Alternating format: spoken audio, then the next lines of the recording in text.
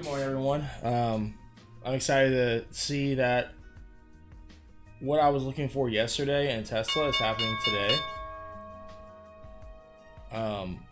Let's see if I can get an entry in.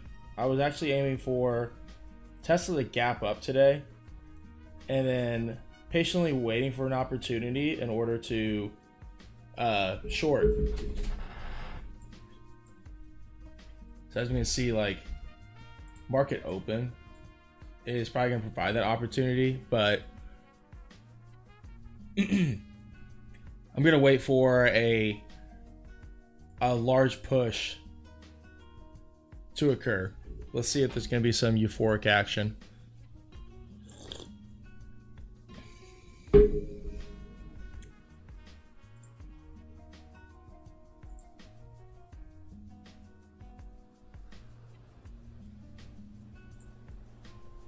Another 3.3% move to the upside for Tesla this morning. I did mention last night, right? I was considering the idea of buying puts the whole overnight, but I did mention that I felt that was going to be a bad idea, just based off of looking at the daily chart.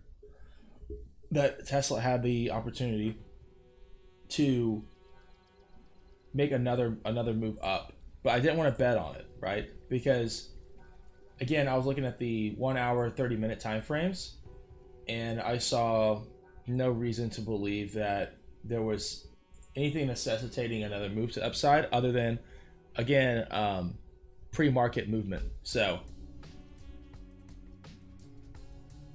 what I would like to see happen is here's what I believe would be a good buying opportunity for puts, is a swing to the upside that's parabolic, and then that would need to send the 1, 5, and 15 minute all into overbought territory.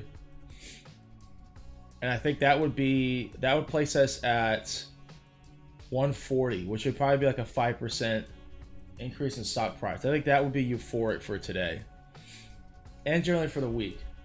Because, like, real quick, let's look at the daily time frame and get an idea of what this looks like overall. So RSI for daily is now hitting overbought, and we can see there's a gap up here. And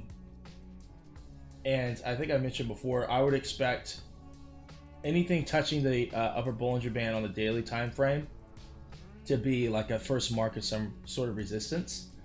But I am still thinking that 159 is a definitive, like, overnight hold for a put.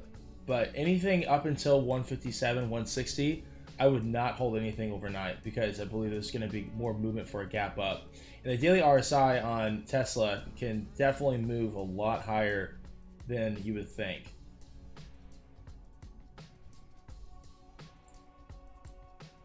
So I'm going to adjust this range. Because if we actually go back here, let's squeeze this, and you can see, you get an idea. Daily RSI goes as high as like 86 over here. 96, right? Like near its peak of the high. So never believe it. And that's why it's always good to have these channels, right? So let's close this down to 1. Change the style.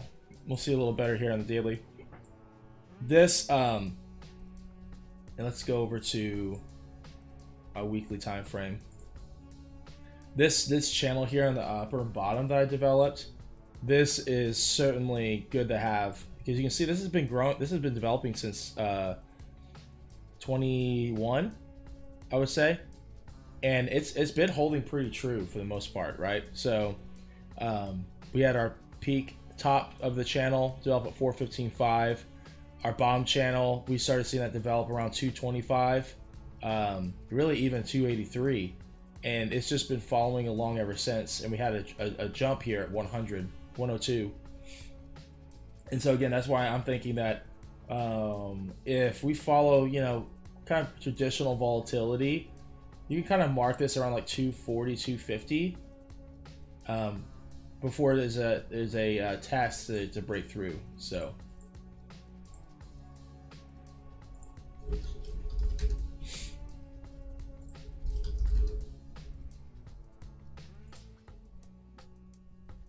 All right, let's bring these back to our closer time frames. Like I said, today I am feeling hopeful that we can start making an entry today. I gotta add my studies back in. That's kind of annoying. I'm hopeful that our entry can be sitting somewhere around 140. Assuming that Tesla holds, right? Because I do think there's obviously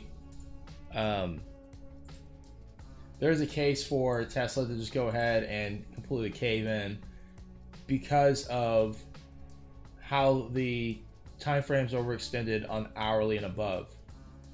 So I wouldn't be surprised if it happened, but it's still early morning. There's a lot that can happen here.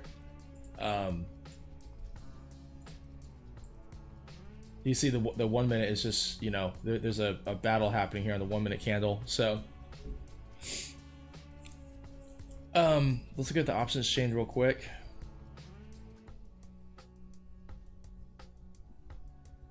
So there's good movement to be had. Oh, let's look at the 9-day. We're gonna be buying 2 days. So yeah, 227, 298. Oh, 215, 298. So we're looking at a 30% increase in premium, relatively speaking. Actually, there would be 30%, maybe more, depending on the volatility.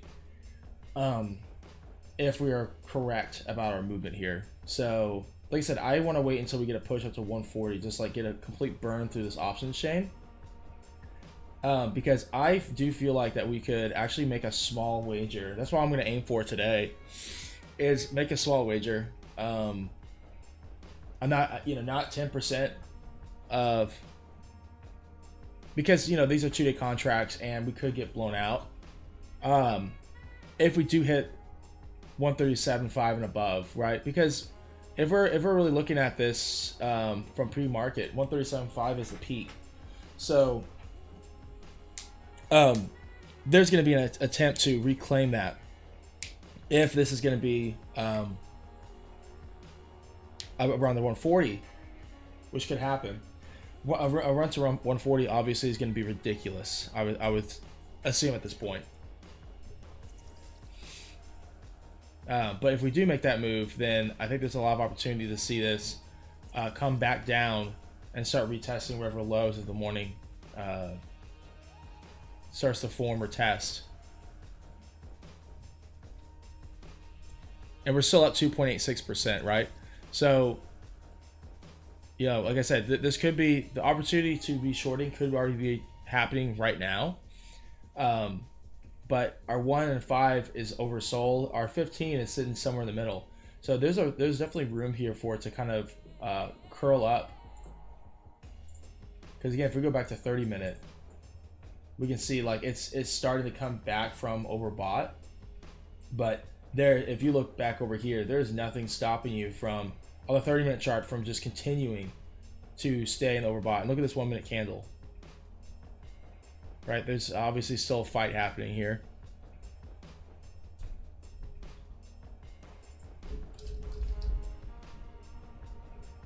Look at SPY also up for the day.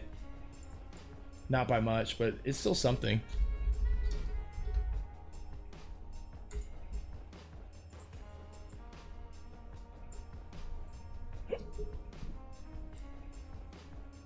Take us back to the 15-minute.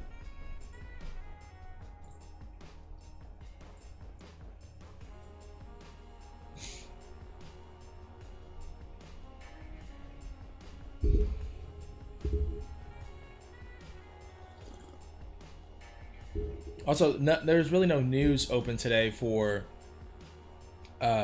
Tesla that is positive. There is really no news, period. If you look over at the side here, it's more or less just commentary on Tesla stock. So if anything happens today, I'm going to assume it's all going to be based off of fundamentals. We can also look over at S&P 500 and see that there's a lot of commentary happening right now on the Fed, and we've also released some industrial projections, retail sale projections. Based off of a glance, it looks like everything here is actually bullish for inflation news. PPI drop. So there's a lot happening here that is going to make stocks look positive. Just because, you know, the current battle right now for the stock market is getting inflation down. Is for the Fed to do its job, essentially. And if there's good Fed news, then that's going to be good news generally for the stock market. But that's really the only thing that Tesla could be apparently that might be standing on right now.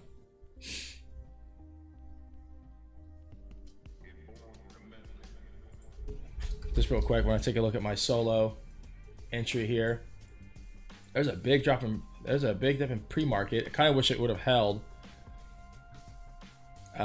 Again, this stock's still floating around the $1 range. I've sold 300 contract call options against these stocks.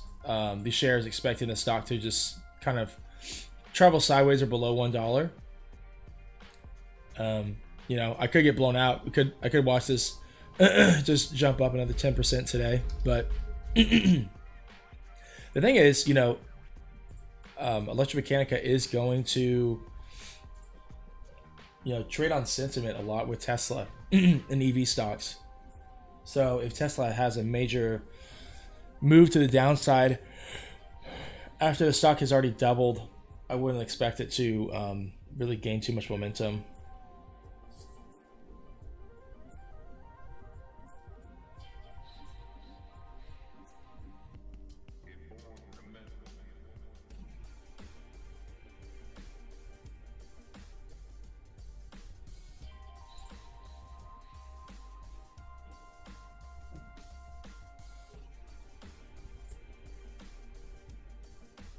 As I mentioned before, this, you know,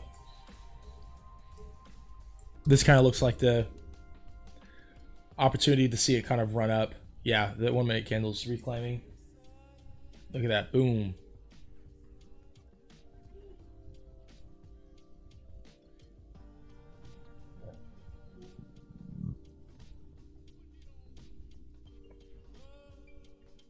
Big dick energy.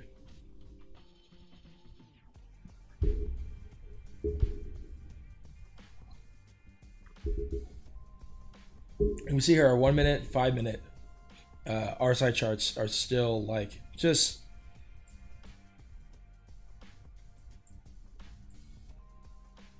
nowhere near overbought.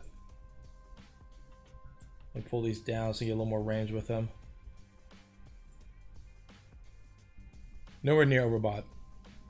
That could change very quickly. As I mentioned, I think if it comes back to 137,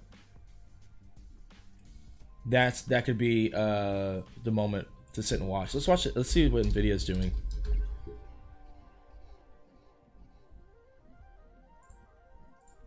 Let me link these so it moves with us. No, nothing with Nvidia. Facebook. Can I still not look at Facebook? For some reason, Facebook won't open for me. Last night I thought about AMD. I haven't looked at AMD. Nothing happened there.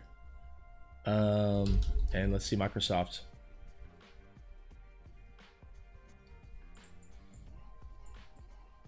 Microsoft tried the gap up 2%, but lost it all before the bell even really opened. So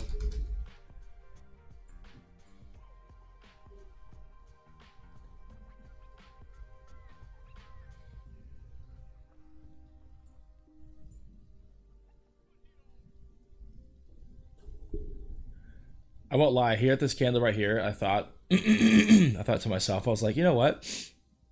Calls might not be a bad idea. But I'm obviously that was a not a bad move to stay away.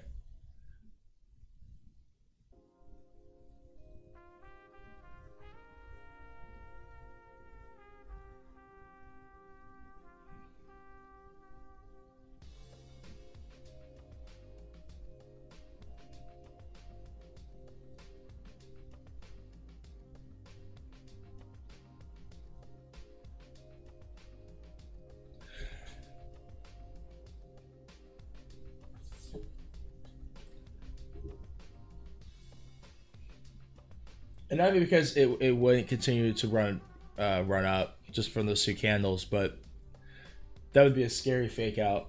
It's really, really hard when you get buy into a position and you immediately jump down like 20%.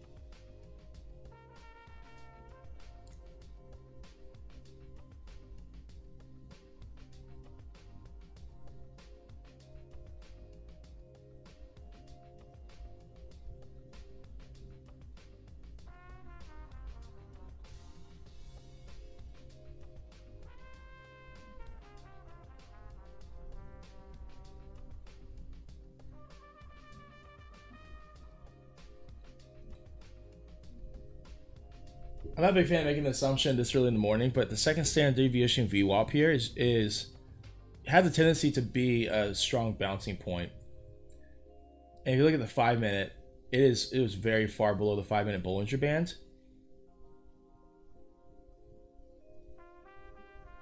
Get 15. I might actually go in and buy like a contract here.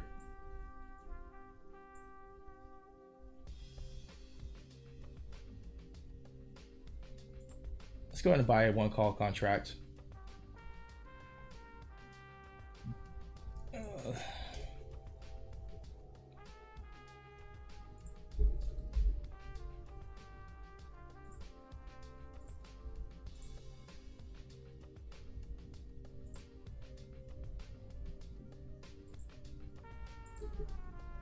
So I feel like in this 1 5-minute time frame would be a good opportunity. Let's wait just a little bit though.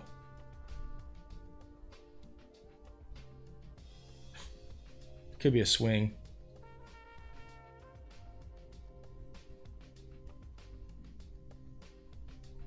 Let's wait for the 1 minute to hit like this, like 9 RSI.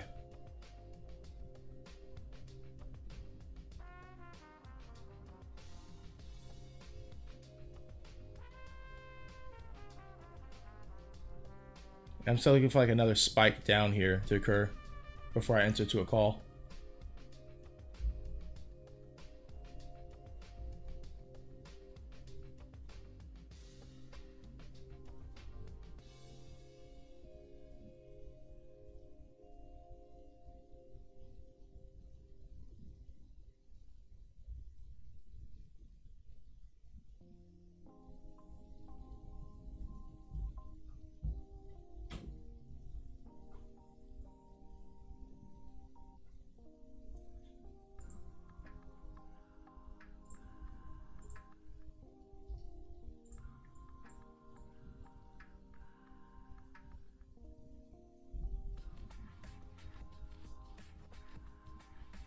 Lower Bollinger Band on the 30 minutes way down 129.34. It might be a lot to expect to come down that far though.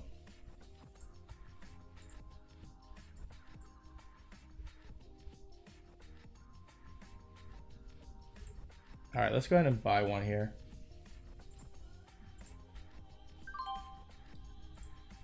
We'll just do 1 contract.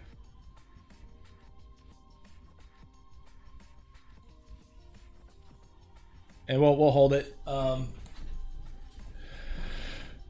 I would be aiming for like 135, so like $1.50.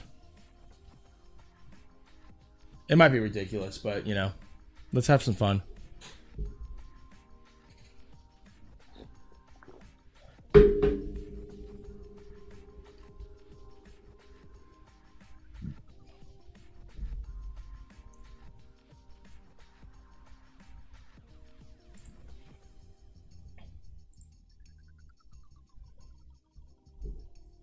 Currently negative $1.50.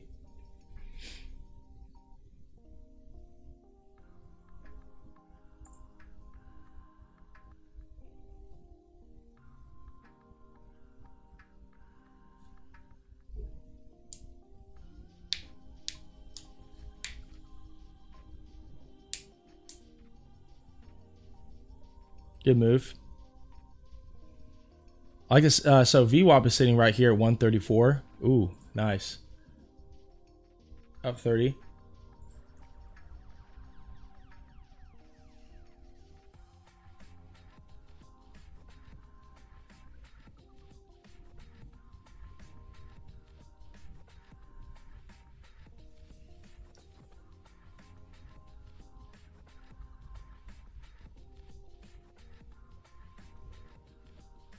So far, good entry. Let's see if we can hold this for like 5-10 minutes.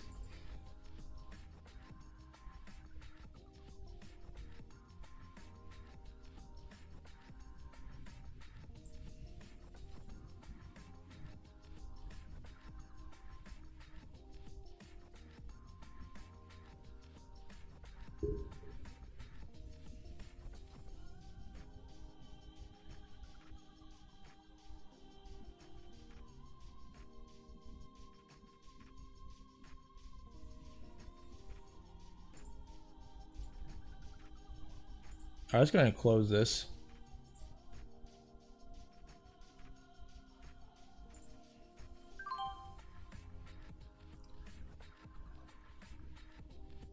$17 profit. Spread was kind of large on that one.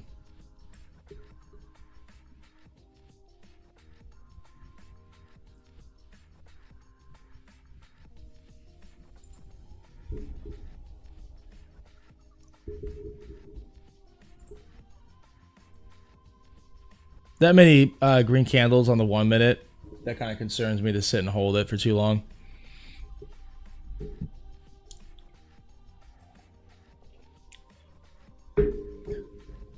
That's always best to let it go. I mean, that's about 5%.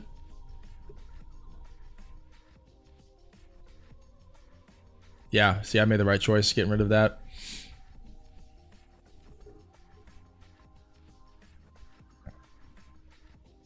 I will probably swing back in here soon, but again, I'm gonna wait for that 1 minute to come back down.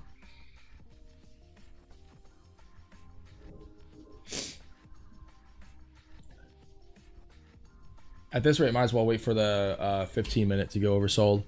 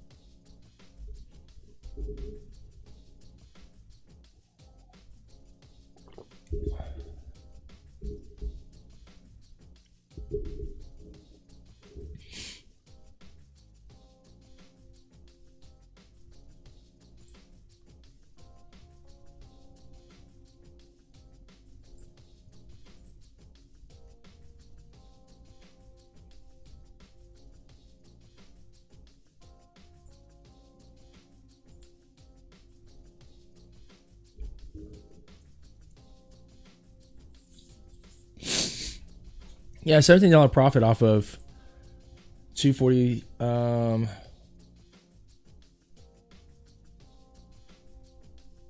can't remember how much I spend on that. 258. That's not bad.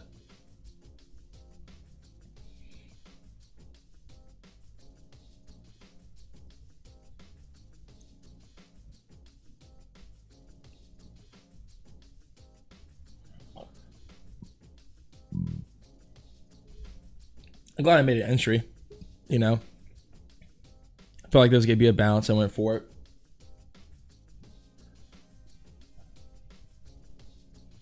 I think thankfully I hopped out before I got caught in that those 3 red candles.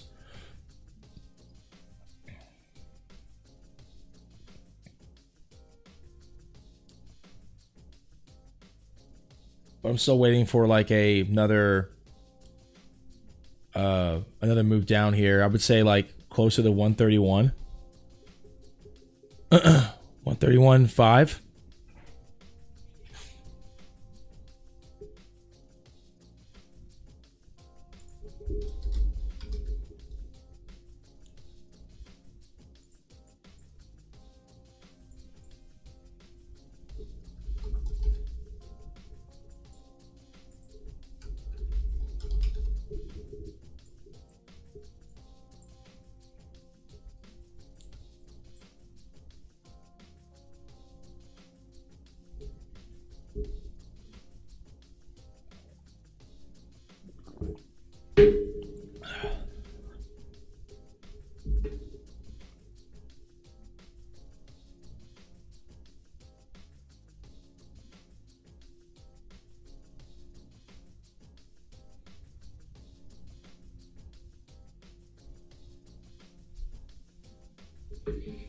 There's a guy on Reddit on Wall Street Bets who lost like $18,000 on SPY options. He bought straddles.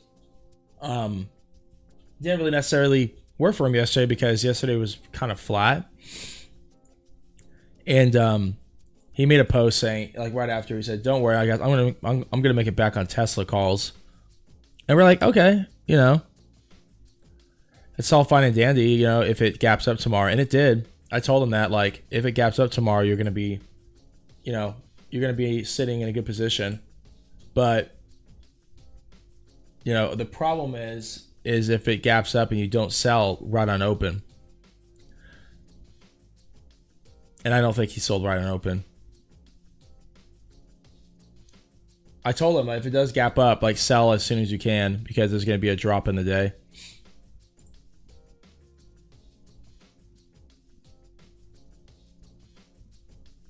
Miss out on some profit here. I mean, I might miss out on a lot more. Could have been $40, $50 instead of 17.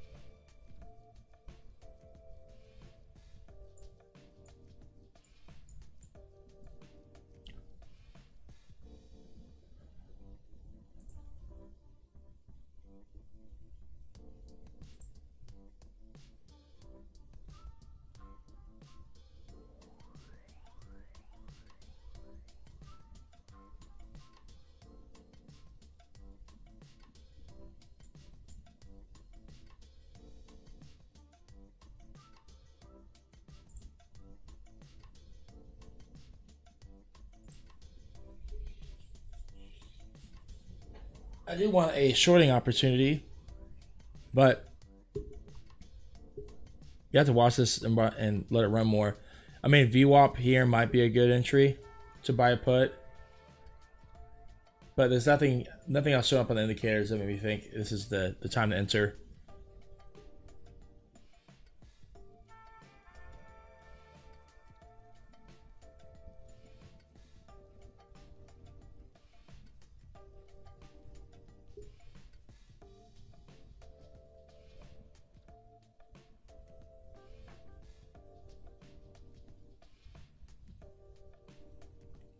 If anything, I would like a retest of lows to do a call.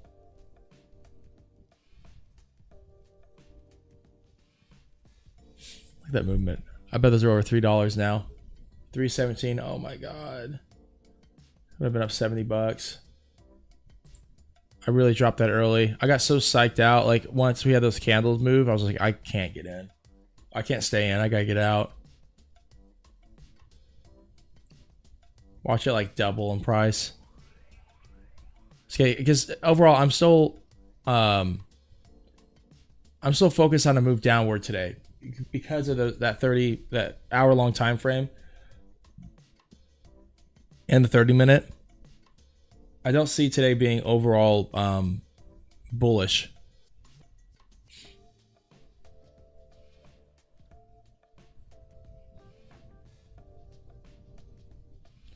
I like to see the 5-minute go overbought before we do anything.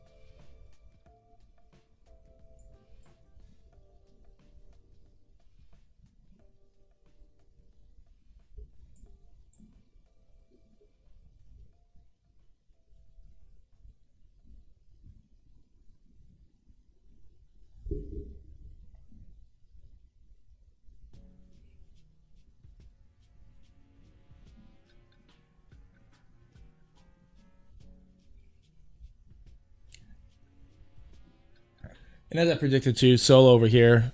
Absolutely no movement during the morning. There's no news. There's no reason for it to move.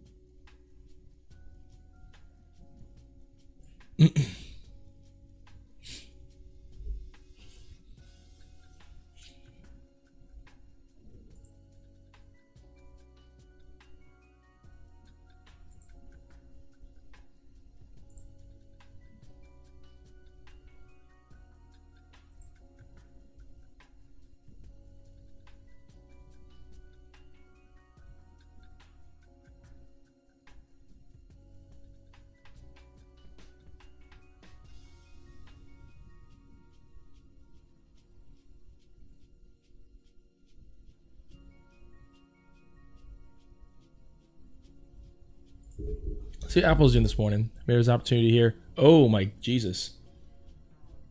All right, what's Apple news?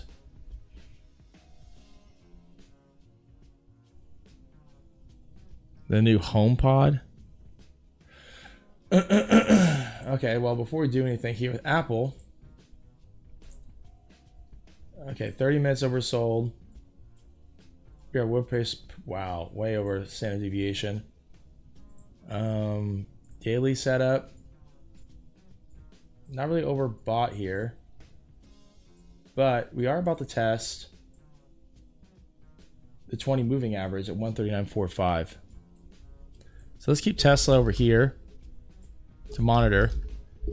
My number for Tesla right now I'm looking at, if I'm going to go back to short, is 138.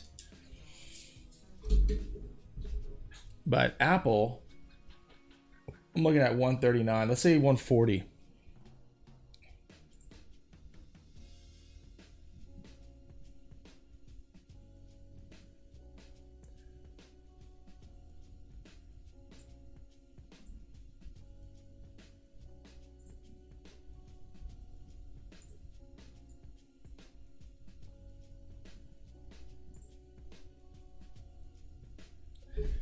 Yeah, I think 140 would be a good opportunity to enter.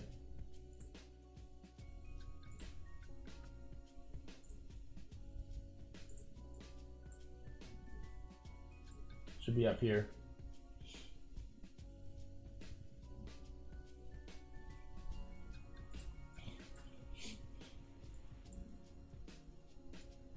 Because this just feels like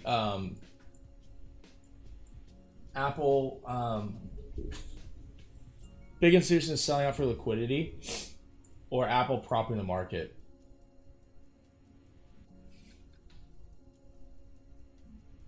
And the reason I see 140, like that is kind of a stretch because it's like another 2% move. But I have tried to short Apple like on days like today in the past, and it can always move a lot further than you think. And it's probably because at the time I wasn't necessarily like looking at things like this, you know, like a moving average on the daily, like 20 moving average right here. That could be a golden opportunity to see a hard resistance on Apple.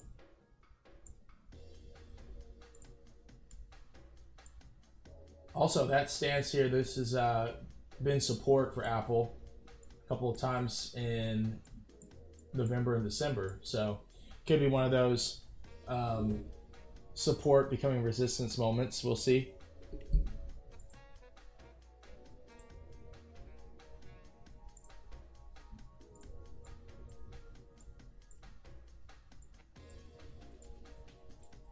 But I wouldn't want to touch it until then. Because this red that's coming in right now, the 1 minute, this could easily get bought up. Just continue moving up.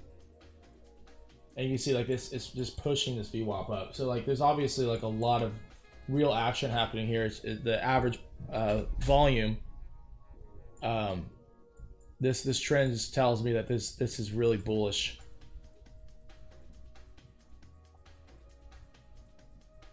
But if we can deviate very heavily above the VWAP, and get to a point where we're touching that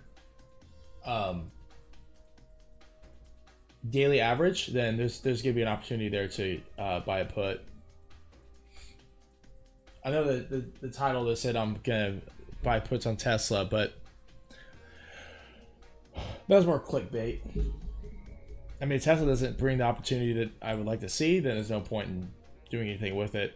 I mean, I made $15 from it, so 17 or something. It's better than losing money.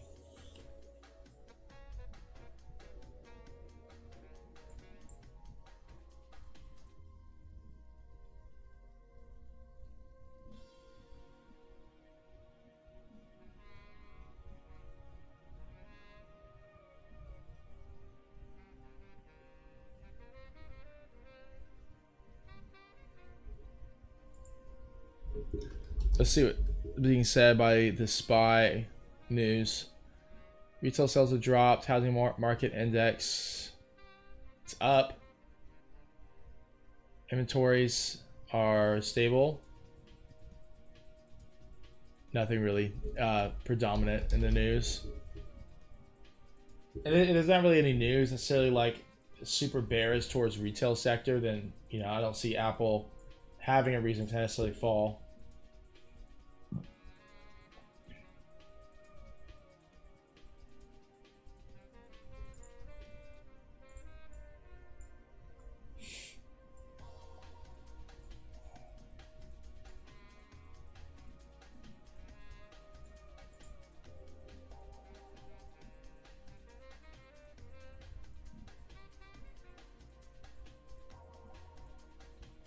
Now, is 140 kind of ridiculous?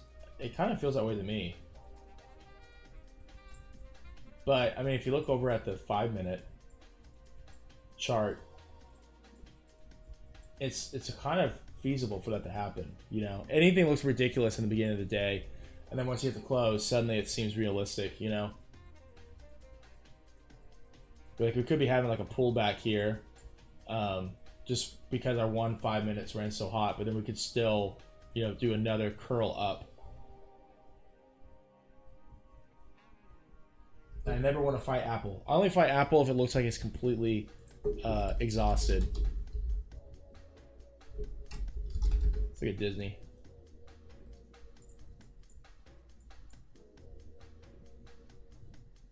Nothing really exciting here is happening.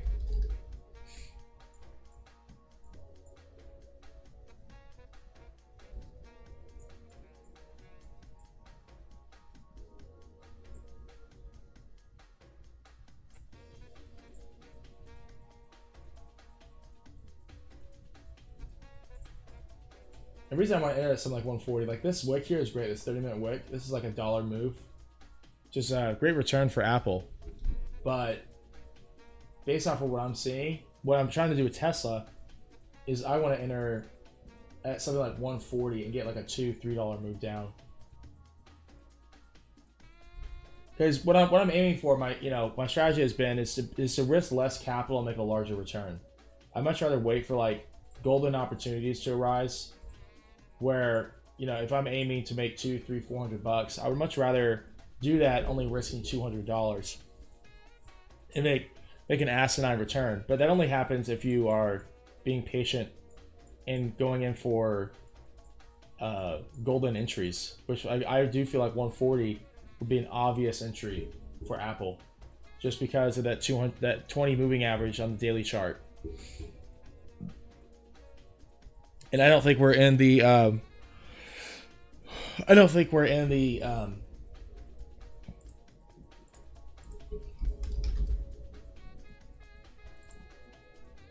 the market right now, the bull market, to necessitate it blowing past the 20 moving average.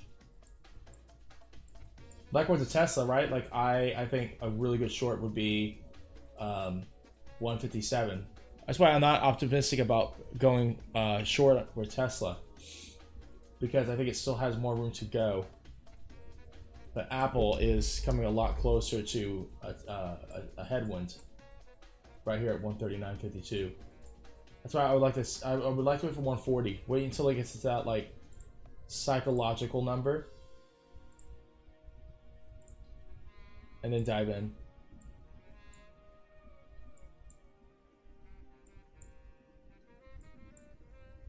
And that's kind of a moment in which you would see, I could feel that just from past experience. There's going to be a lot of people that are going to come in here and they're going to start shorting, buying puts. And then move up to 140, that's going to be the opportunity to, there's going to be squeezing happening here, because this is such an overbought moment. And if there's people that enter a lot, like heavily into these positions, they're gonna, they're gonna close out, and then that sentiment's gonna change back to being bullish.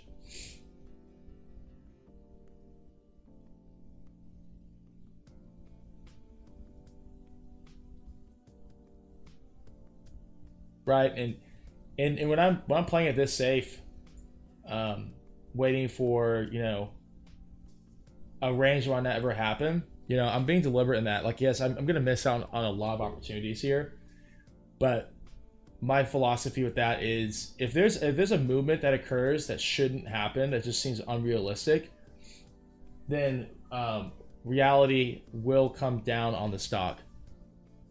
It really has to. It does. If not today, it will with time. But again, I would expect that there's going to be a violent move up to 140 after what we've seen here. Then it's going to be rejected, and especially on the fact that we have that 20 moving average to kind of facilitate that. Now, if we see some movement like this happen again, from here to here, that could really easily drive us up to 140.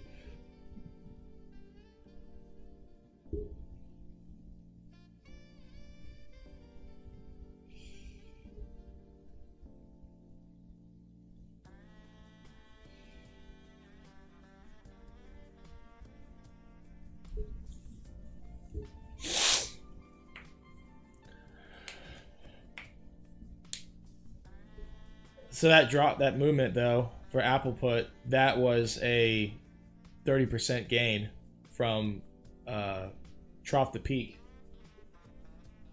So whoever made that entry there, bravo.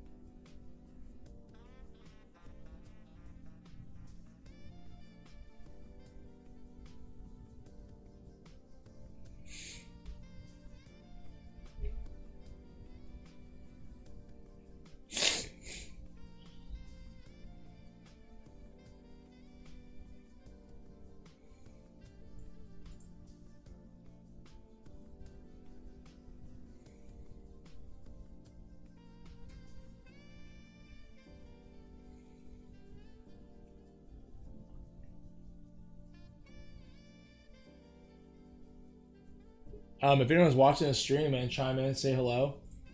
Let me know what you think about Apple stock or even Tesla. Do you have positions? Are you waiting to follow what I'm looking at?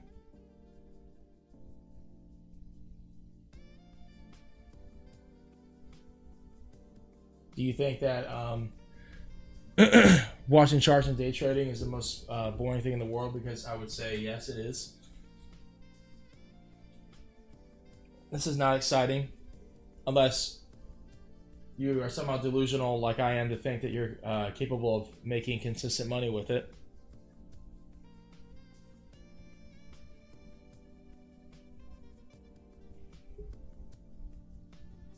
Looks like Tesla is really kind of falling off here. So again, going back to Tesla, right? Let's put Apple back on. Let's write a no no for Apple. We're looking for like 139 to start watching the stock again. But Tesla, if we have a big pull down here, I want to actually start buying calls. So let's wait for 15 minutes to go into oversold.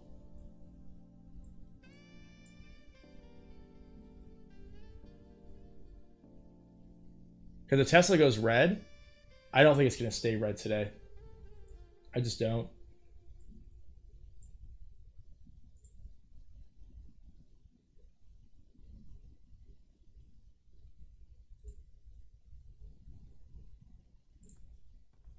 This 133 option, I think, is back to not a 135 call. Now it's a 133. See, look, I didn't make as much as I wanted to, but I still made a great exit because I bought at 258, sold at 275. It went to like a 310, and now it's at 189. So.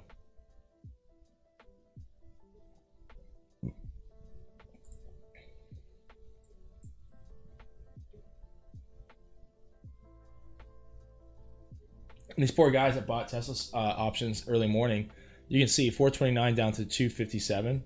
It's a 50% decrease. And it helps to be patient.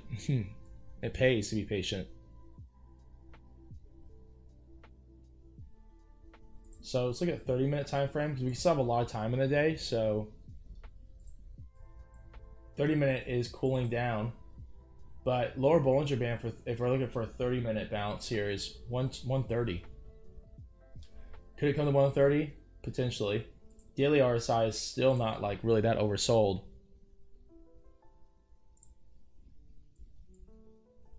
I think there's potential for a bounce, especially in a 15-minute though. Does have 200 MA sitting at 129.4.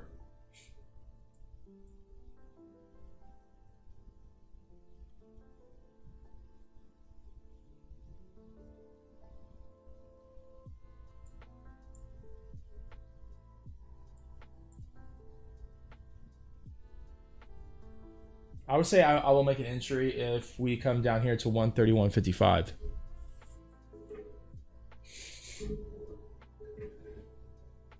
$131.55 would put us in the red. It means all of our pre-market gains would be gone. That would be yesterday's close.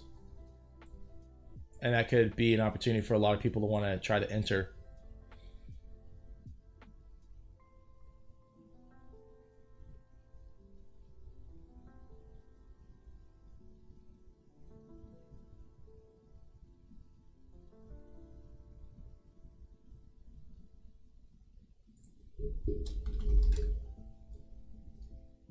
Is Apple recovering here? Looks like it's making another move up. I'd like to see Tesla lose some ground.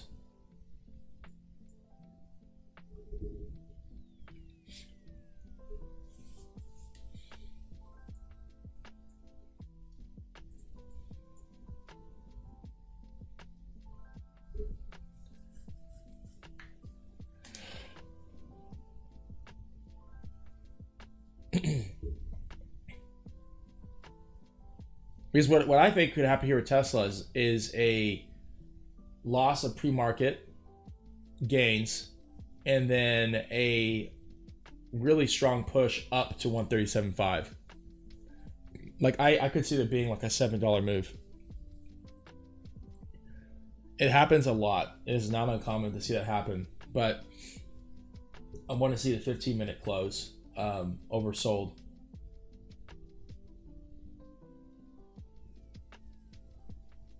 I want to see that candle come below 132.09, 131.5, I think. I want to see it close, that candle close at yesterday's low. If it doesn't, that's fine. We could still have an opportunity here with Apple. We could still be patient. See something happen if it hits 140.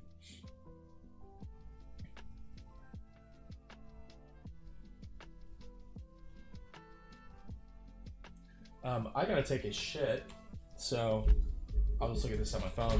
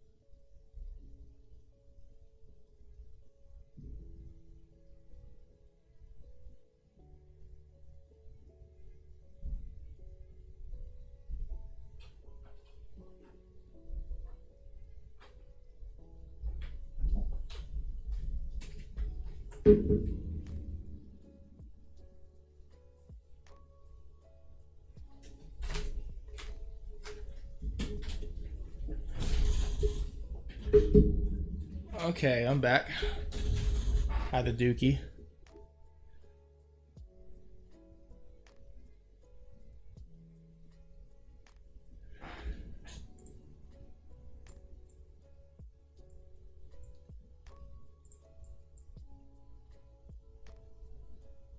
Okay, bounce there on the 1 minute.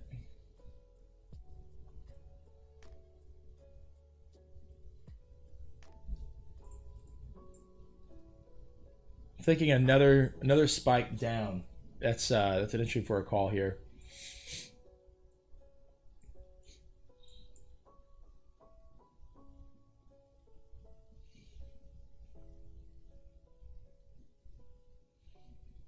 We want to see Tesla lose pre-market gains.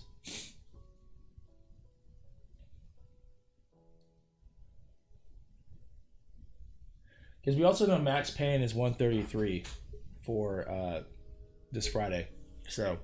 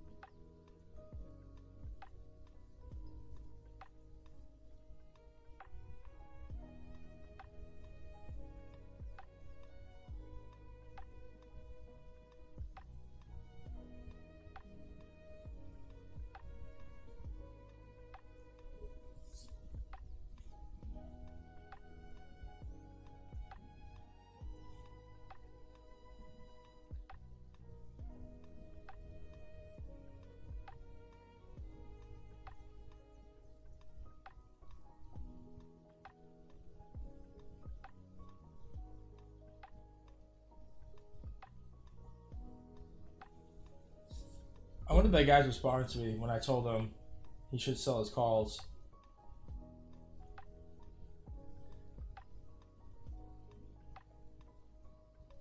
I'm gonna look at his post history. I bet he didn't.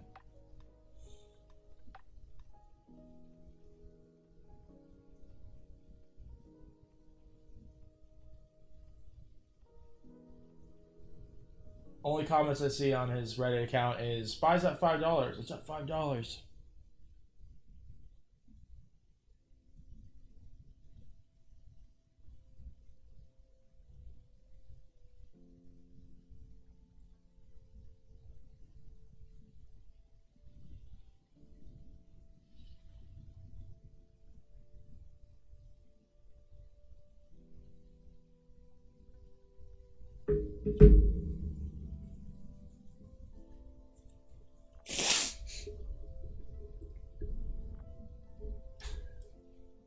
Oh, Apple and Tesla are both tempting me.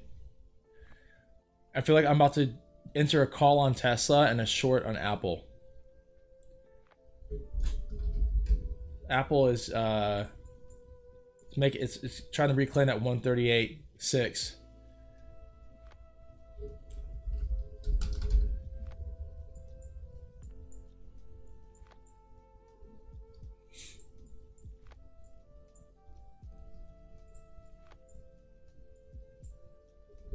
Let's bust it. Come on.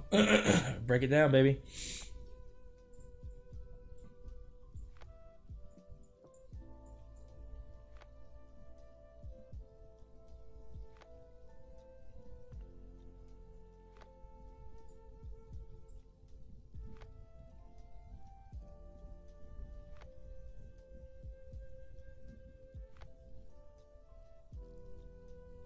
Yeah, you also consider like there's an opportunity here for Tesla to continue running because it loves to do this. You know, when it runs 30-40% from a low, it's still got so much more room to go.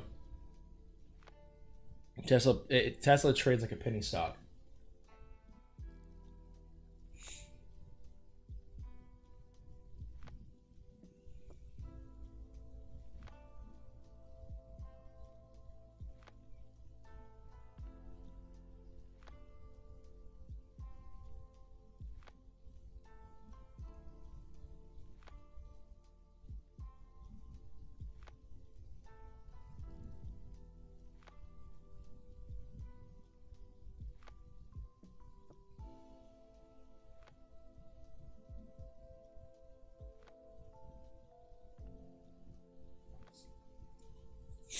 Remember when I set up here, I was like, you know what? I'm going to hold this for like 10 or 15 minutes.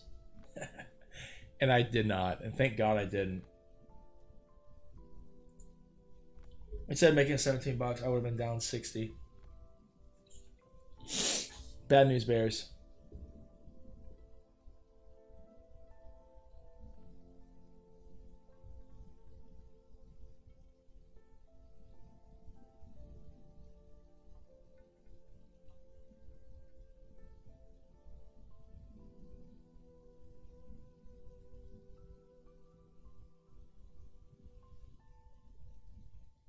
So 15 minutes now oversold. But again, it's not enough for me.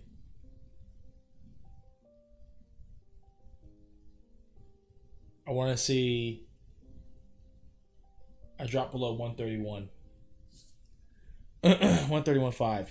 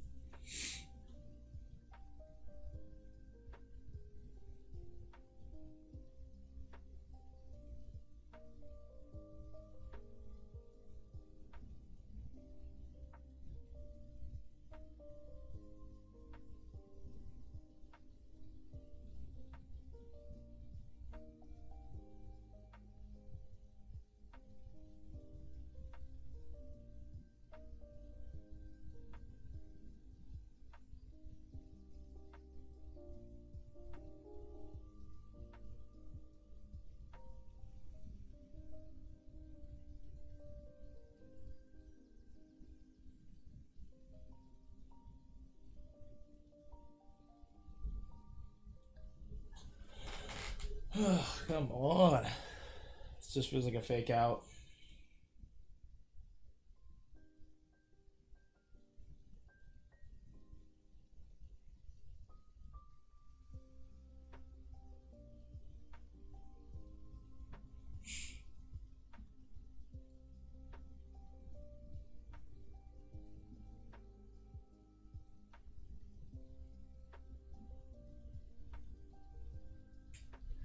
The 1 minute candles remind me of what happened back here.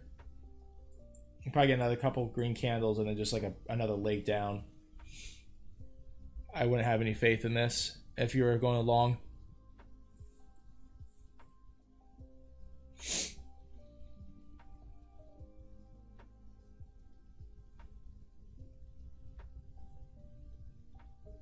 Not financial advice, just my unadulterated opinion.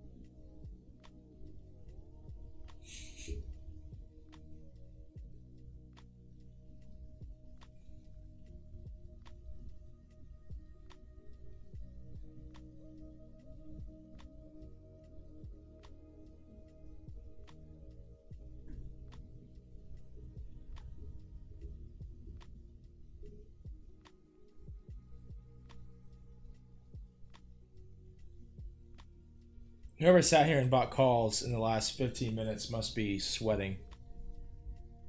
I wouldn't want to be sitting here in this area.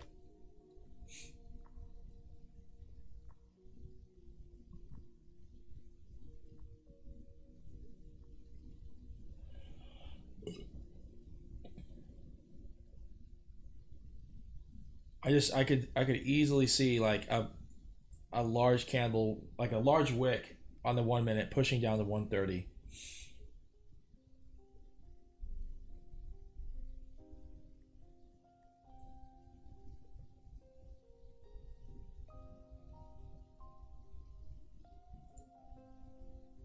A 1% drop in a minute on Tesla, easily.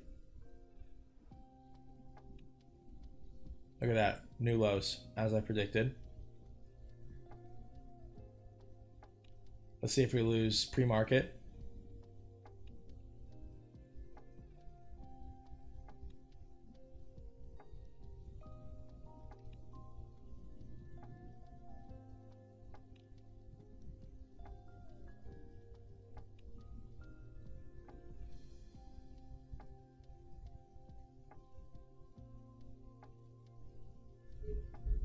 I'm gonna check on that guy on Reddit and see if he sold.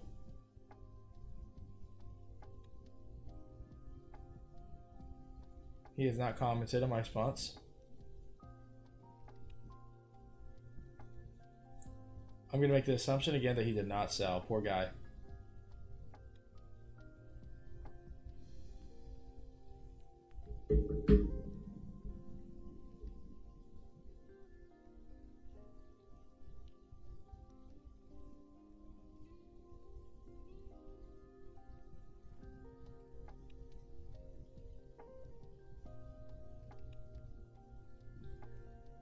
Tesla's about to go red for the day.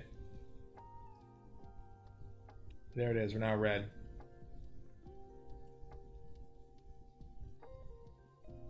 All right, so we're gonna wait for an entry at 130 for a call reversal.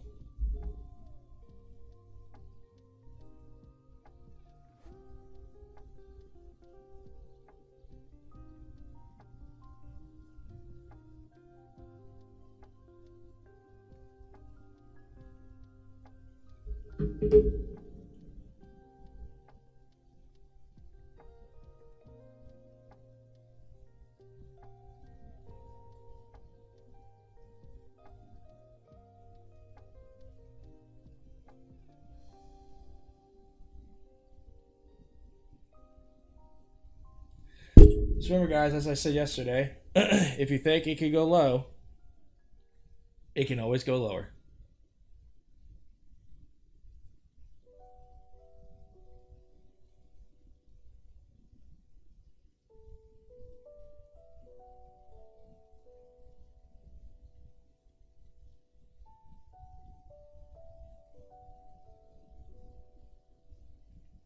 Let's see if there's any spy news happening. Share Powell tested positive for COVID-19.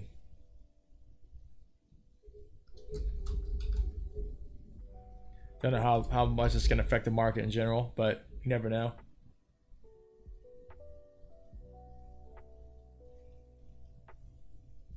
Waiting for a push down to 130.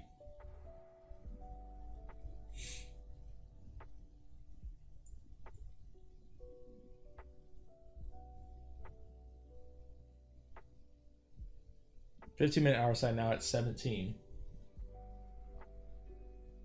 I think I mentioned that the lower Bollinger Band on the 30-minute is at 129. So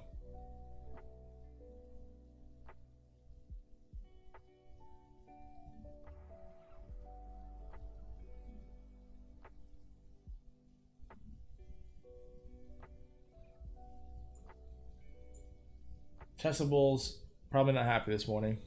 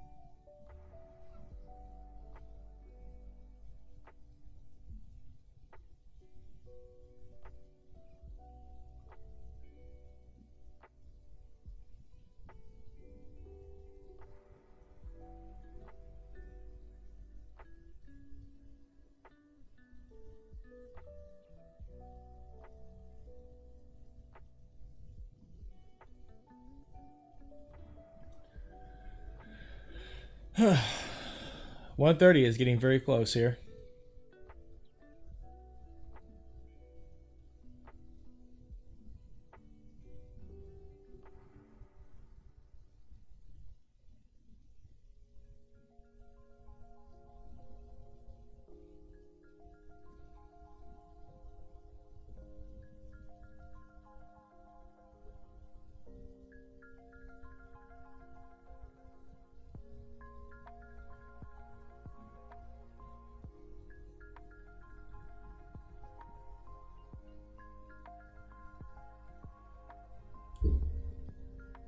One more spike down and we'll enter.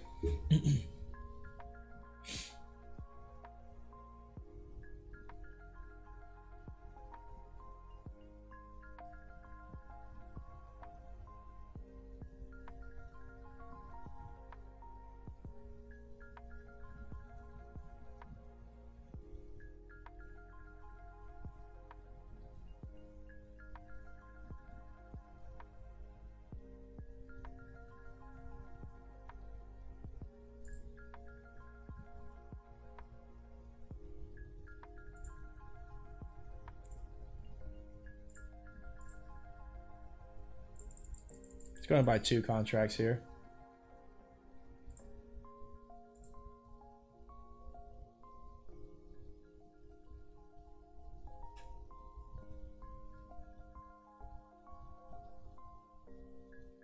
I'm watching here on the side to see if we're still falling.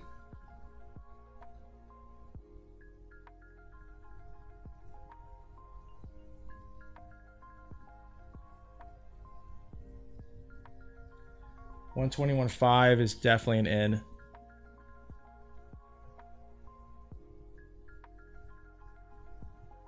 $129.46, 4.4.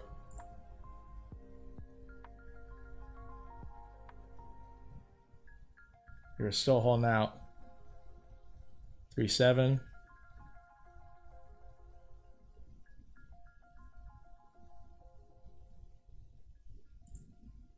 All right, let's go ahead and enter. We bought 2 contracts.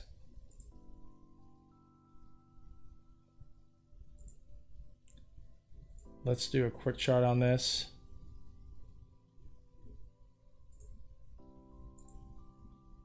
We bought these at 286. Now at 295.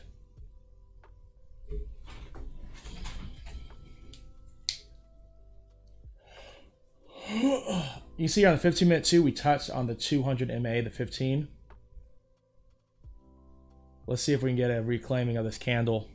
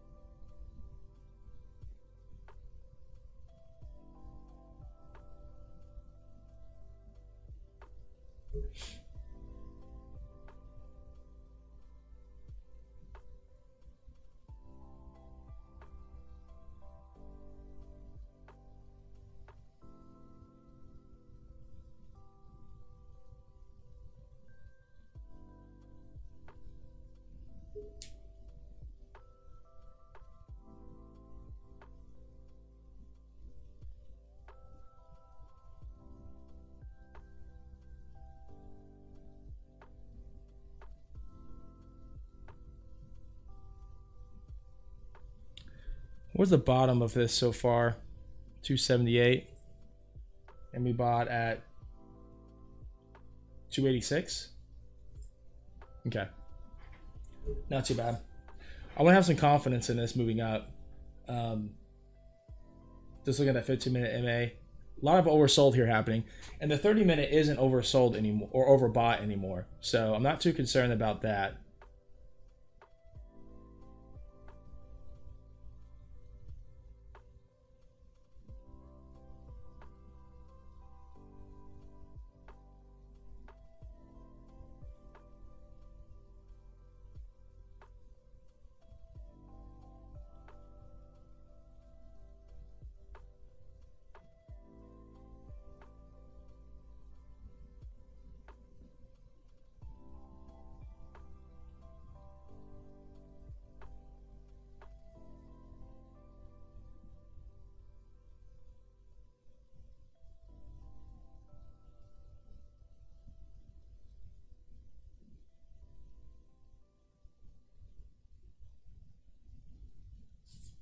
I want to try to trust my gut on this entry.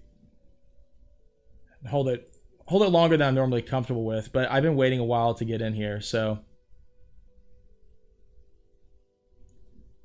I feel like there's an opportunity for us to see a reclaiming of 133, which would be a double. I mean, we would make about $600 off of this. Obviously, I'm being greedy. I should probably take $50, but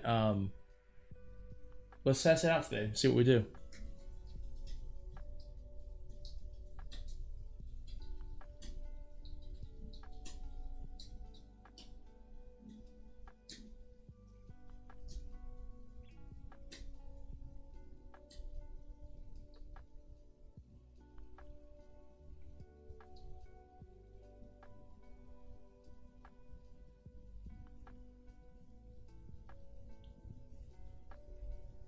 Up to 331. Now we're up $78 on 600.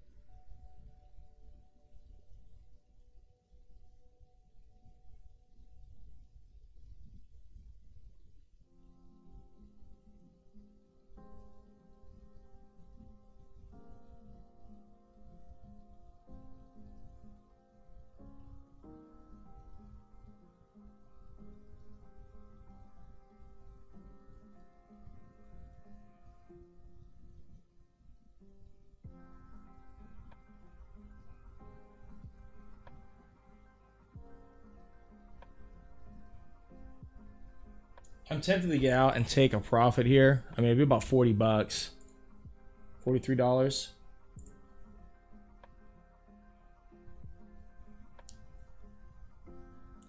I want to see how the 15-minute time frame responds.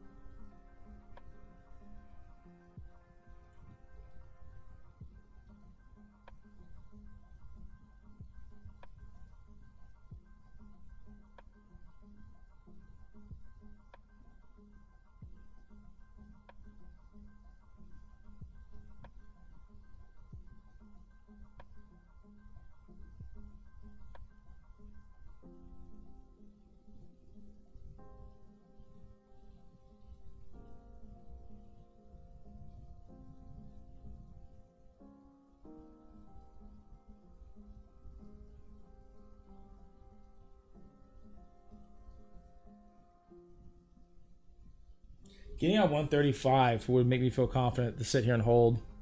Right now, I'm not feeling super confident. We're even going above the this middle of the Bollinger Band, the 1 minute mark.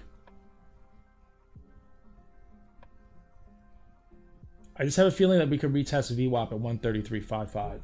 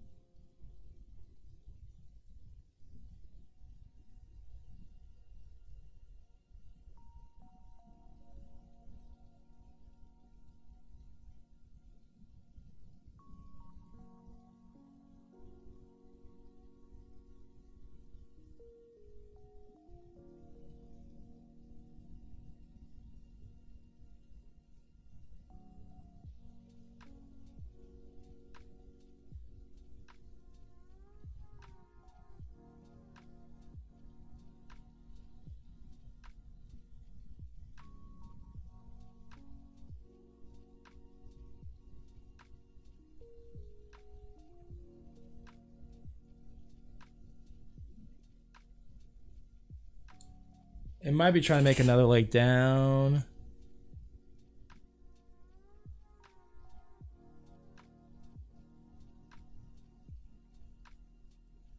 I'm not really a big fan of this. Now we're down $6.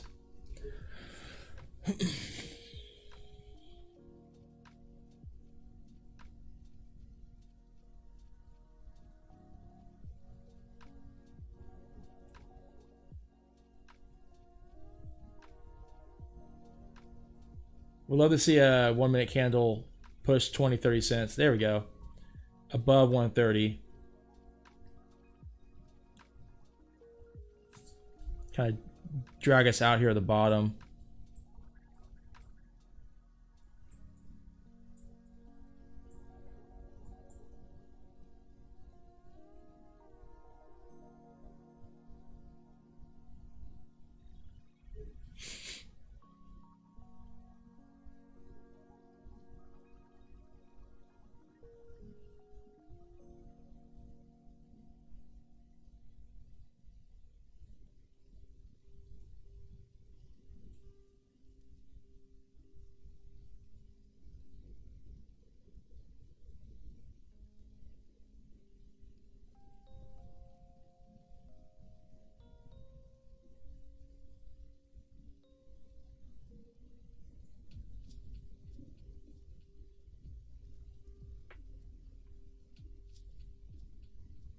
I'm not going to get spooked out.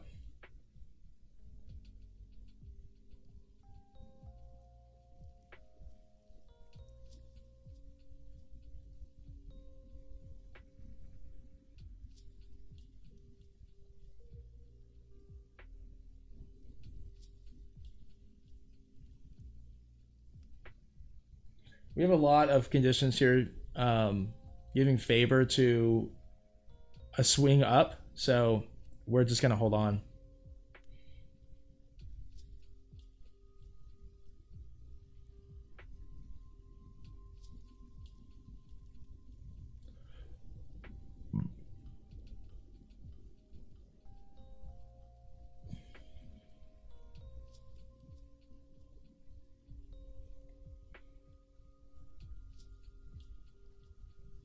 We're going to try to enjoy the ride, ladies and gentlemen.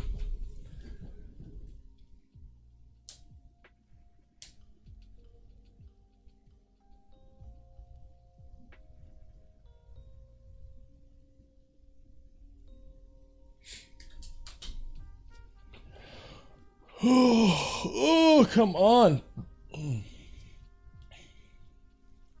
Let's see if we can double this $600.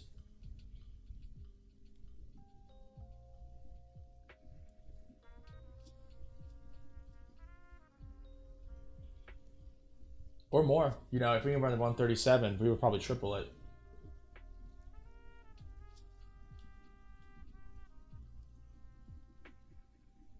But the game of today is faith. Let's have faith in our entries. Let's have faith in our conviction. Let's trust ourselves that we're doing the right thing with everything we've learned.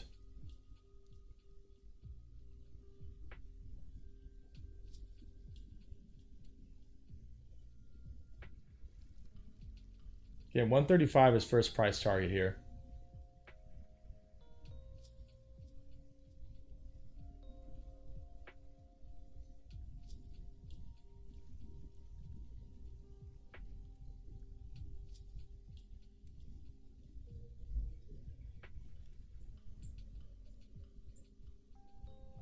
My stop here would probably be if 5 minute hits oversold, which I think would bring us, or overbought, which would bring us to 133.5.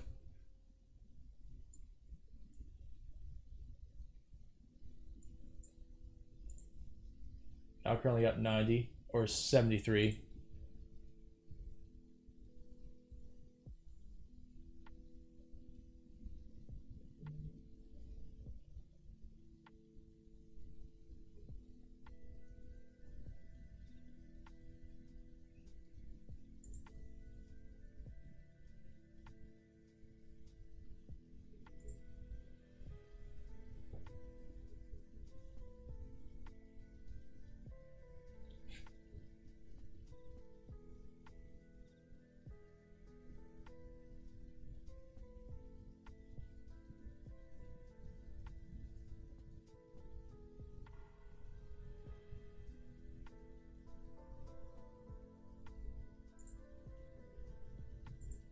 131.5 would be nice because that would put us back in the green, which I think could bring some momentum back in.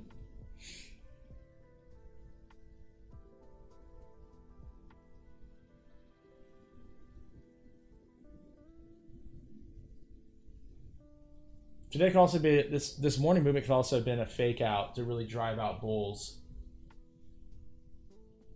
We could actually end up reclaiming all of what we lost today.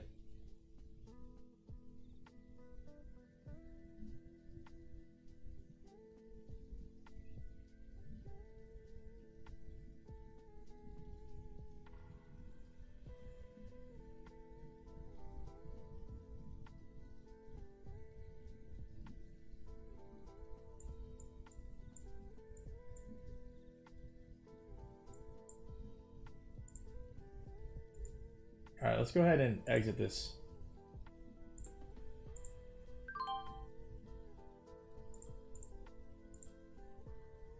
I think we did good there. We made a $106 profit off of 600 bucks.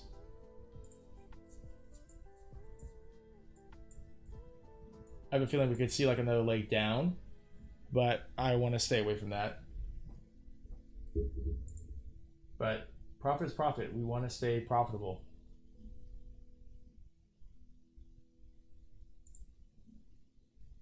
The reason I got out of that too was the 1 minute Bollinger Band here. So I would re-enter a call position, but I would want to wait and see if it comes back down to 129.36. Because that's kind of how these things work, right? Is you have this like down to lows. 1 minute pushes up to the Bollinger Band, rejection. And who knows how low it could go, right? It could retest an oversold RSI again, which would bring it below 129.36. And then it would probably try to make the actual move up to, say, the 5 minute Bollinger Band, which is at 136.65 for now, at least. But I don't want to, I don't want to overextend myself. So $100 profit on 60, that's about 18%. So not bad. And look at it. It can reject at 1 minute and then come back up and then push past. And is it going to close? Yeah, it's going to close above this 5 minute candle. That's fine. There's always a very good chance to look back at the end of the day and go, wow, I should have waited. Especially because of 133, God, it's going to be like, that's like 100% return I would have missed out on. But let's pay attention on the Apple, because I'm not going to sit and watch Tesla in this time frame. I'm going to watch for Tesla come back down to 129. And Apple, I'm still looking for that like 140 entrance to go short.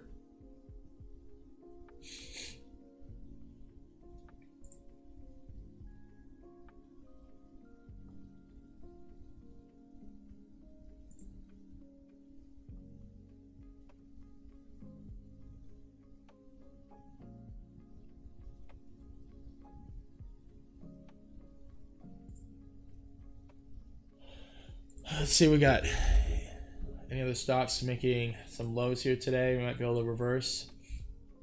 AMD.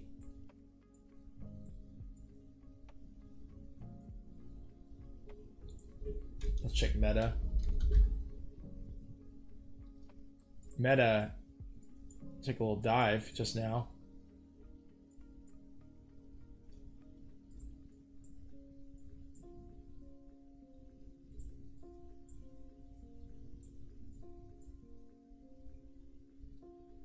What's the news on Meta? Nothing. Tesla about to get to 131. Yeah, I sold these at a good mark relatively speaking. 340. The strike price is above where I sold them at. I was able to catch out that volatility spike.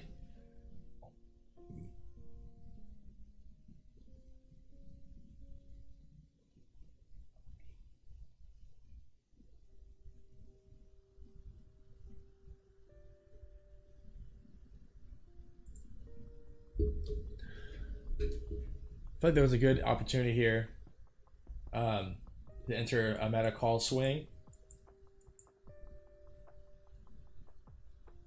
15-minute 200 moving average at 135.61. What's the daily chart looking like for meta?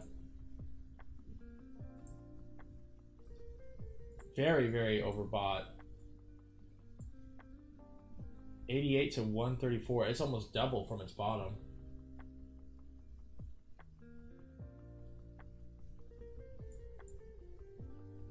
What resistances are we hitting here? Bollinger Bands, but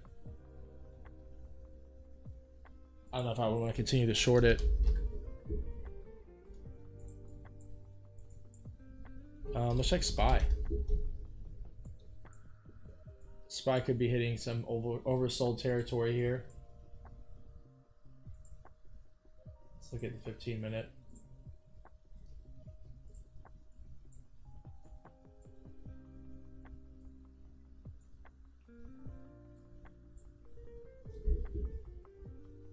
Look at that. I exited that beautifully. Sold those for $339. Now it's down to $307.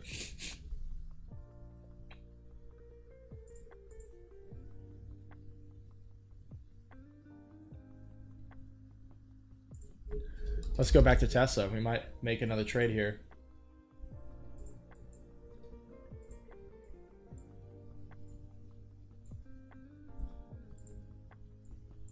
Because that 15-minute is still heavily oversold.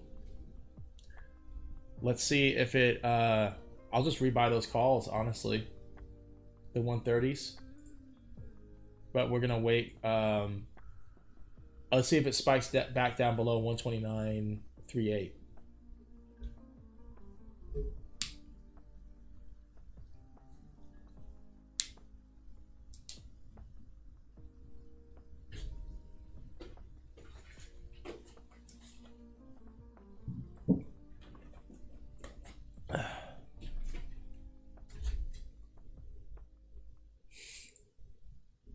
$123 profit for the day, though, from Tesla. Solo stock still sideways. I don't even want to bother looking at the chart. Look at that, man. I made a great exit. I literally bought here, sold up here for a 18% return. And we're gonna wait for Tesla to break below 129.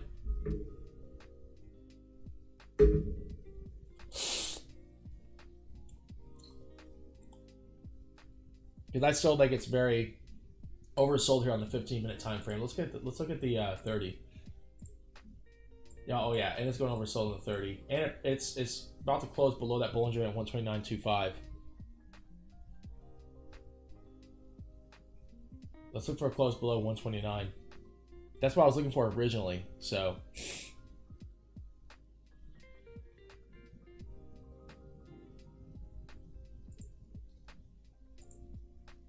So the next 124 would be the 30-minute 200 moving average.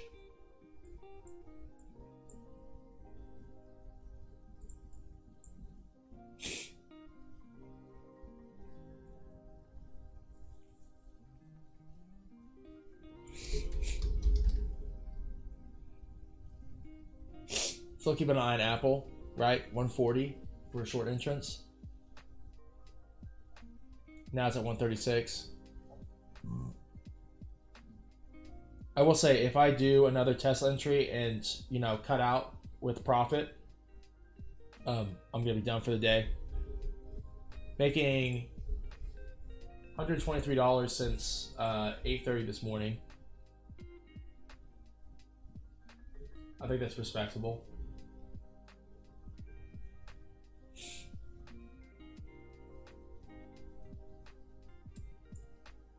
But again, waiting for Tesla to lose here on the 1 minute. On a 1 minute, I want to see a spike down to below 120. I would say 128.5 to make another entrance. Earlier, I bought here some calls around 129.4 lost a little bit of traction here. I think I was down $7 at most, but I sold for $100 profit. Right about here, it was before the 1 minute Bollinger Bands, upper Bollinger. I expected it to be some kind of bounce down, and it did occur.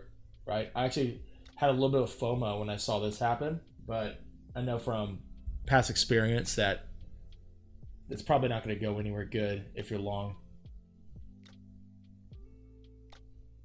And it has it. It's retouching lows.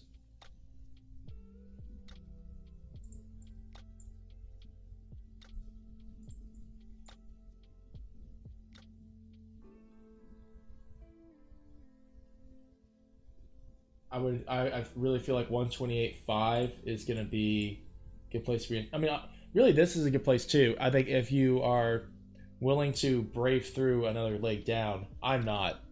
I'm very stubborn about trying to maintain my capital. I don't want to put myself in a position where I think I could go lower and then buy calls. I don't have the patience for that.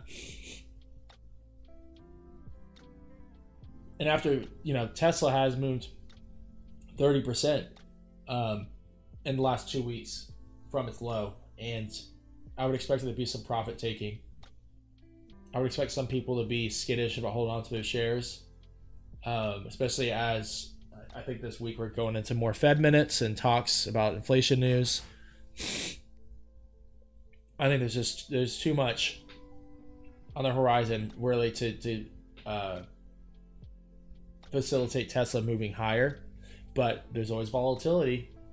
That's one thing you can't deny. On days like this, you can capture these like 5 minute, like these candles, right? Like that's what we were working with just now. There's always opportunity here as long as you're nimble and you're quick and you're paying attention to your charts. There's always going to be an opportunity.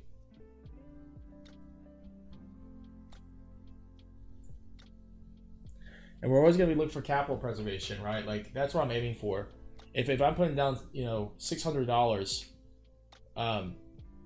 if I want to make sure that $600 is well maintained, I need to make $6,000 from it, and I can't do that all in one go. That's gonna be multiple entries and exits playing with that amount of capital.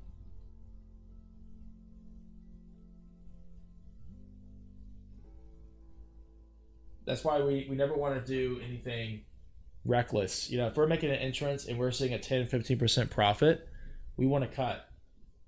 We might push for 20, 25. Like I said, if we get down to 128.5, I would probably feel comfortable holding out because I could see there being a really strong, like 15-minute reversal, even 30. I can see Tesla pushing back with a vengeance and trying to reclaim some losses from today. But like 100%, that's really hard to get, especially on a day like today. Like today just looks very bearish. The best I think you could hope for on days like today is the best, and this would be really good, is hitting like another low and then having it try to reclaim the VWAP. And that could take like an hour, maybe less. But if that was to happen, from 128.5, that would be at this rate like a $5 move, which would be insane. But that's the kind of moves you're looking for. That's where you're dropping down like one contract, and you're talking about like a 100-200% return on your investment.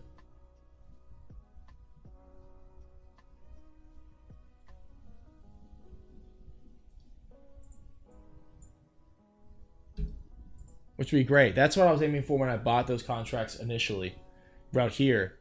But I know, again, from prior experience, you're not going to have that move to the VWAP from here on the first attempt. It's going to be like the second or third attempt.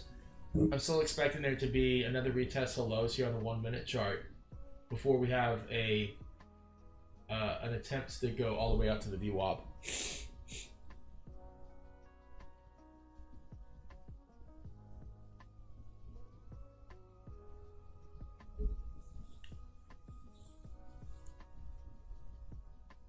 I've just done it too many times. I've seen too many charts to believe that um, in the first like 15, 20 minutes here, you're going to see a push above, 131.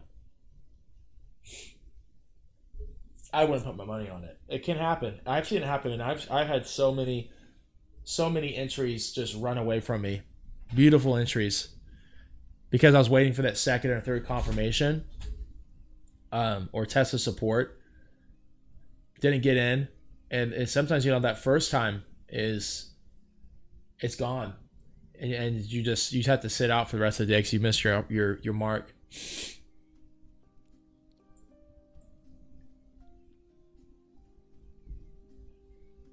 But even if I miss it, I'm not going to complain about $123 profit. When you don't lose any money, you make money. It's a good day.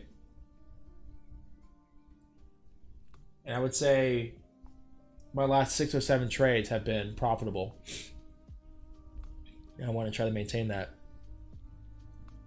And the only trade that wasn't, right, was 0 day to expire Tesla puts on Friday, which I put down like $130, and that was reckless.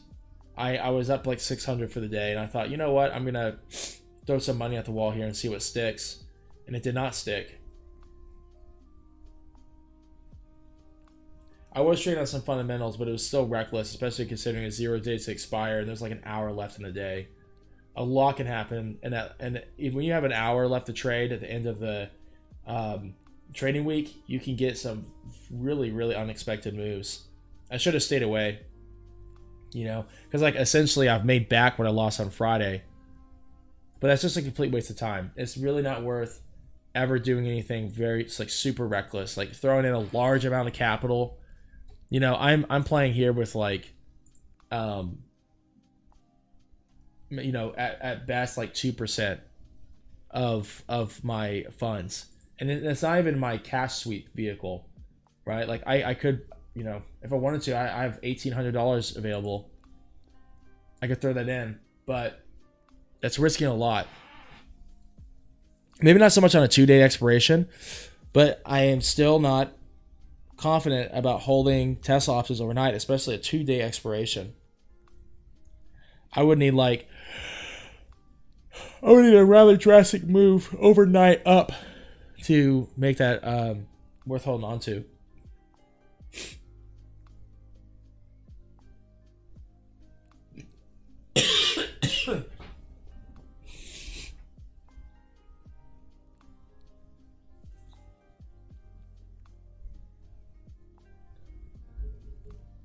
But no, when you have a day job, and you can trade safely, it's really the best opportunity you can have. I'm blessed that I work evenings and I can afford to sit here and trade during the day, because this just kind of adds on to, and this just adds on to like what I'm earning in a given day. And if you really think about it, like $100 is fantastic. If someone gave you $100 right now, just put that in your hands, you'd be happier than pig and shit. But what's really interesting about trading, I think it's because of the stress that we endure and the amount of risk we're putting up, we create an illusion in our head that we're supposed to be making more money. If you're risking $600, you should be getting back $1,800. And everyone feels that way. And that's why it never works. So it's a very rare thing when you find a way to, calculate an entry and risk $600, and you're okay with making $50. Because the truth is, you made money out of thin air, which is almost more delusional if you think about it. Making money out of thin air is almost more delusional than the idea of like risking money and making 2 or 3 times return. Because you're still able to derive, intrinsic value, just from staring at your computer screen and clicking some buttons. It's really cool if it's done right.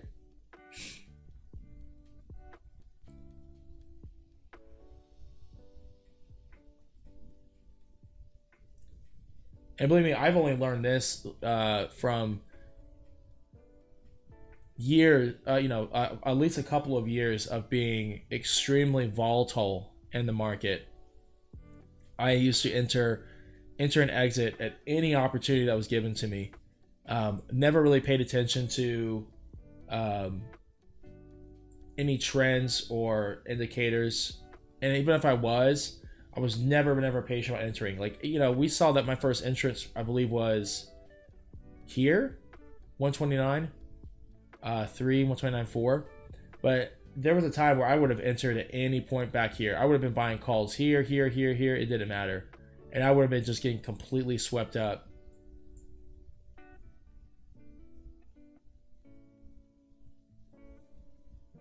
So I don't, like I said, I don't think we made our first interest till near 10 o'clock. We've been sitting for an hour and a half waiting, and we didn't hold on forever, right? We sold pretty quickly, and now we're waiting for another entrance to come up. We're sitting here with profit. We're waiting on the sidelines. We're sitting here in our fishing boat, and we're letting the fish come to us. We're not going to the fish. But that's saving your energy. That's not expending. That's not expending. You're overextending yourself.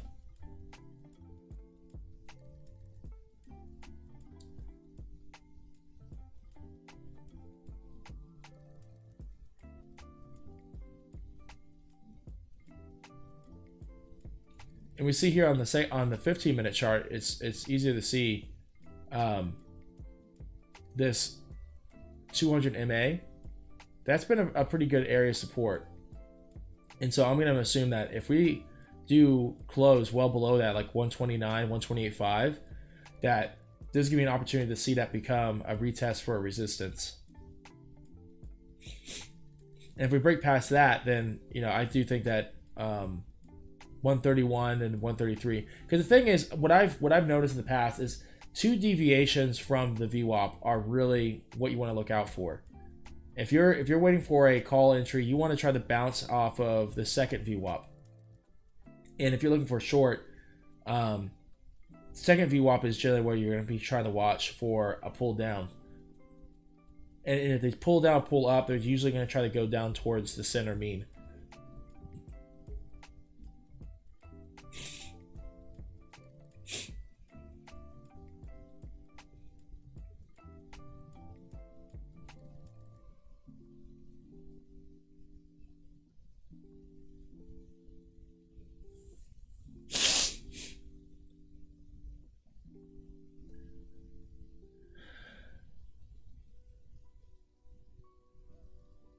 Yeah, we're looking for another candle like this here. We're looking for another, 1 minute. That was like almost a $3 drop, or a 5-minute candle rather. Yeah, we're looking for this kind of action. A waterfall. 128, 127. It's got to be a movement that's going to be, like terrifying to longs. There we go. Now hit 128. We see these options are losing a lot of value. I sold at 338. Now at 241. Yeah, these things are caustic. This is acidic in nature. You don't want to do this unless you know what you're doing, and you always want to be playing with the smallest amount of money that you can find is comfortable.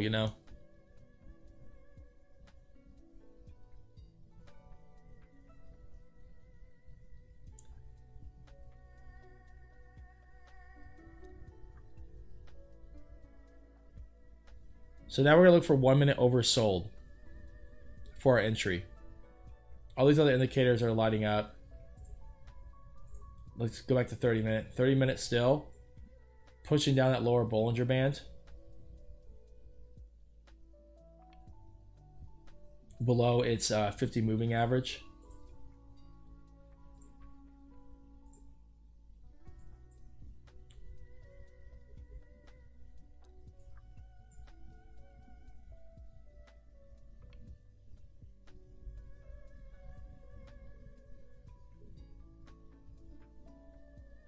Let's get a 128 candle on the one before we enter.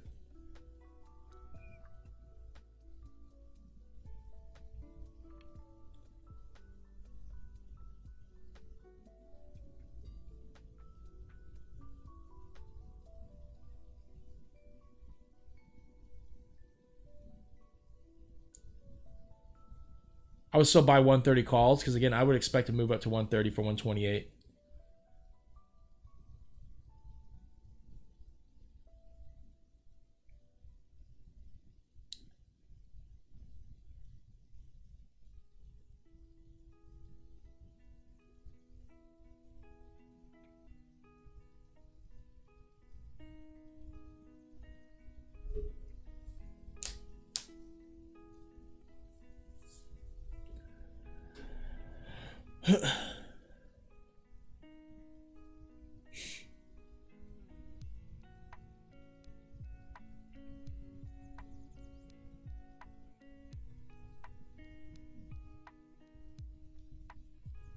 Bears are having a field day today. This is a great day to be a bear. I mean, I wish I would have entered a put position at open at 137. This is great movement, but I can't. I don't have the confidence to foretell long-term daily trends. I can't predict the future. I feel like I'm really good at predicting something that might occur within 5 or 15 minutes, but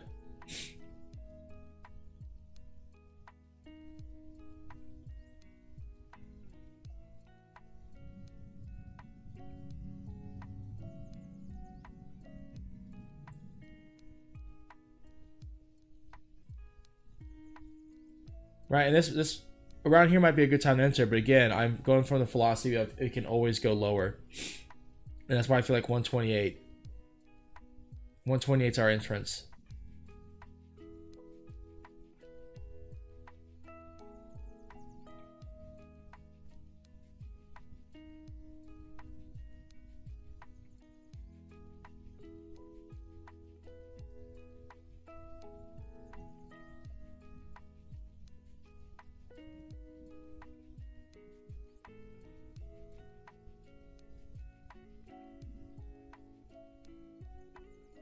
I would love to see this 5-minute candle just get smacked down.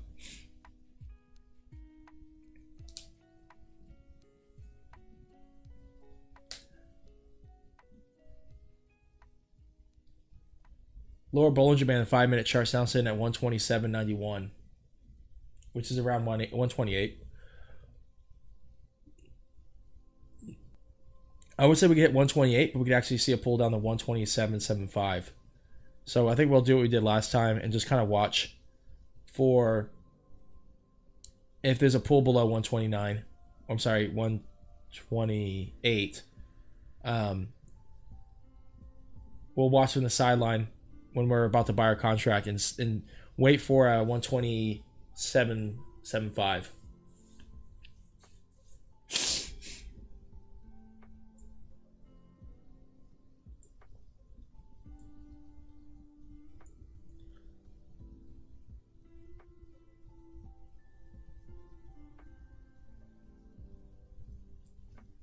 I'd be happy this interest came soon. I'm ready to go to the gym, get some lunch here soon.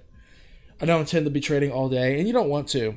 You know, sometimes there's like 2 moments in the day where you get like a lot of your great movement. It's like early morning and then towards close. Towards close because the U.S. markets are closing, and there's a lot of movement happening there, a lot of volume, but leading up to lunchtime, you still have European markets open.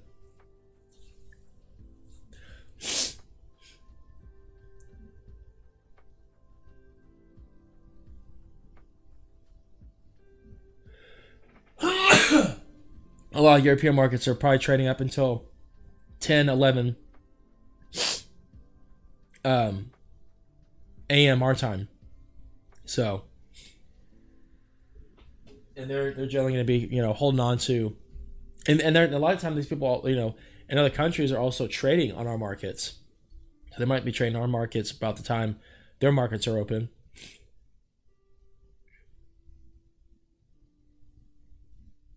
And from 8:30 until 11:30, you have this range of time zones within the United States where a lot of people are waking up and checking the market.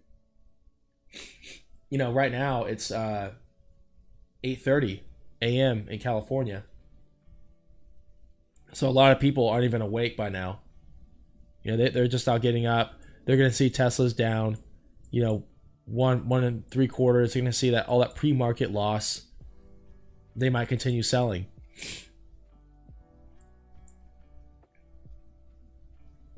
So again, 120, 128.5, 127.5. Like that's where I'm looking. I'm really gonna probably be selling at 127.5 because that's what the 5 minutes tell me. That means that would be a spike like this essentially happening, where the 5 minute candle drives below the lower Bollinger Band, and then there's gonna be a spring up.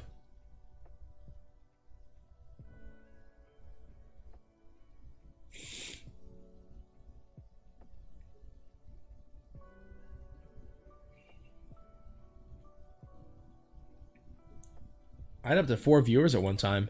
That's cool.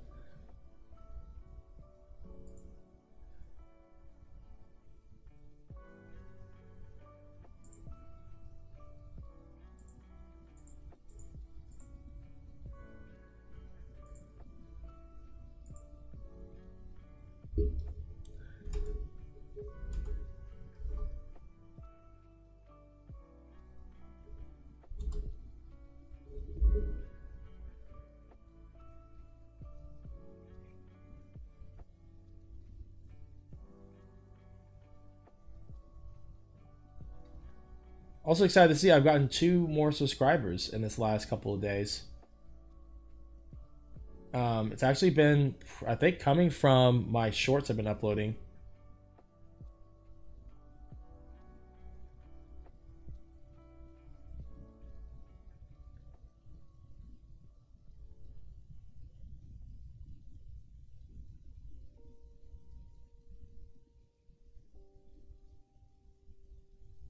I have a couple of videos that have been like steadily gaining in views. Honestly, I feel like I had the most schizophrenic YouTube channel. Chiton, how you doing, man? I do not have puts on at this moment. So when I made that title, it was actually this morning, and I haven't adjusted it. I was actually working on finding an opportunity to buy puts on Tesla yesterday. So I'm kind of going back. I was going back into that idea this morning because 30-minute and 1 hour time frames were all overbought, and I didn't see any reason for Tesla to continue running.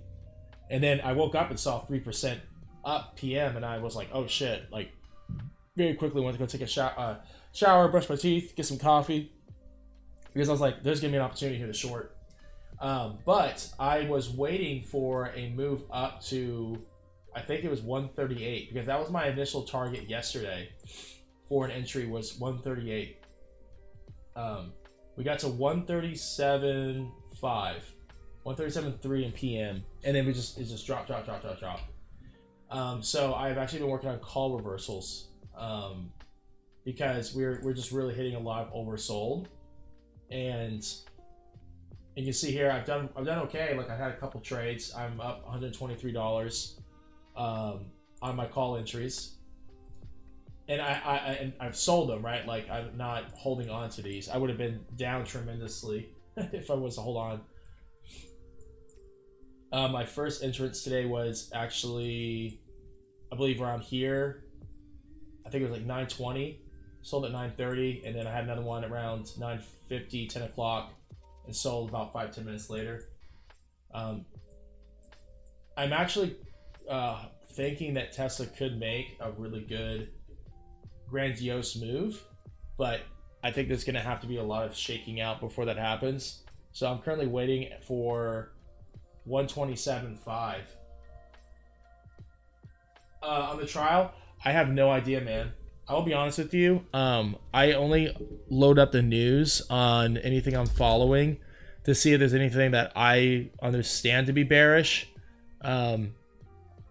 I'm not going to say that Tesla has no mark, or I'm not going to say that Tesla doesn't have any effects. I'm sorry, Twitter don't have T's. I'm not going to say Twitter doesn't have any effect on Tesla, because I'm in the camp that thinks like SpaceX has weight, even though it's technically a private company. But anything Elon does affects Tesla more or less. But At this moment, I'm not really looking at news. I'm actually just watching my charts. You can see I got all this bullshit on my screen, but all this means something. If you sit and watch me for a while, make sure to hit subscribe if you enjoy what you see so far. You'll learn everything I'm looking at here over time. But right now I'm watching 1, 5, and 15-minute time frames to time a call entry. I'm waiting for 127.5 to go in and buy 130 calls expiring for this Friday. I think the opportunity to buy puts this morning is gone. I think there's more room to fall, but I think there's a lot more room to move up.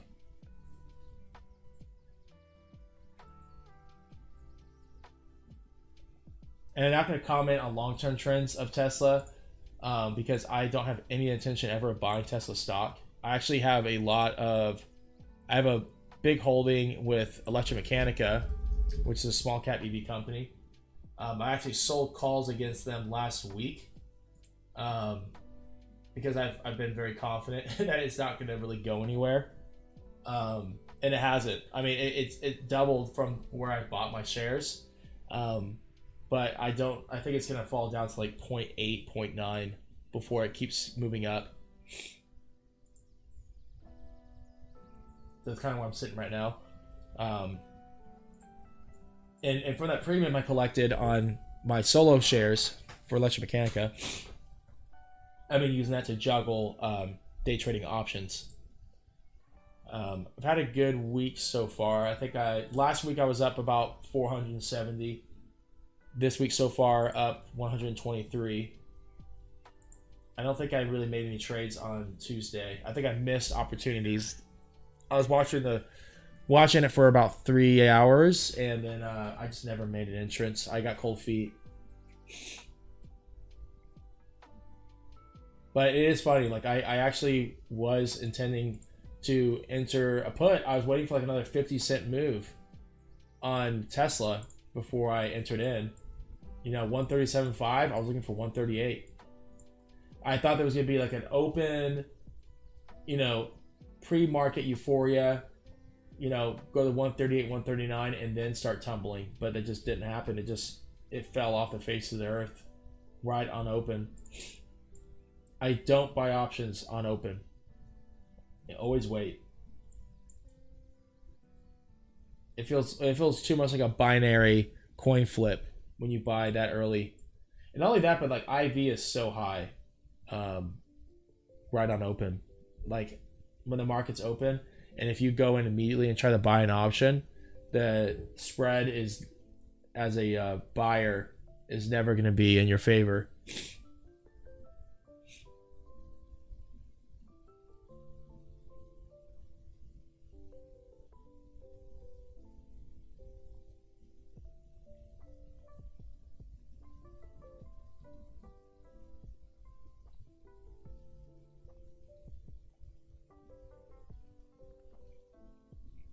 I'm very thankful that I wasn't greedy back here. Like I said, this was my entrance for my last position. That 129.4, sold at 138, got out.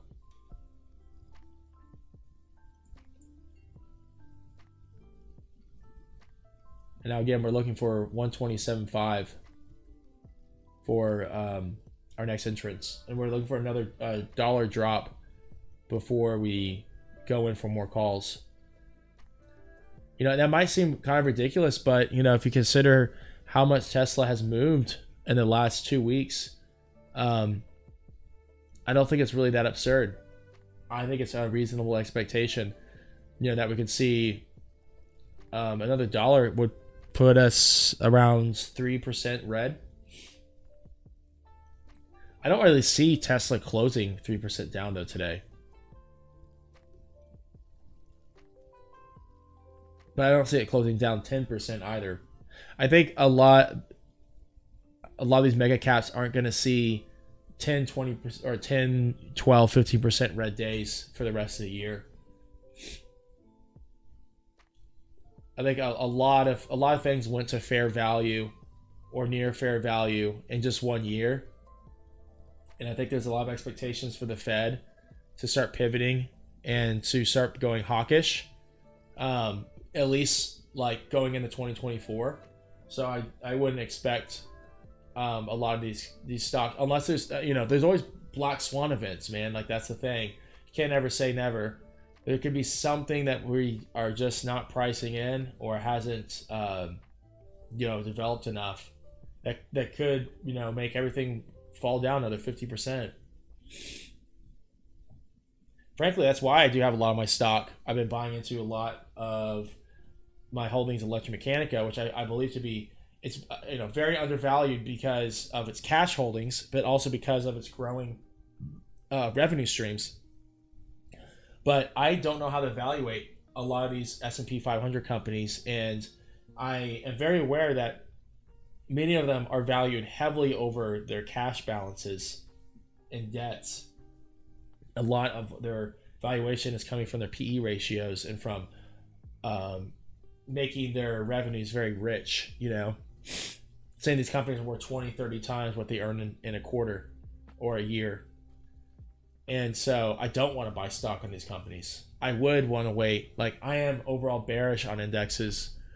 I don't want to buy in now and put all this money in and just like watch my money go sideways for 2 years. That's why I put so much money into averaging down on my electromechanical holdings, and it works out great. I mean, I'm up 13 grand on that stock, but that only made me break even because I was down like 13 grand from everything I bought the past 2 years.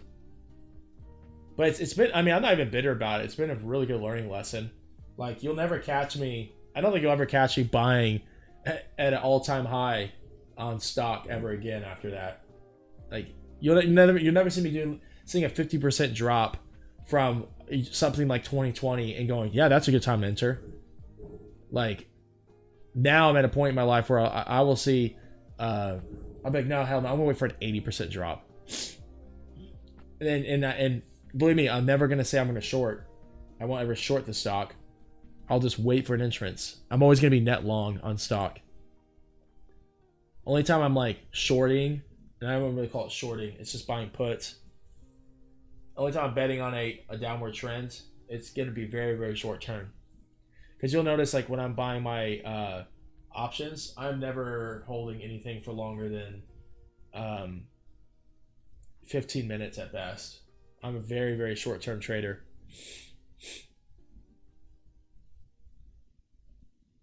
If I ever get to the point where, like, if my portfolio is, over $250,000, you might catch me putting down $500-600 and holding it for the rest of the day. Because I can afford to. But with my portfolio the size it's at, nowhere near close to $250,000, I'm not gonna risk $600. Like, if I make $600 in a day, like at my day job, I'm fucking, like, I work for tips, right? The best day I've ever had working for tips is I made $700. But that's not every day. I'm lucky to make half of that on a really good day. So, why would I risk $600 and lose it? For me, that's like 2 days. That's like a really good, like, weekend. That's a fucking killer Friday, Saturday, peak season. And I try to imagine myself working those like 2 8-hour shifts. My feet hurt. I'm exhausted. That's what I'm risking when I'm putting into the market. I'm trying to make $100-200. Is I'm risking the time I spent to make that $600. So you'll never catch me throwing that to the wind. If I'm getting back $50-100, I'm like, great. That's 2 hours I didn't have to be at work to make that money, and I'm still gonna go to work. Doesn't matter. You're gonna have to find me making a lot of money in the stock market for me to quit my job. I've told myself, until I can 10x my portfolio from day trading like this over the course of a year or two, you're not gonna catch me being like, hey guys, here's my 2 weeks.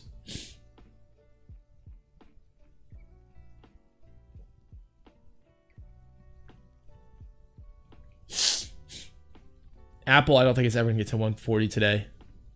I should have went and bought puts at 138, 135. When I looked at Apple, it was literally at the top of the day, and I was like, you know what? I'm gonna wait a little bit. All the time, all the indicators were on fire, and I decided not to enter. I'm gonna take a piss real quick. I think if this is gonna be a drop, it's gonna be 5-10 minutes. So I think I got time to take hold.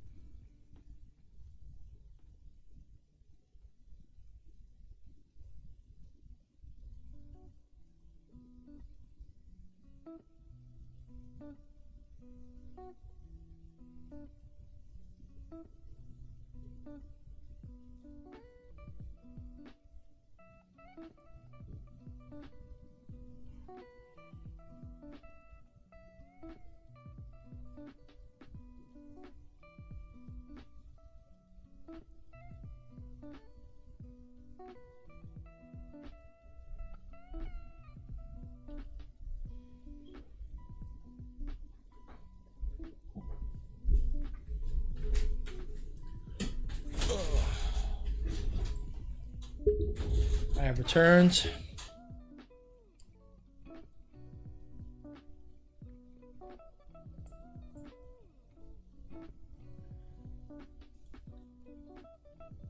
We're now looking at below 127.5 on the 5-minute chart.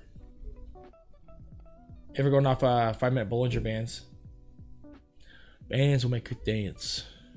That's okay. I like that even better. That would mean a strong drop below second standard deviation VWAP line, 127.8. And I could see, like, if it drew below 128, I could see it, trying to make another dollar drop, but then bears getting overextended, and then another reversal.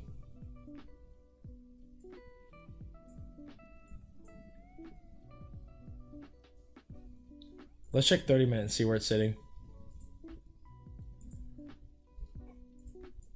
We know it's below the Bollinger Band.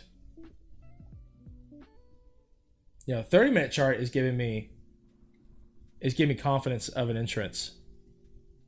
But I want to see it come down a little more, like 128. I want to see it touch, like that would be my ultimate confirmation, is touching this second standard deviation line. A spike down on the 1 minute. Another one of these kind of waterfalls would give us that 128 or 127, right? No, 128. Yeah, that's what we're looking at, 128. So yeah, I mean, I'm only really looking for another 50-cent drop, and I could miss it. There's like 80% confidence here for me. Like an entrance would be valid, but it's still early in the day. It's not even 11 o'clock Central Time. There's still a lot of hours in the trading day. There's still a lot of opportunity for things to fall.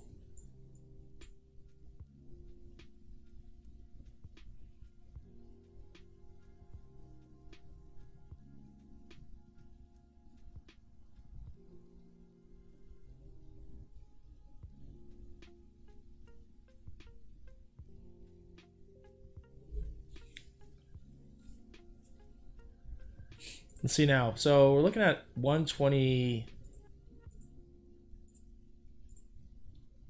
Still the 130 contract. We're just sitting at $2.40. So I'm probably aiming to buy like 3 of these around $200 a piece. I would like to sell them for 4. I have a feeling like today we could get like we could get 100% return. Oh, look at that. That's a good 1 minute candle.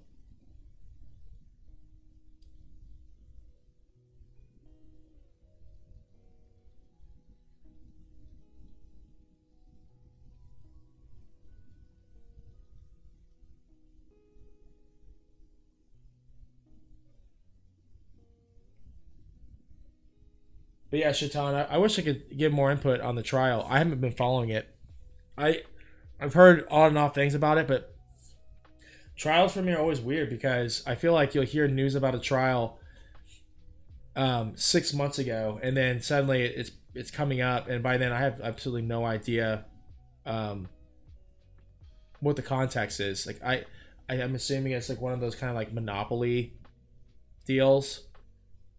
Like I'm assuming Tesla's going to come, or Elon Musk specifically is going to come under a lot of scrutiny um, because of him buying Twitter, right? But obviously, that didn't matter for the last 2 weeks.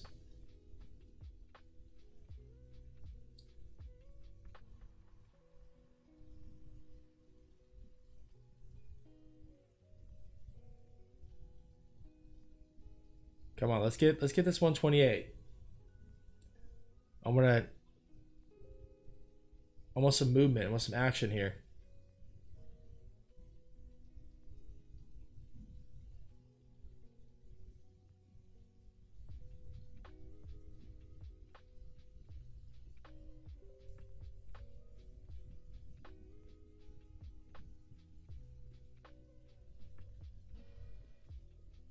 If I make $600 on this next trade, I'm gonna postpone the gym till tomorrow. I'm gonna get lunch. I'll celebrate. I'll get lunch and I'll come back and play some video games.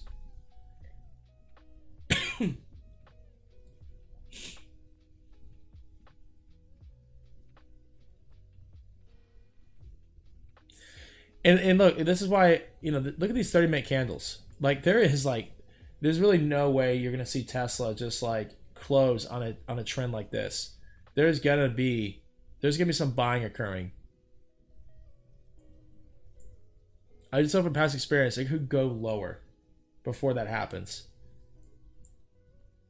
We could get like another, again, a push down to like 120, 128, 127. I want to wait for 128 because if we bought at 128 and we pushed down to 127, I would still feel confident about holding.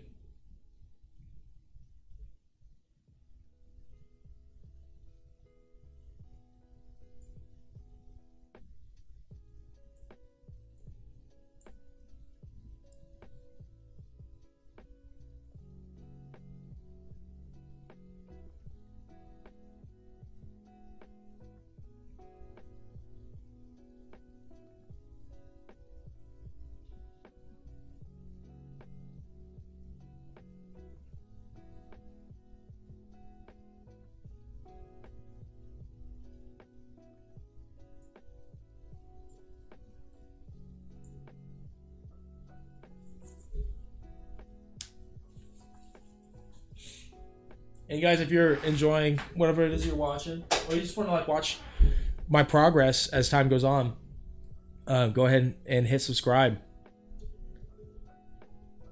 Give me a follow. I will generally be trading like every day, for the most part. And markets are open. I will be on at some point during the day, trying to make an entrance, make an exit, make some money. Look at that. What was that bottom top move? 223 to 26. 20% from here to here. That's not bad. I want to see this 5 minute like reject all that though. I'm not entering anywhere around here.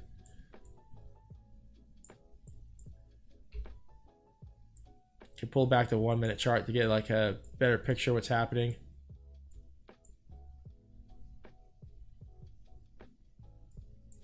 I don't feel any strength coming in right now.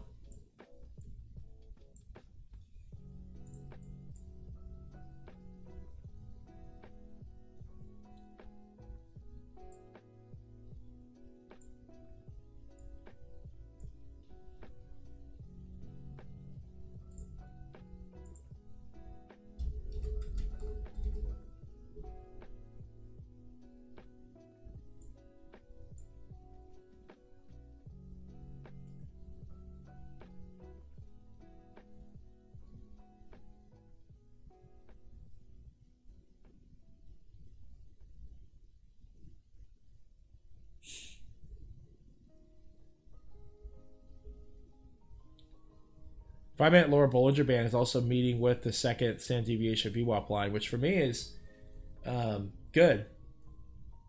127.5 again. That's about where I'd like to enter, and I think that'd be a point where, we see 5 minute hit oversold again, and we have a couple confirmations. Particularly touching second standard deviation VWAP. Of course, this line is always moving, right? Like there's touches on this VWAP line every time, but does not necessarily mean that long term for the day it was worth holding on to a position. But you can see like almost every time we pierce through it, we bounced, right? There's a pierce the second standard deviation line, boom, bounce. This one went for a while, right? But this is where we were holding. This almost touched a third, but there's a bounce almost from second to third. I mean, even if you bought like down here on that major pierce, you still could have made some money. You would have been sweating a little bit.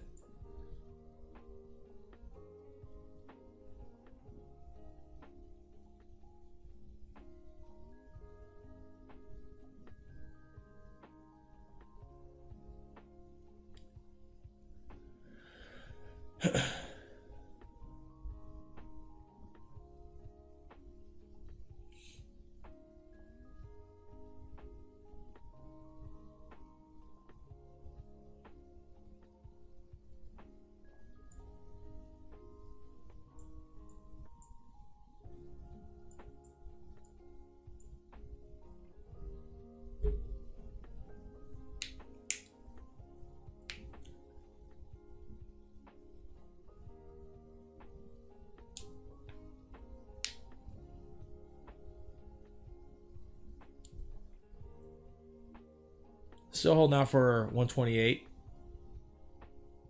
127.5.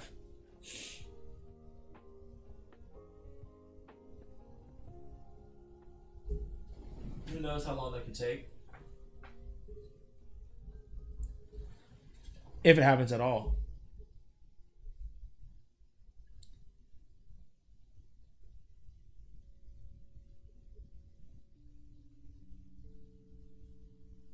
You can see this 30-minute candle's got a good hammer forming.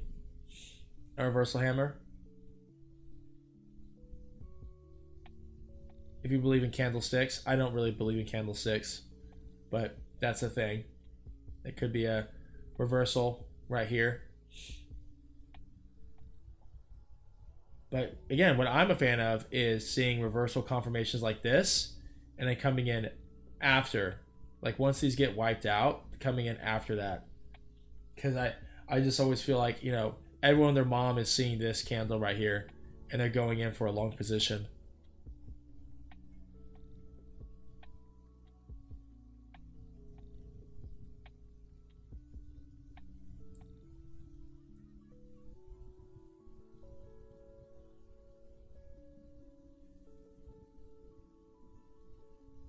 Oh, beautiful movement. Almost $50 a contract.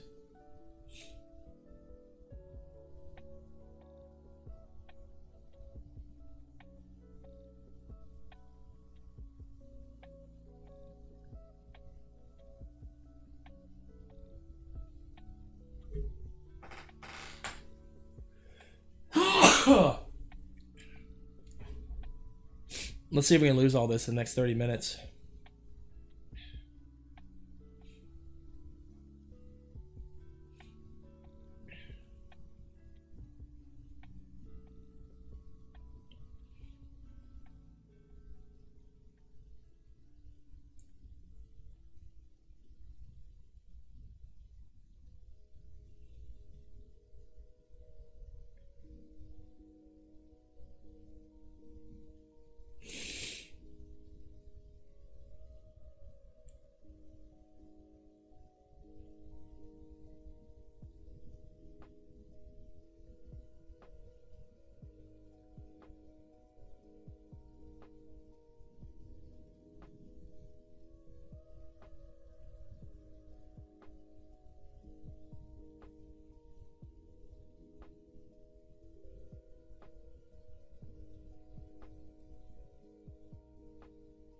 It's going higher.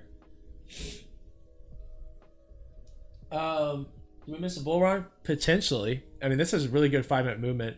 But, you know, if you look at the 5-minute candlestick here, this is nothing unusual. Like, look at this candle back here. And then just continue to trend down within the next 15-30 minutes. I was mentioning earlier, this 30-minute candlestick here, like around this area, I was saying, like, I think this is a good moment for a reversal. But I'm waiting for a candle to close below this. Like, I want to see 127.5.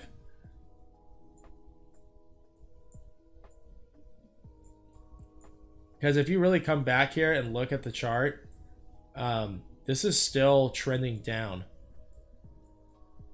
And I'm not going to spend time drawing lines, but you can just kind of picture for yourself, like from here to here, like we're still trending down.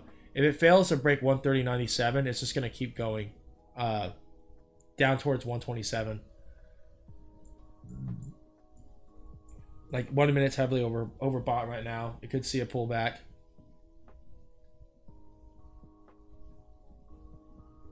If we miss it, it's fine. I am trying my best to maintain making money today. So I'm gonna be stubborn about when I enter.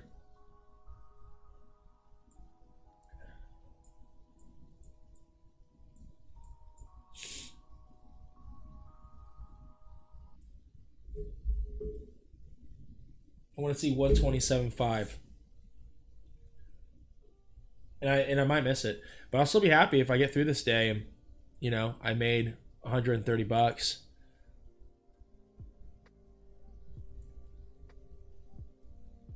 Right now it's testing the 1 minute or the 1 standard deviation VWAP line. Because where I want to enter a point where I can hold on for a retest of VWAP. Right here at 132. It'd be an amazing move. But I want to get, you know, in. I want to wait until I get in after fake outs. You know, this could be a fake out. This could actually be like just a testing of this standard deviation line here. Because you can see, like, here in the middle is VWAP right now. It's sitting at 132. 1 standard deviation from that's 129.97, which is right where I'm meeting resistance. Almost exactly. And if we reject that, it's going to go to 127. It's going to come back down here, 127.46.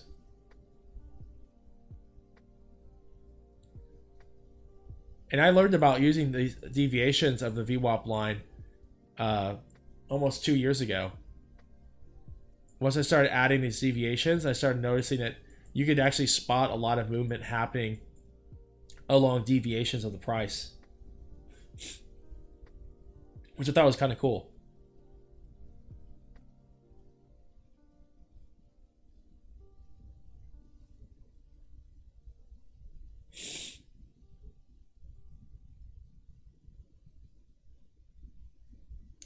Let's check SPY. Apple's struggling, so SPY's probably down.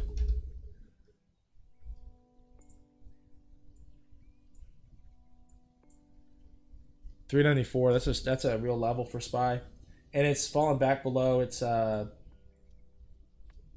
trend line. It's still struggling to stay above that trend line. This yellow line here I've drawn on SPY. This is the trend line from top to bottom. 480. Following every peak that we made so far. So this is a real point of contention for bulls and bears. Bears want to keep it below. Bulls want to go above it. They want to break.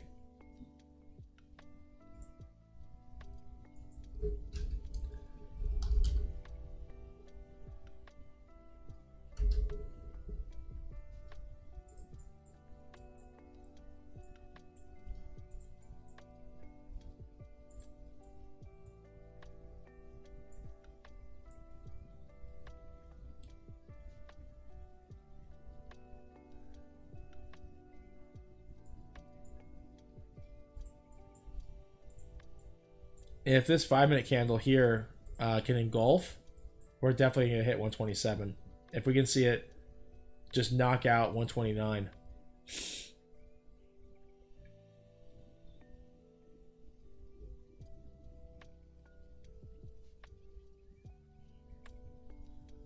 Considering SPY is looking bearish, I think SPY's going to keep falling today. Tesla's going to move with it.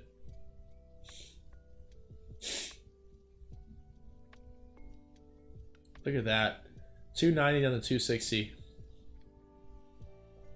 Over 10% drop in the options price in just 2 minutes. That's why you don't want to hold on to these.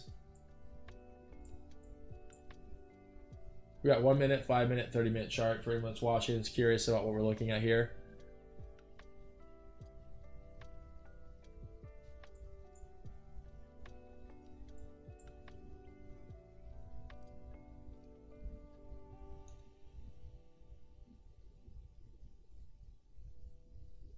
Let's see this 1 minute. It's got 20 seconds left on it. This 1 minute candle would close red.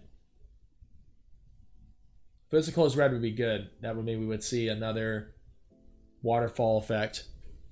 I think we start to form a strong downtrend in the short term.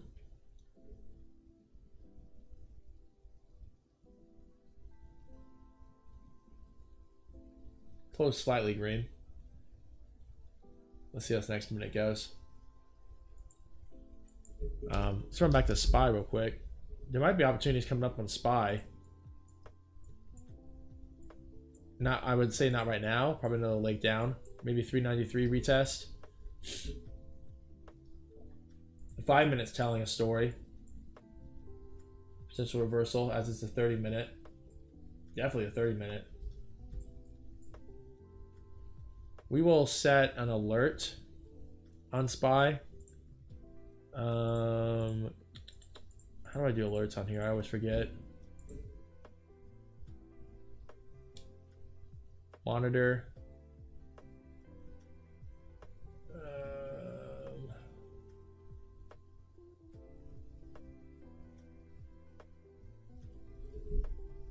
Jeez, I don't know. Man, I'm really tempted to buy these calls back for like 300 bucks, but I don't want to spend any money. I don't have to. I need to set an alert. I'll just do it on my phone because I know how to do it on there. I want to alert for SPY at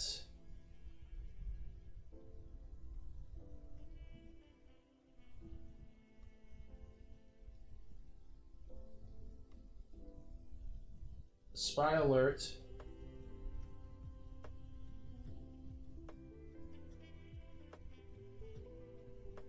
Below or equal to 393.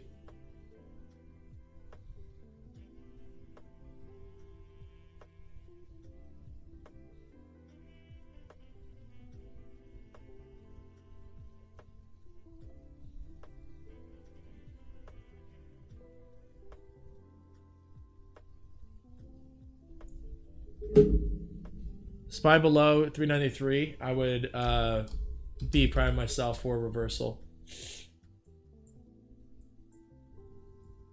But we're still here watching Tesla. We're still fishing for Tesla. We're hungry.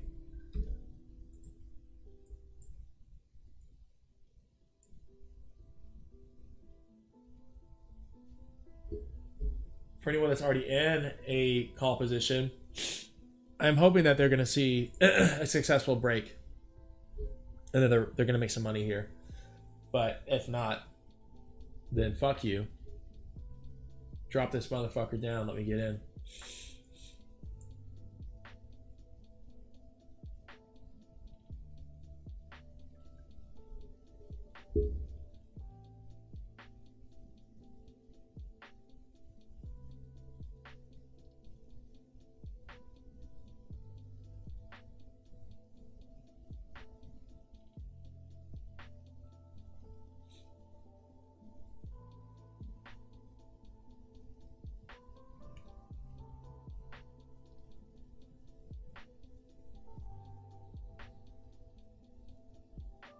Let's look at AMD.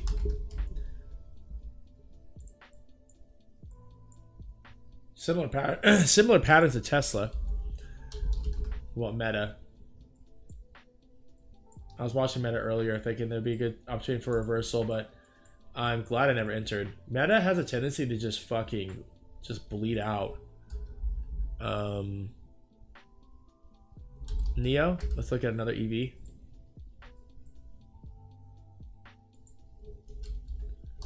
And maybe Lucid.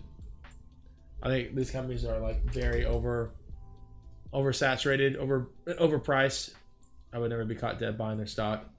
I really feel bad for anyone that got suckered into buying Rivian. It was such an obvious short. I mean, you could have made a lot of money shorting it. I didn't. I didn't short anything last year.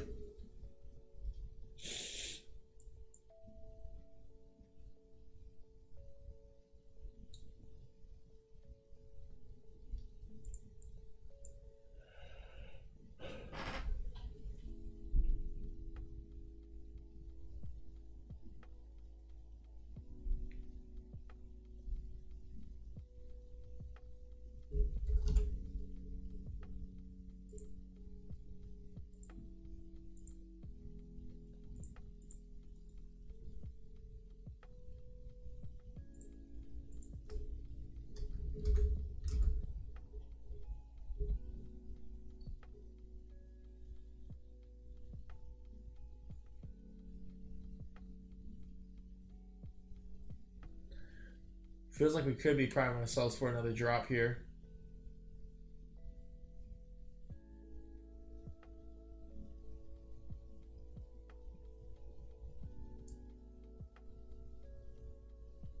Ooh, look at that.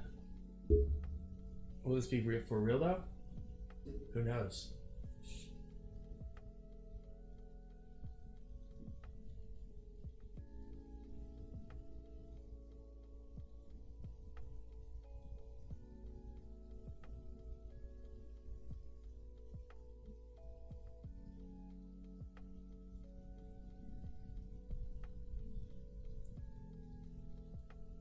Let's go back and see where SPY's heading. Still sideways.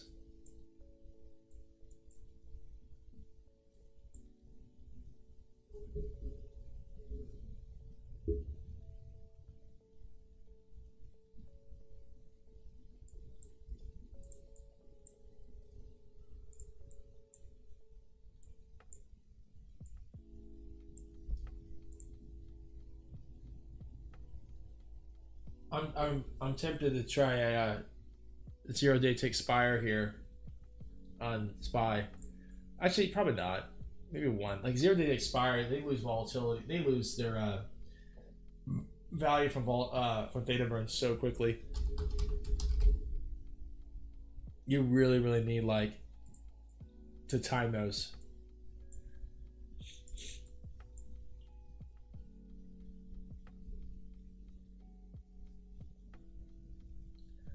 Man, almost $100 move on those.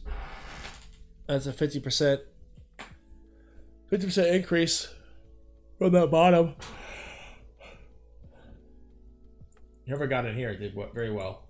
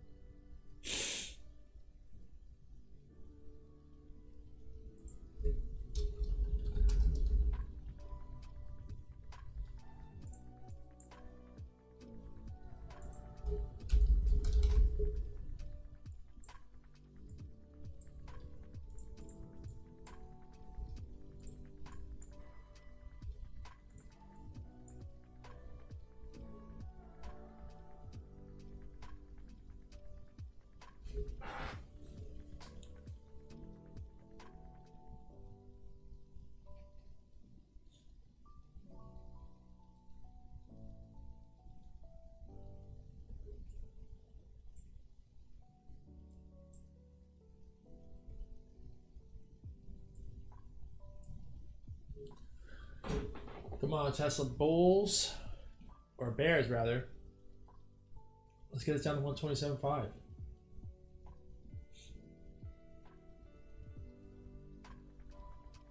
Maybe we lose 130.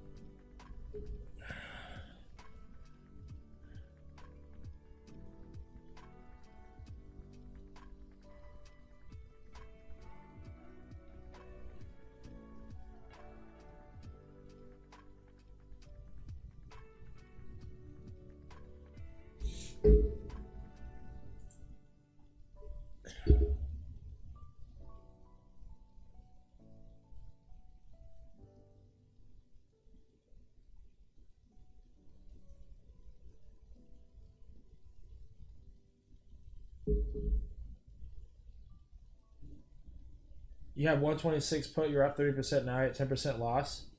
When did you buy it?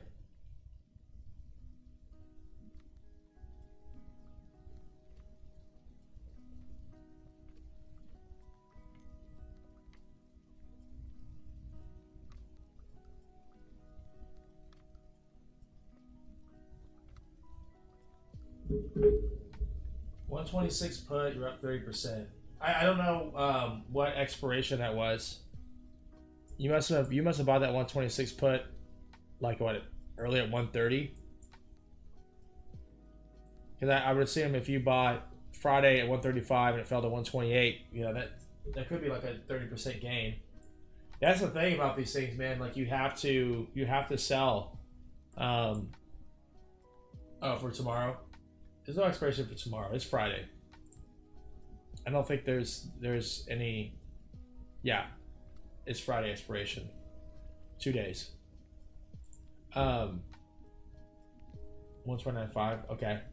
Yeah. See, when you're up, you have to really keep in mind that anytime you're entering into a position and you're up, or the stock is moving like 50 cents in your direction for something like Tesla. It's relative, of course, to the total stock price. But like where we're at, like a 50-cent move, a dollar move is I would say is more than you should be comfortable with letting go of. If I entered at this 127.5 that I'm aiming for and it moved up to 128.5, I don't think you're going to catch me trying to hold on to 132.15 or 132.21. Because the further the move, the further the range of volatility you're looking for, the more unrealistic your expectations are. It's always more realistic to assume a very narrow range of movement occurring that is going to be in benefiting you. For example, like, if you bought at a point and it moves, 0.5% in the direction that benefits your position, it's more realistic to expect that to happen and for it to come back down to either 0 or -5% move in your direction, -0.5%, than it is to expect like a 1, 2, 3% move in your direction. And then, it's always going to err on the side of caution. You really have to like sit here and like look at these 5-minute candlesticks and look at how much like absolute movement there is between each candle. There was these movements here, right? Like we've had like a 3% drop from the open. But if you're trying to swing trade off of intraday trading, then you can't expect a large volatility. A lot of your big volatile movements are going to happen on open, they're going to happen on close. And you can't necessarily figure out, you can't necessarily expect those movements to be huge.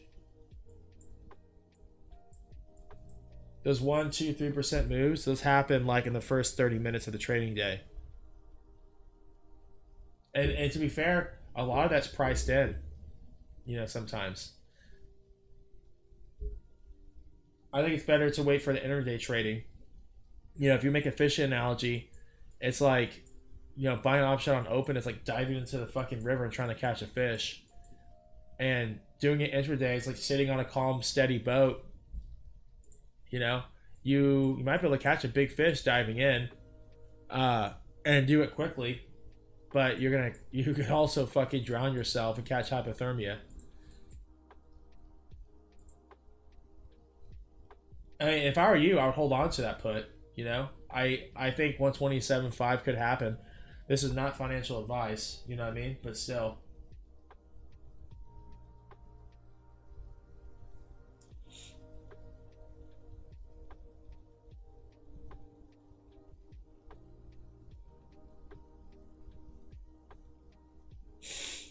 But if you feel comfortable selling it for a break even, then do it. Even a slight loss. If you feel like your entry, or if your entry is obviously good because you're up 30%, but if you feel like you missed your exit, don't.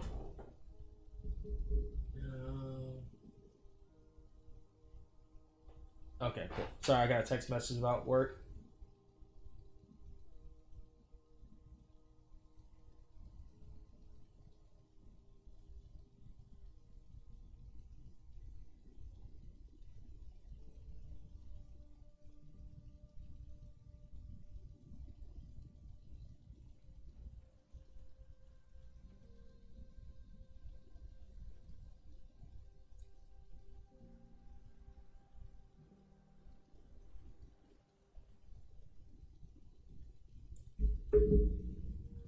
Average down? Never average down.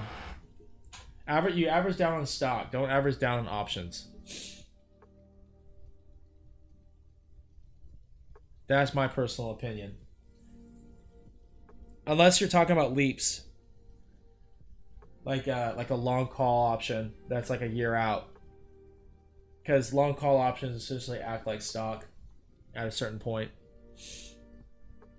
But something that expires in 2 days, you don't want to average down on it. It's like you're just throwing money. Like, how much are you down now? Are you down like 10%, 15%? I'm assuming you recouped some gains since that drop here on that 5-minute candle.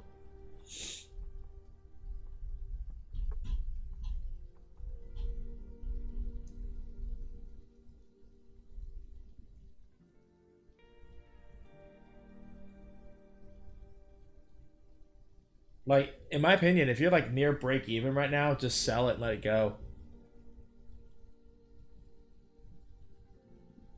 Because there's nothing I'm seeing here on the 1 or 5-minute candle. Okay, yeah, if you're at 0%, man, just cut and run. There's nothing here indicating to me it's gonna go either direction. That is where I stay away. This is an up or a down chart. So if you're at 0%, that's perfectly fine. It's better than being down 10%. I mean, if you're on Robinhood, you're not even gonna pay commission fees. I'm on Thinkorswim, so I pay commission every time I trade.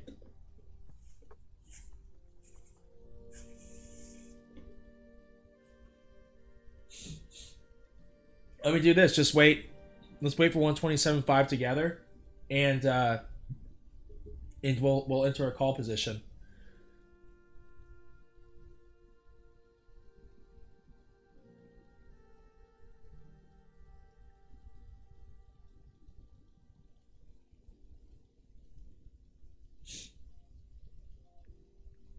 But it's always better to take a 0 to 5% loss than it is to take 100. Trust me.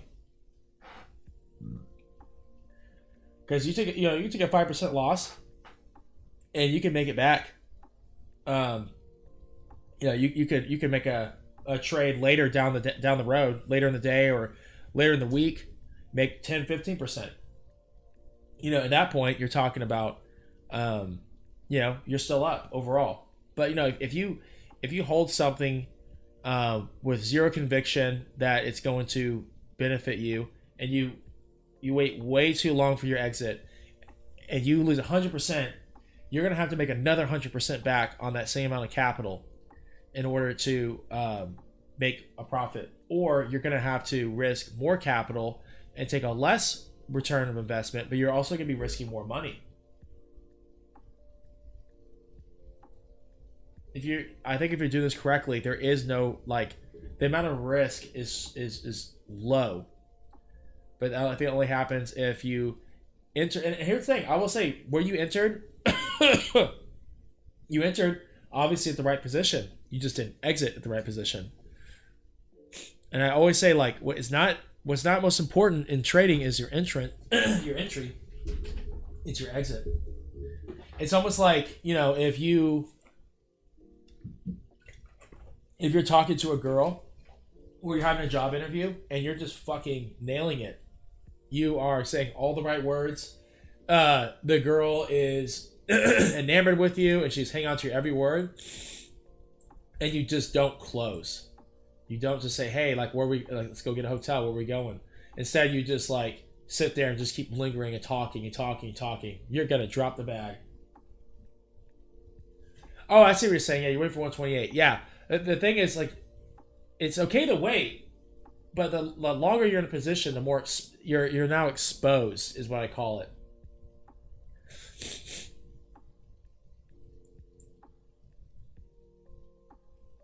Like, because obviously, if you ended that position up here at 134.5, which would have been more obvious, just looking at the 1 minute charts, because entering at Bollinger Band pushes, like on the 1 minute, this red line here, the solid red line, not the dash. That's my 200 moving average. But when you enter at these positions, when it pushes past the 1 minute, those are good opportunities to see it pull down. Now, I generally trust a pull down on the 5 minute upper Bollinger Band. You can see through the entire trading day, we haven't touched the 5 minute Bollinger Band. We've been trading far below it. So that's actually kind of where I'm looking for. I'm looking for the 127.5, and then entering and then waiting for a push up to the 5 minute Bollinger Band, which would be tremendous. That would be a $2 move. And also we can see a SPY is heading down to 393, which about is where I want to make an entrance for a call. I have an alert set up though, so it will ding me when that happens. So if SPY hits 393, then we'll go in. It's okay. I got plenty of dry powder right now. I've got $1,800 of settled funds that I can trade with. And it's also why, like, if you're not trading a margin, which I recommend staying away from, it's always beneficial just to trade with small amounts. Trade with small amounts of capital. Trade only with like 20-25% of your settled funds. Not even of your total portfolio. Like, my total portfolio is not $2,700. That's just my settled cash. The rest of my portfolio, majority of it is stock, and I have it sitting in solo right now. And by the way, I am loving, like, watching this call option burn. The market is now at 1 penny. They said I'm really tempted to buy this back for $300, because if it closes above $1 by Monday, I'm gonna have to exercise that stock. But I don't expect that to happen.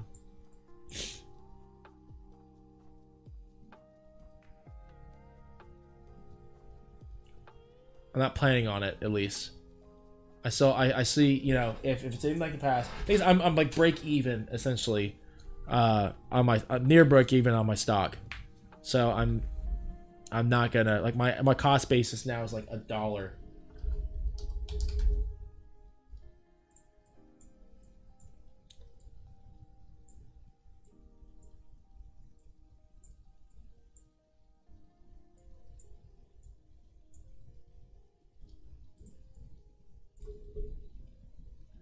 And again, about dry powder, it's nice because there's an opportunity opening up on SPY and on Tesla,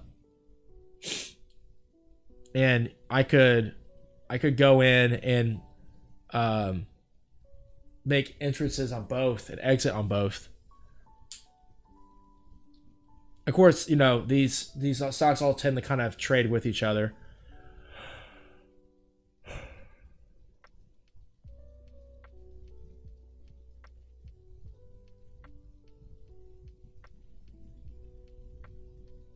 And also, like, look at how much my, you know, patience is kind of paying off here. If we go back to 1044, back over here, 228, 225 was at this opposite trading for. Now at 247. Last time it was at 247 was around here. So let's see what the stock price was then. 1054. About here.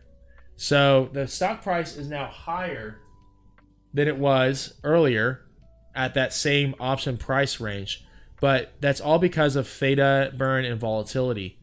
Like these expire in 2 days. So even within 15, 20 minutes, there's going to be, you're going to need more delta movement in order to break even from your initial position. So waiting is not good. Like, you don't want to sit here and hold these contracts for 30 minutes because they could like go out of your way. And then when they come back down in stock price to where you initially bought them, you could still be red because you got fucked by an option seller. They collected premium. They got some theta burn from you. They got some, there was a volatility drop, right? So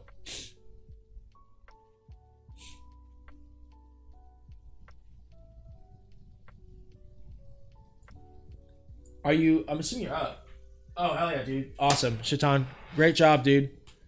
Yeah, see, like, we could keep diving down here to 127.5. Like, we could waterfall. Or we could just, like, end up selling around here and then just fucking rolling back up. You know what I mean? Like, I'm confident there's going to be a move back up. The question is when. Like, you want to roll, you want to, you know, buy here, sell here. You don't want to buy here, it comes down here, and then, because when it comes down here, there's a good chance that, like, at best, you could just kind of come back up to where you were initially. But I'm really happy you sold for a 10% profit. Right? You could have sold for 30. You still sold for 10. You didn't take a 10% loss. So do yourself a favor and don't spend the rest of your day thinking to yourself, I could have had 30. Because, like, for example, my first trade of the day, I made 17 bucks. And I could have made 50. My second trade of the day, I could have made 150 bucks, 200 bucks, and I made 106. But the reality is, if I would have held on to these, let's look at like the pricing of these. So when I bought that call, that first call, 258, 275. The market is now 90 cents. The second one, 286, sold for 339. The market is now 242. I didn't lose any money. And that's all that matters. Because you want to get in and get out because it's always going to be another opportunity, right? This is like, you know, this is a game of, I'm trying to think of the, you know, there's like that story of the monkey that puts his hand in this trap device, you know, it has like a snack or there's like a food item in there. He puts his hand in, and the only way that he can take his hand out is if he lets go of the food. But the monkey never lets go of the food, so he ends up stuck inside of the box. And that's what options trading is like. And it's almost like the hole's big enough that you can put your hand in there and you can grab something and you can take a piece out of it. Maybe you can't take the entire snack, the entire, you know, meal that's inside of there, but you can take out a piece of it. And that's what you're kind of doing. You're taking pieces out with time. You put your hand in, you're taking your hand out. In and out, in and out. You don't want to sit there, stick your hand in, and then try to force it out, because it just doesn't work that way. The market is volatile. There's always a constant battle happening between bears and bulls, and you're never going to win by picking one side. I mean, I kind of pick one side. I usually side with bulls. That's why I usually go with calls. But I'm not going to be a bull 100% of the time. Like, in that, like, I'm going to sell, I'm going to exit a position, and I'm going to re-enter.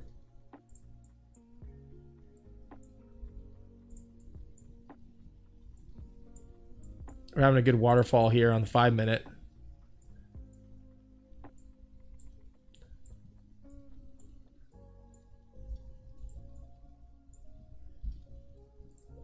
This is on SPY. I'm gonna put Tesla on the side. I'm gonna sit here and watch SPY for a second.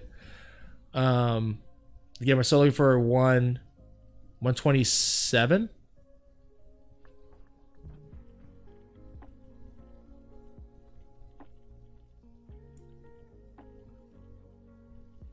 If Tesla hits 128.5, I will turn over and start watching Tesla again.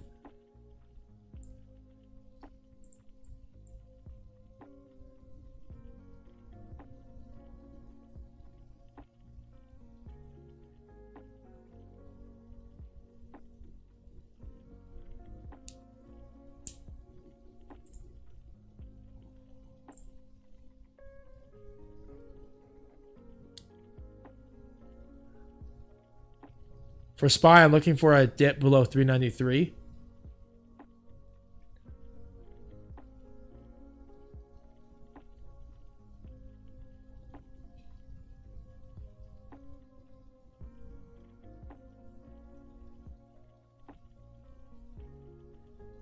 And for Tesla, looking for a drop below 128.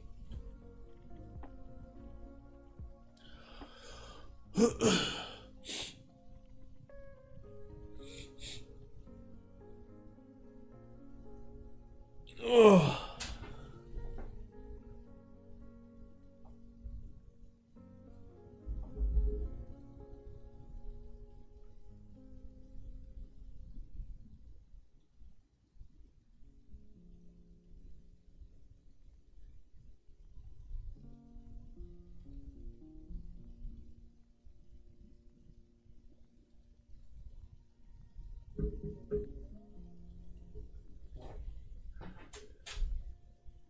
Tesla almost lost 129. Looks like it's kind of facing some support there.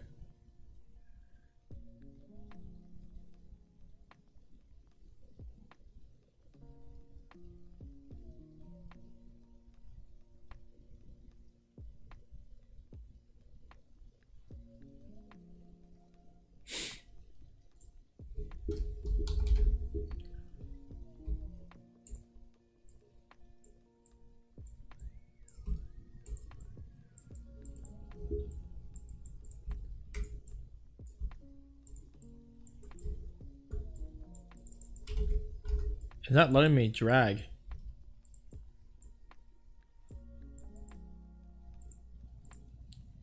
Let me change the time frame.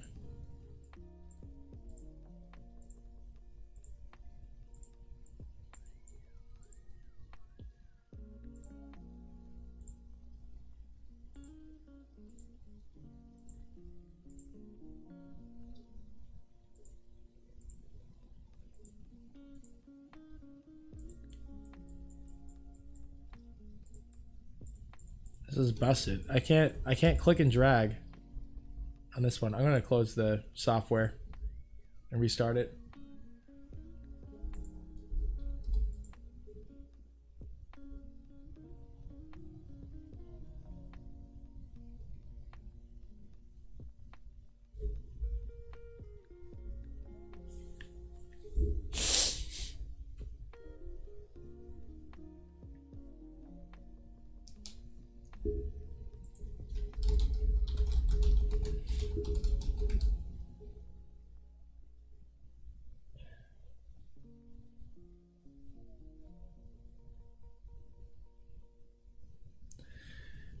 But yeah, Shaitan, I'm glad you closed that 10% profit, man. That's awesome. If you really consider, like, you know, 10% profit is really good, because that is like the average S&P return, cumulative in a year.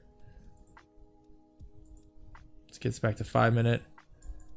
If you're closing with 10% profit, you have officially beat out the S&P 500.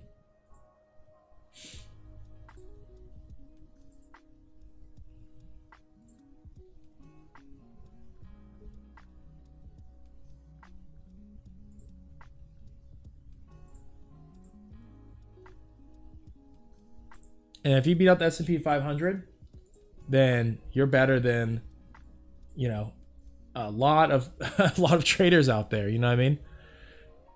The reason a lot of traders are losing is because, you know, they're getting more than the, more than the index, more than the you know, something that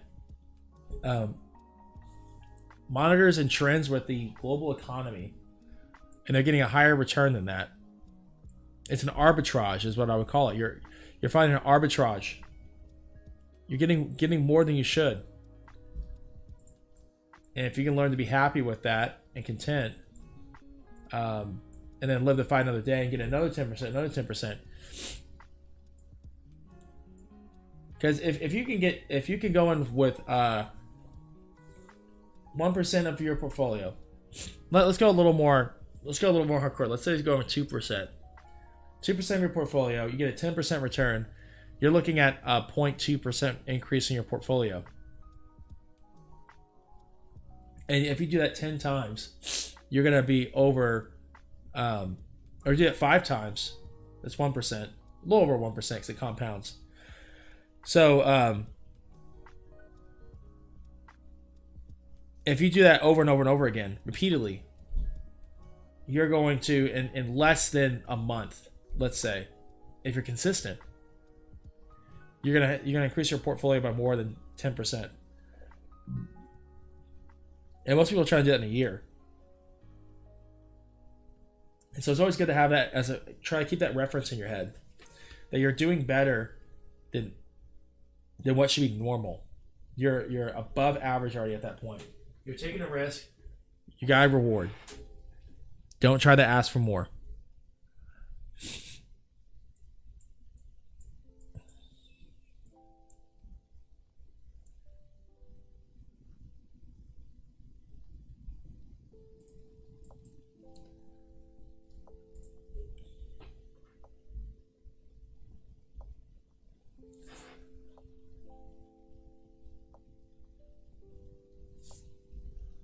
See how SPY's doing here on the side. 393. So looking for 393 flat.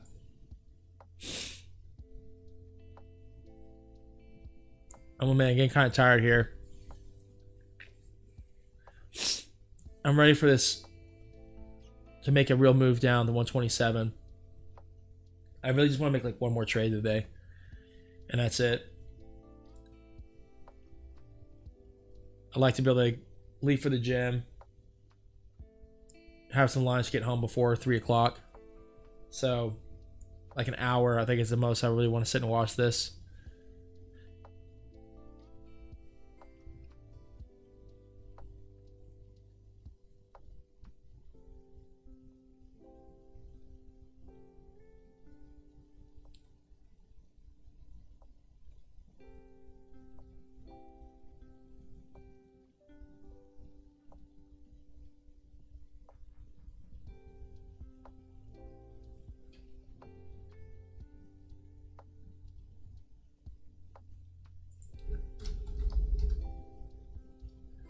Solo's tanking today, thank God, as I expected.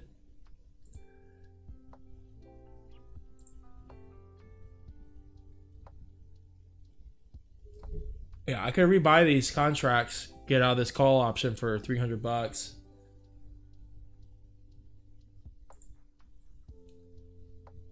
I've been tempted just because I if there is a strong push the rest of the week at any point, I could end up regretting. Where did this go? I could end up regretting holding on to those options.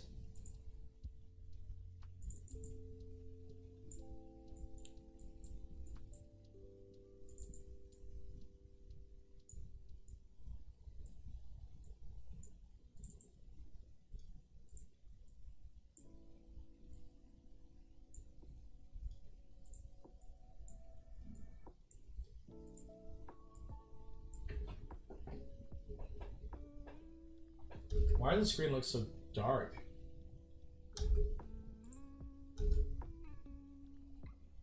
It looks like shit. I'm just looking at it now.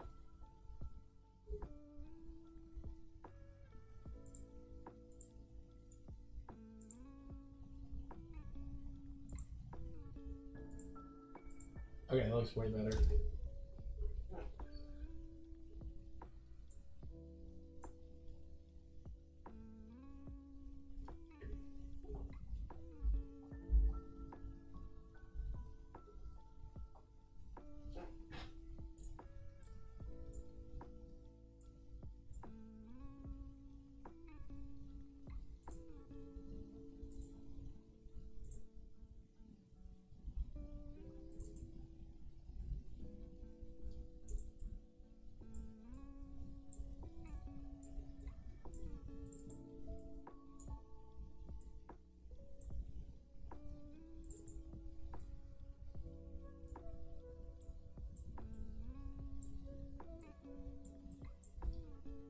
This middle window here is acting funky.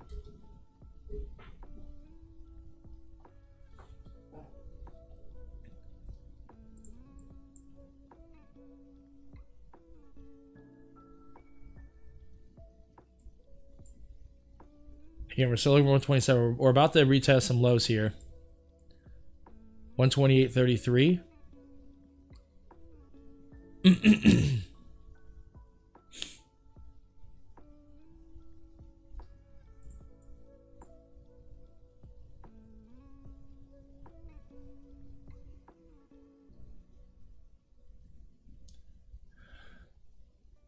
50-minute Bollinger Band is not 126, so we might even wait till 126.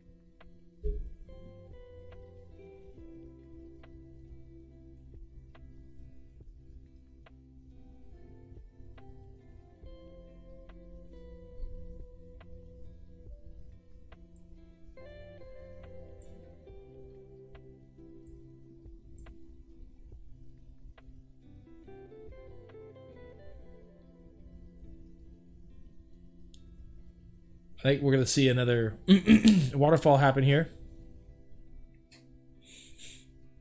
Shaitan, I feel bad. I think, maybe we could see like another dollar move. Maybe you could have closed at 30-40% potentially. Never know. I mean, look at that 1 minute candle just now.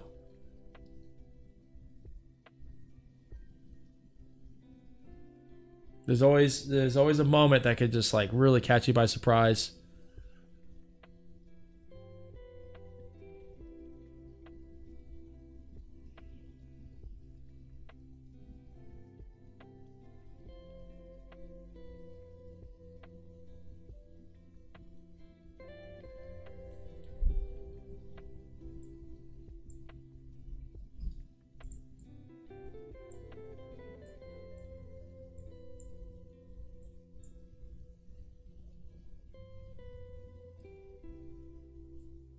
$128.25 or 34. Let's see if we can get that.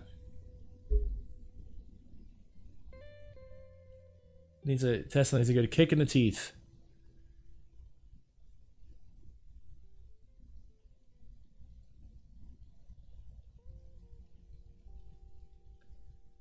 We need another 25-cent drop. We want to see this fall up to 127.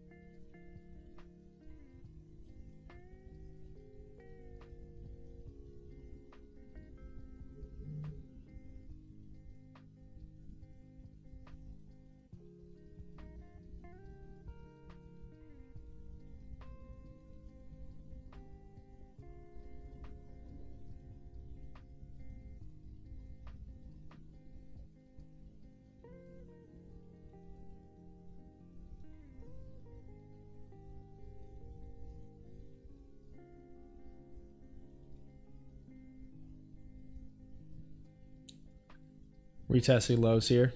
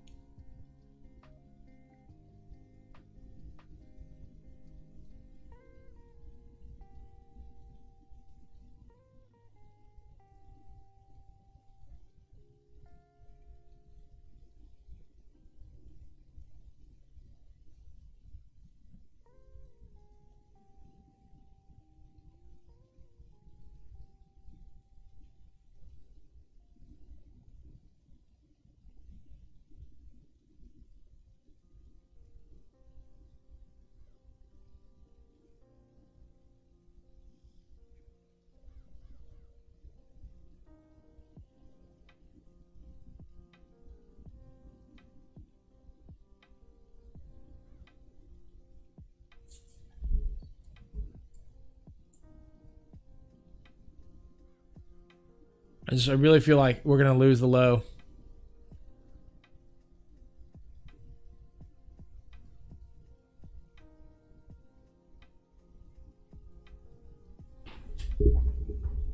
Oh man, I should have bought some puts up here though.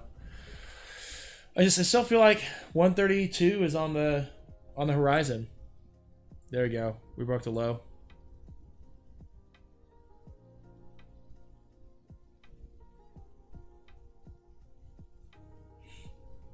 It's probably also losing some footing.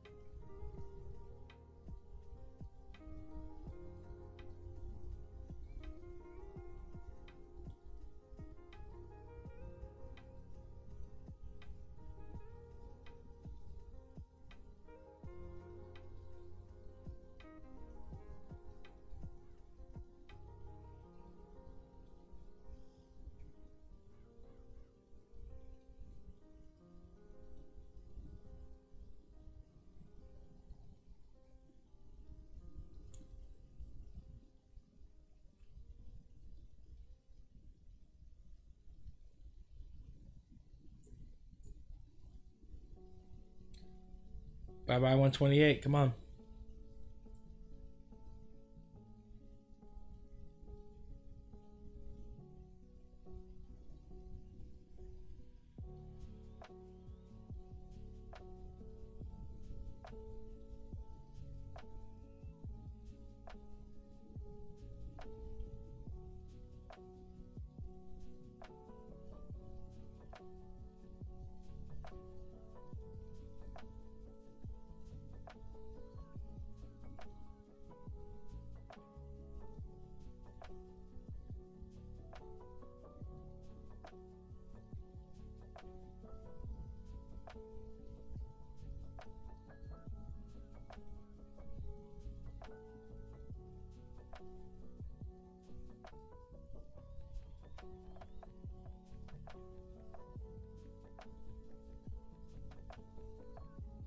$128 is gone. $127.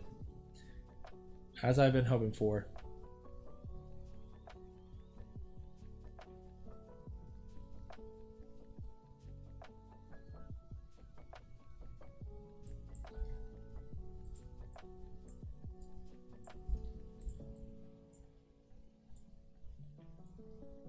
Let's wait for like 127.5.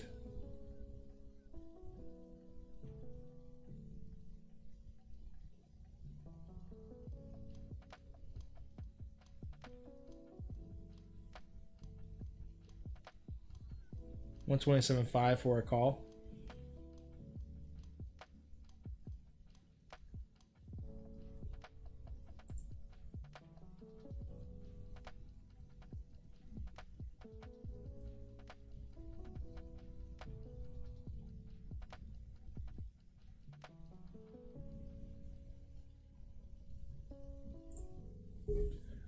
I'm gonna aim for 3 of these.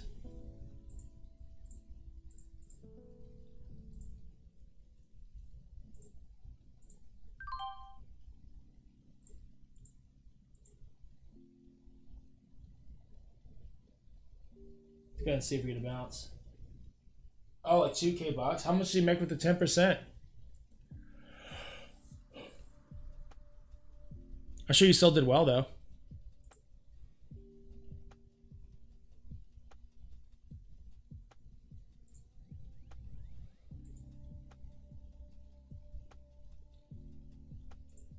We went about 3 contracts.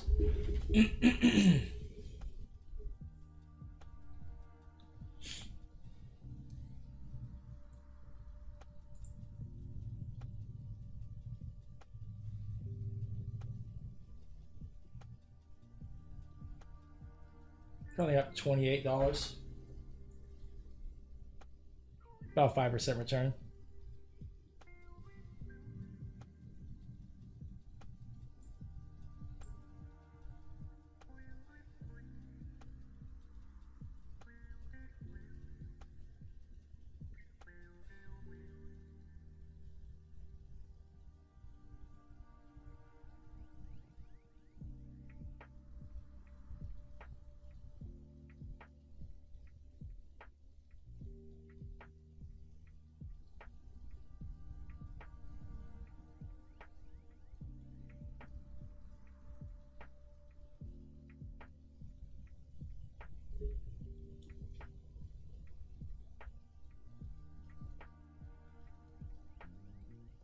I bought these for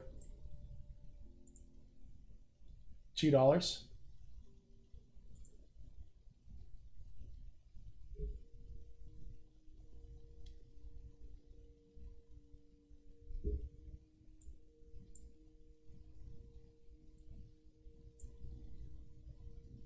I want to see if we can make a return back to 129.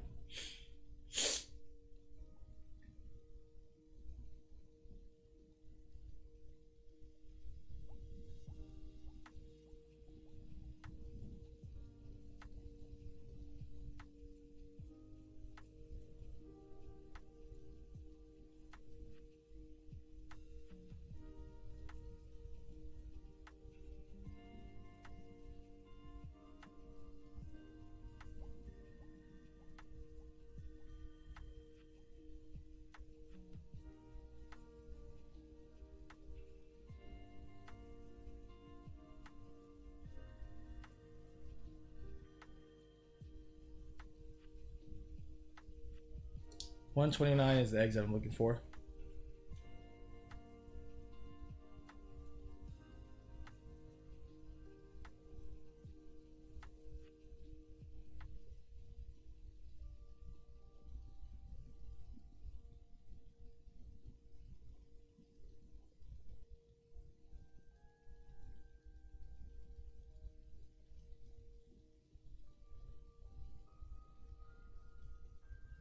Yeah, if you got 10% though, man, that's great. $2,000. How much of a return would that have been? How much did you risk going in? Right now, I've got 3 contracts at 200, so I'm looking at $600 on the line right now.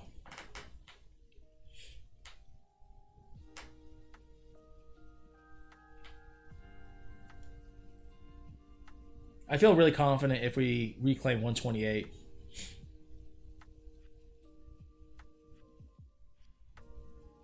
But sitting there at 127 is kind of, you're like, you know. We do got oversold in the 15-minute. And bouncing off 5-minute lower Bollinger Band. That's always good. Like I said before, I could see, 5-minute has not touched upper Bollinger Band today. And if it was to make that attempt, it would be at 130.39, which would be a $3 move. Almost $3. That would be the best trade of the day.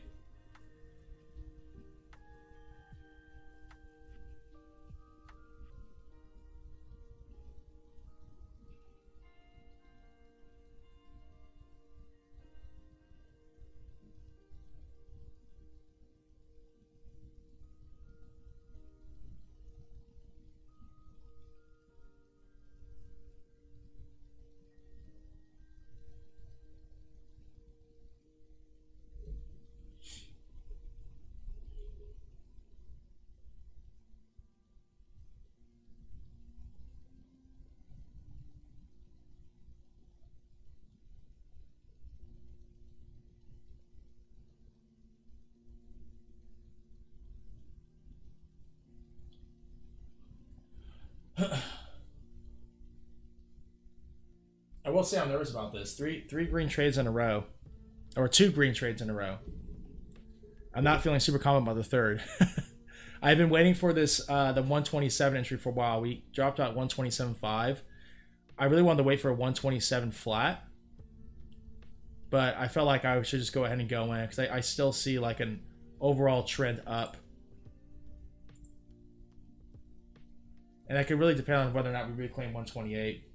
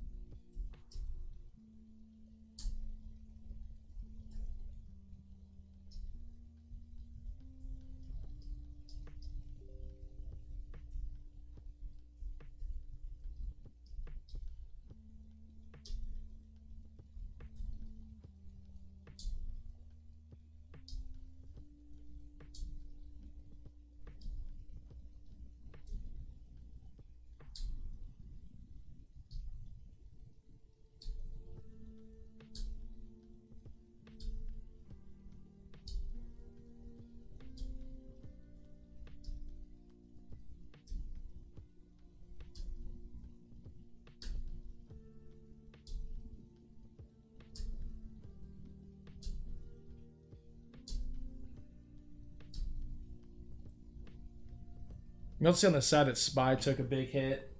Not big, but pulling back down that 393 area was actually about where I want to enter. We're down 45 right now on this trade. About 8%. I don't know if I really want to cut and run from it though. I do want to see if we get a return back to 128.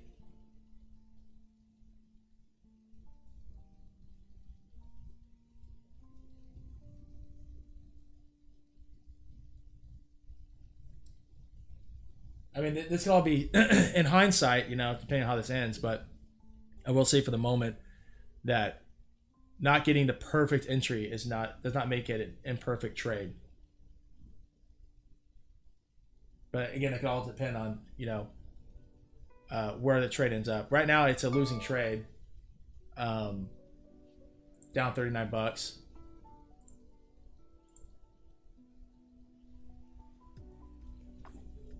But I still want to hold on to it.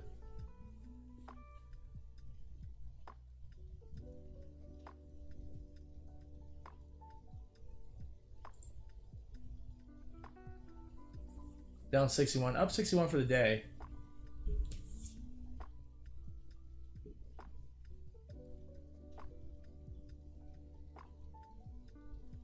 Again, not a perfect entry, but does not mean it's an imperfect trade.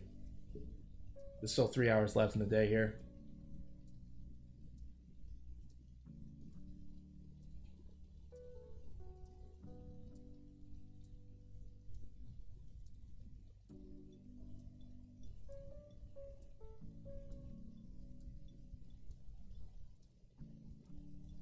The hope is that we suffer through most of the downward volatility. And then at this point now, we're going to see bulls make a resurgence. And this is kind of area where I would expect it to be like a strong push. Like a strong push to like 129, 130. If it was going to happen. Ooh.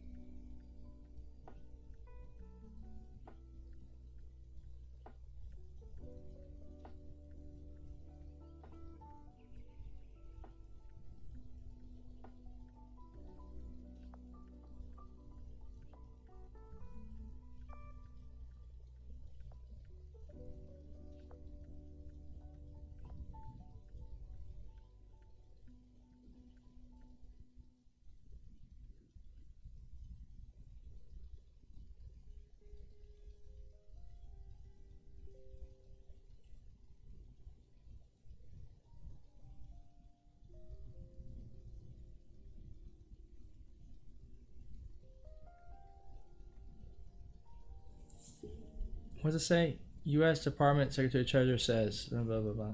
Oh, that's nothing.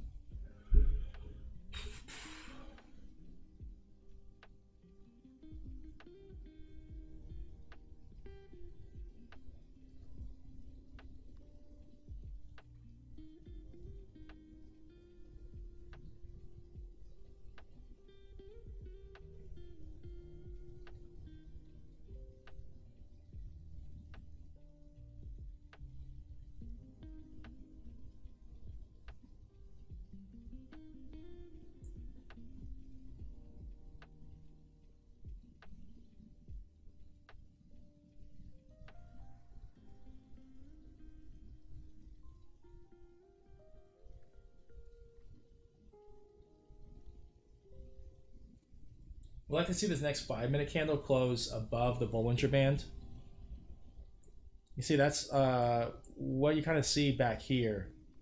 Close above the Bollinger Band. It likes to float and make some higher highs. But I'm still watching for that attempts for 130.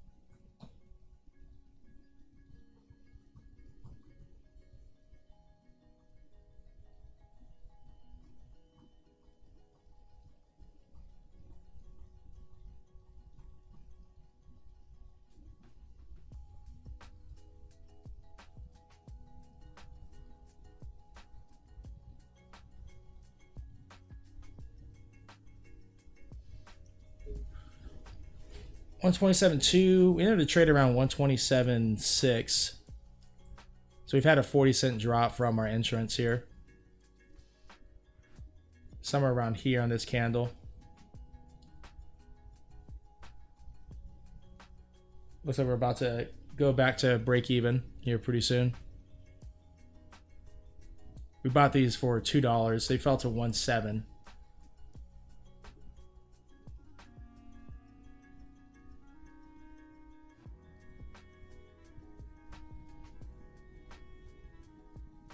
If we did make a return to 129, 129 would put us.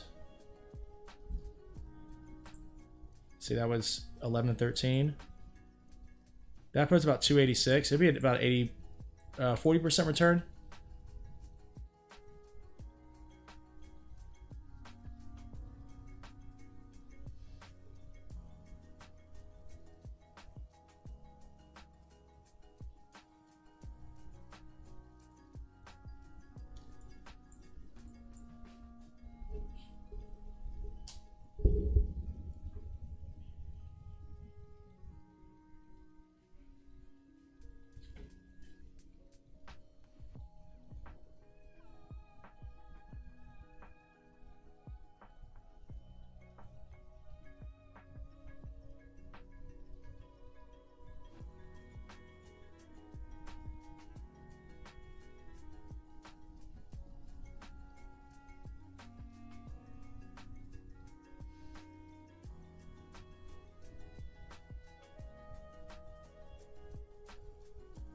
Hoping we get some strength in the 5-minute time frame.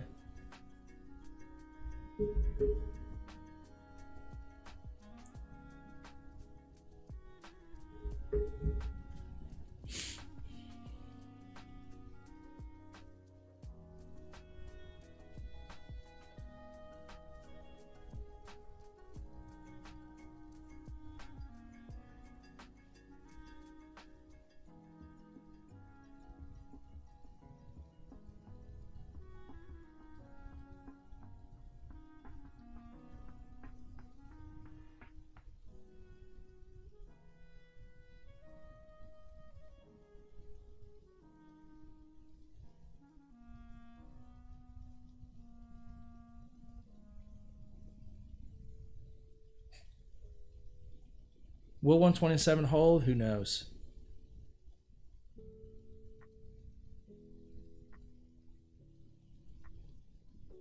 This is a good wick, though.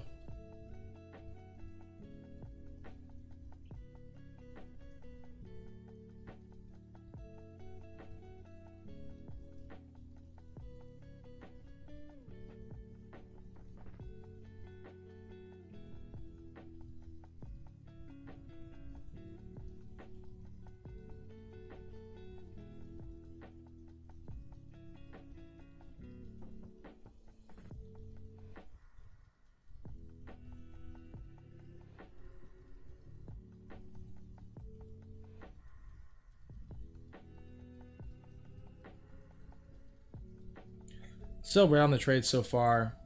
Down 55. I think we were down like 80 at the peak there.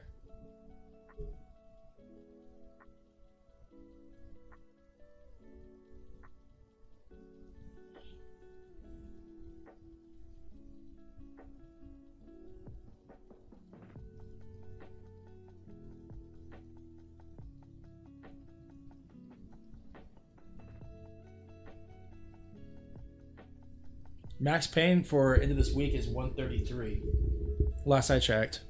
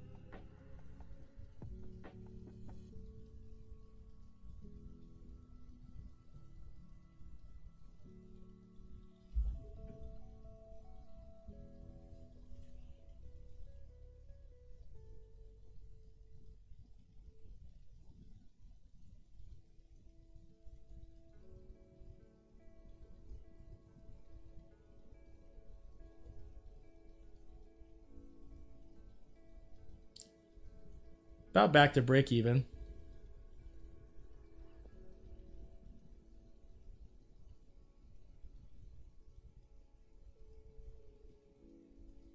Again, want to see if we can get a bounce from lower Bollinger Band up to 130.55.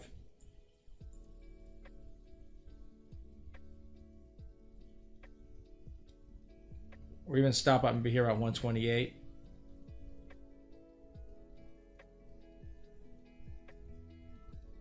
A lot of it also depend on if SPY is going to get out of the 392 range. If SPY decides to drop another dollar, I don't know how that's going to fare for Tesla.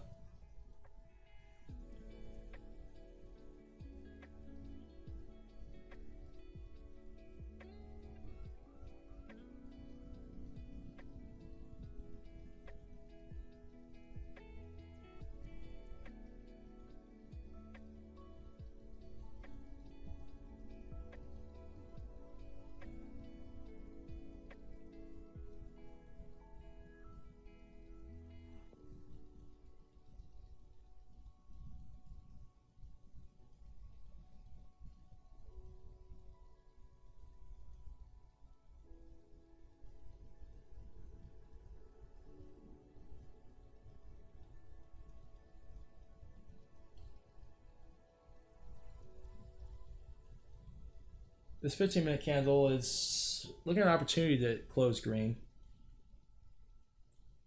If it closes green, I would expect the next 15-minute candle to also follow the same trend.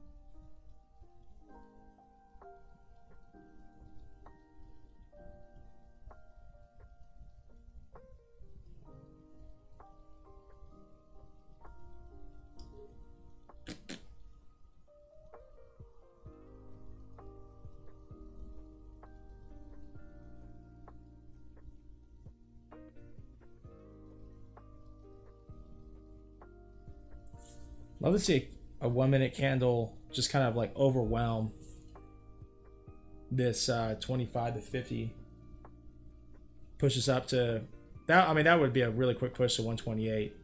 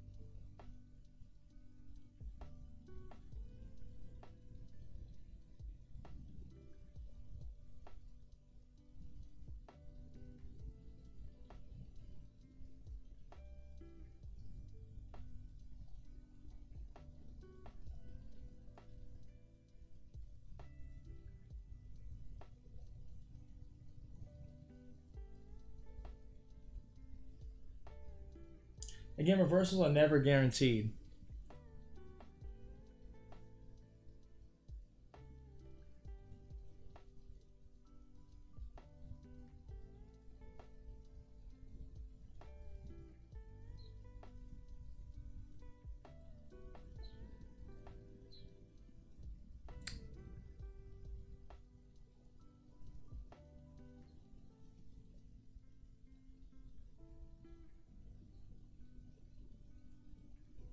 That's a good 1 minute move just now. I don't necessarily trust those though. Big rockets up.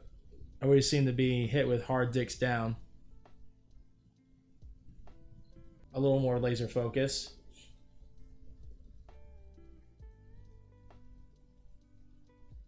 And even better, 15-minute. I'm still convinced the 15-minute looks very oversold.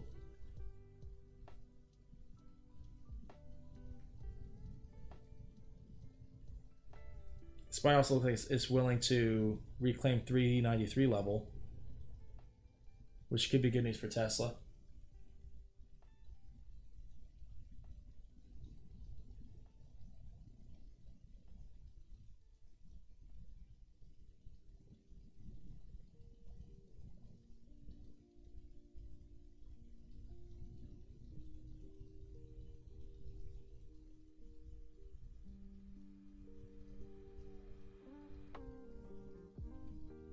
If SPY could hit a reversal, I would expect Tesla to follow along its back.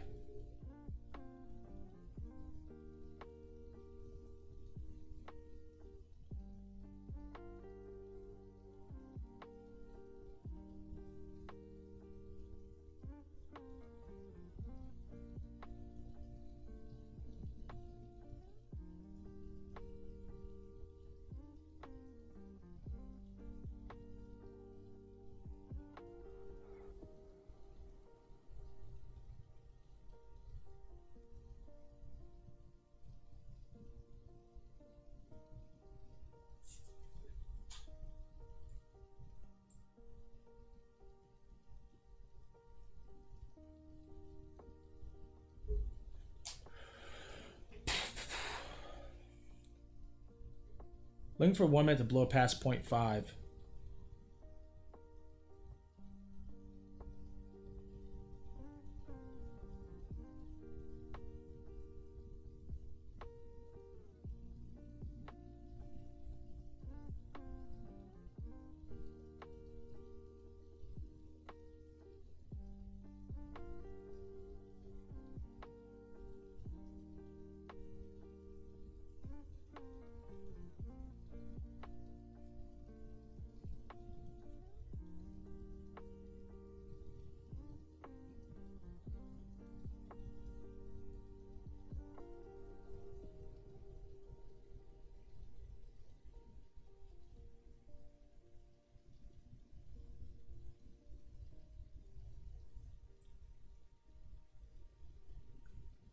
Back to 0.5. 0.6. Should be near break even on my contract.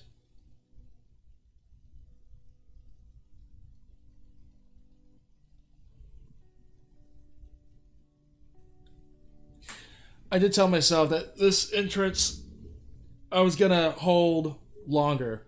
You know, I was going to try to hold for like at least an hour and see if we can get like a really good move.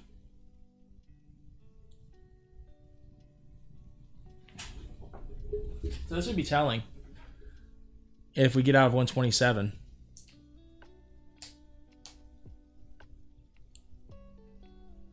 And watching for SPY to break 392.87 or 392.8, get back in the 393.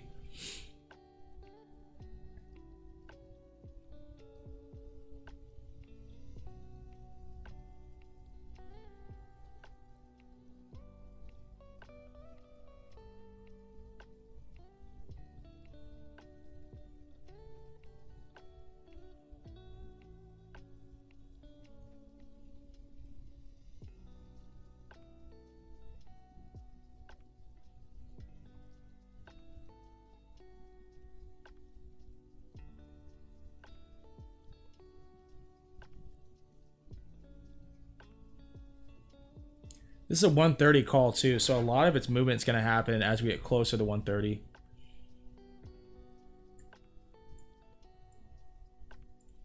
Which is going to be the upper Bollinger Band, the 5-minute. This would be big if we made an attempt for it.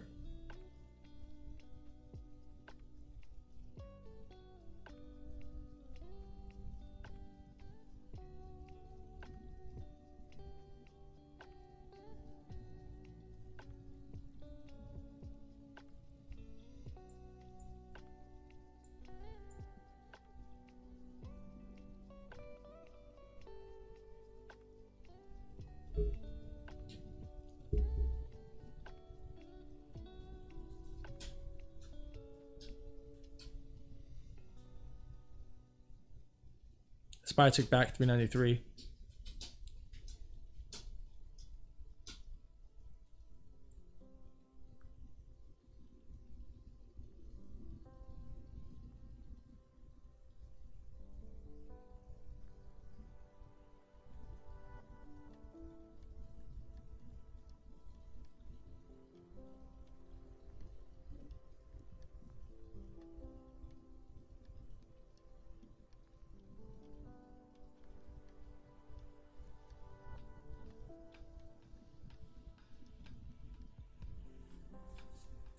Back to break even so far, knock on wood.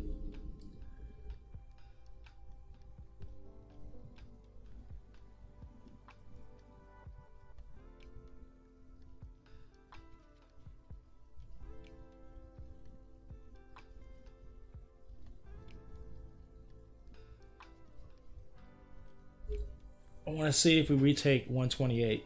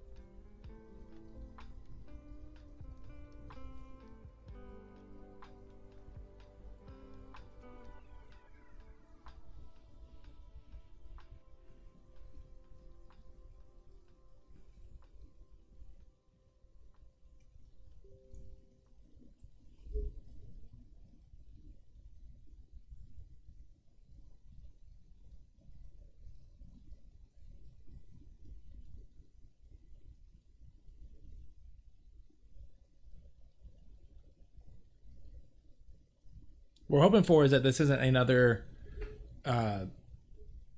slide down where, as we can see, we kind of lose a dollar, lose a dollar, lose a dollar.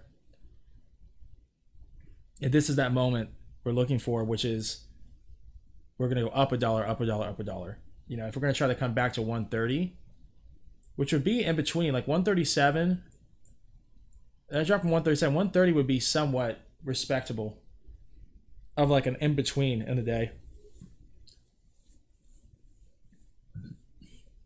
It would actually mean that we would be closing green, which would be impressive.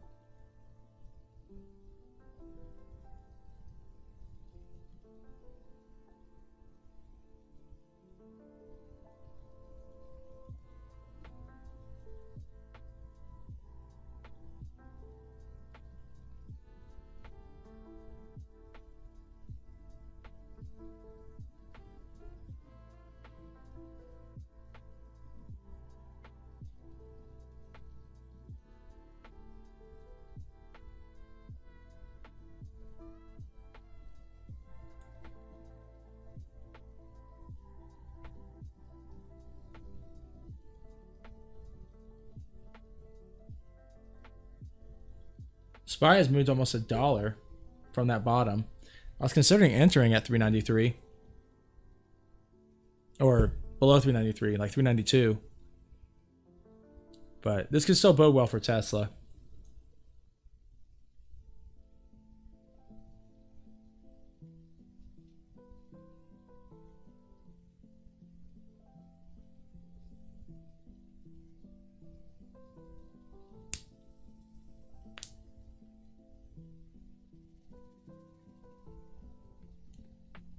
One minute's going overbought, but 5 minutes is still heavy in the oversold.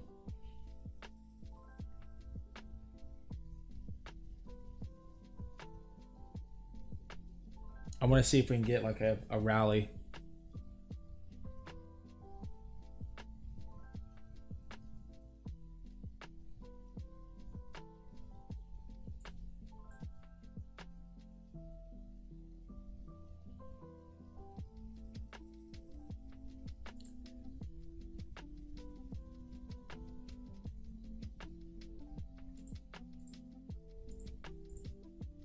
Why can't I see any of the options here? Just bugging out again.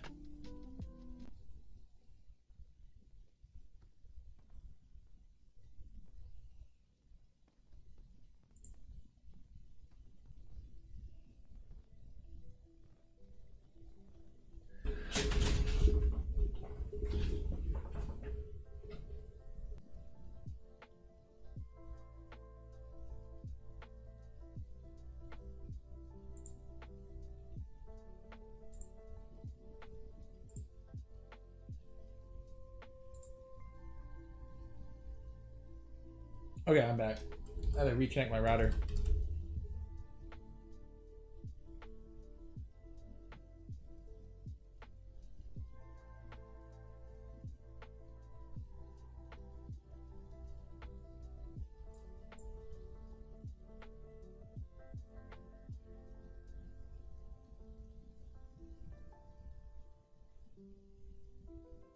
Yeah, I hate being in a trade this long. Like, this is just like hard to watch because like on a day like today you can just get these like, you know, little bull rallies, but then you can just get like drastic fucking drops down and you never recover. But I'm still convinced here, like on the 5 minute, that there's going to be some action happening.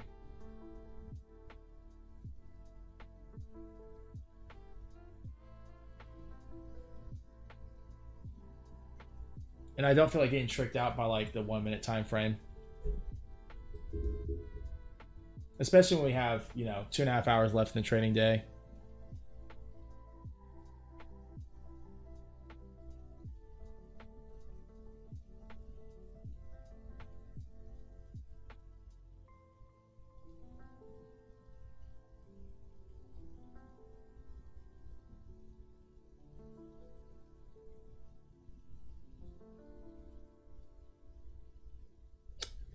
What is this? Kansas City Fed. Long way to go to develop a central bank digital currency. That sounds more like crypto news to me.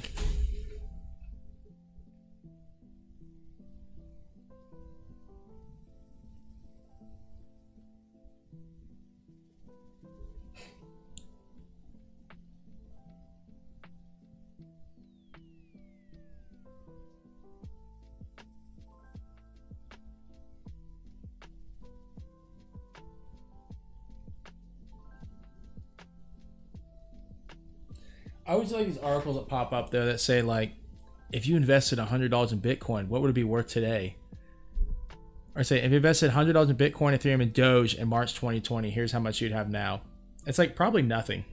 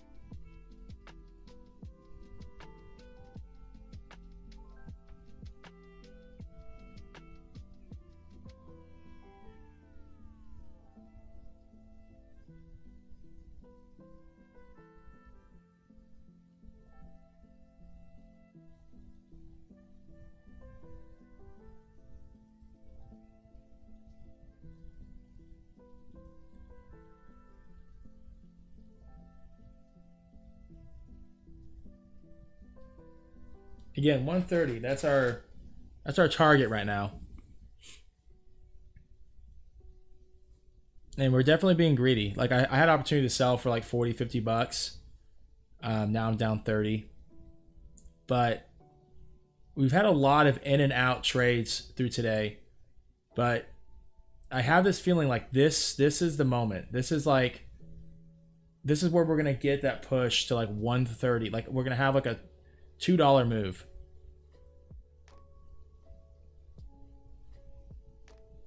We see the S&P 500 is pushing up. It's green.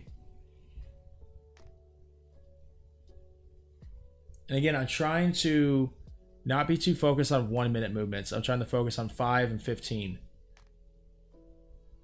We see we're about to get hopefully a 5 minute close above this 127.9. And I'd like to see a 15 minute close above 128.05.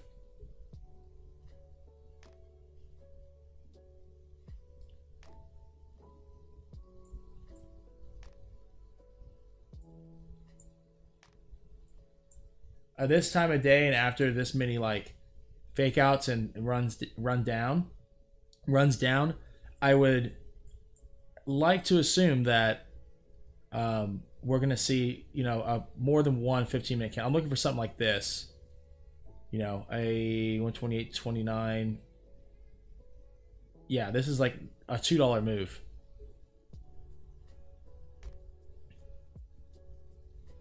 Of course, we'd be expecting that within 15 to 30 minutes if it did happen.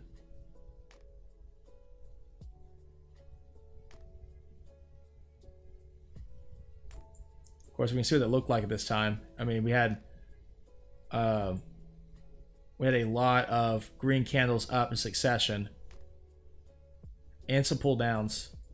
And it's kind of where we hit here. Like we got some green candles. We went through 1 minute upper Bollinger and then had a pull back, and now we're having like a retest of that.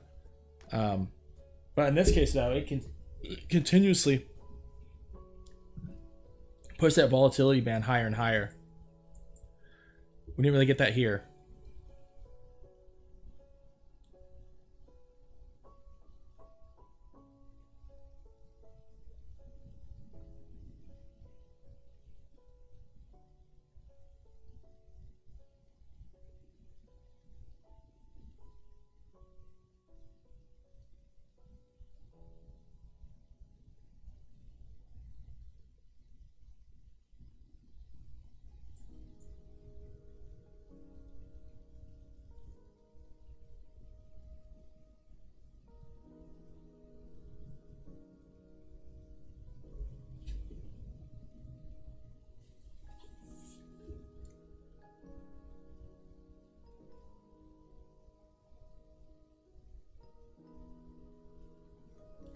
You only hope in this moment that there's going to be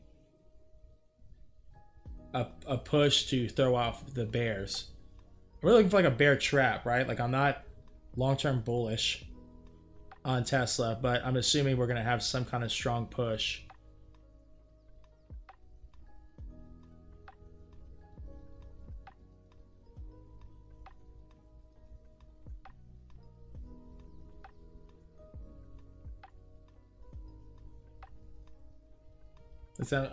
I'm still waiting to see 5 minute make a push for overbought.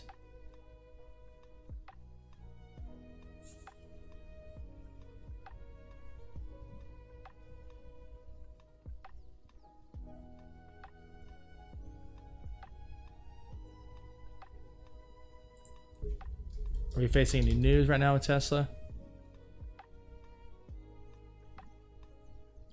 Nothing new. Right now we're up $6. 12.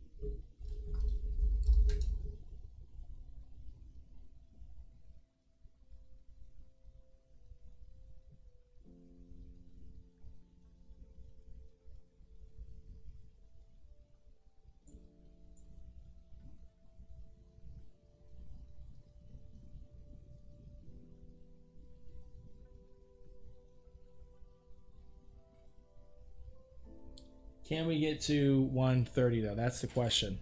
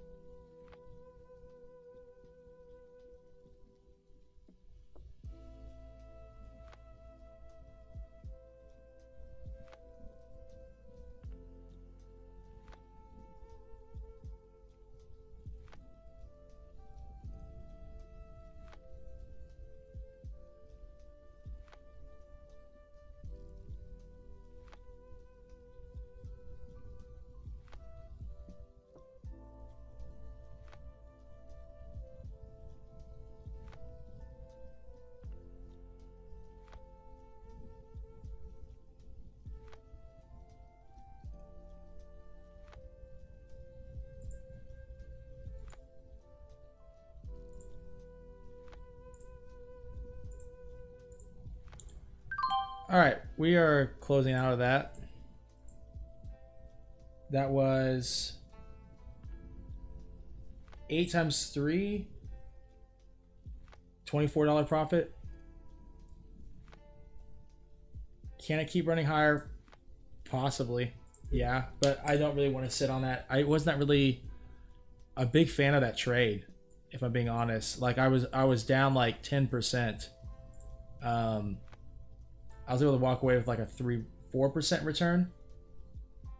So I'm gonna try to be satisfied with that. I think that's probably good.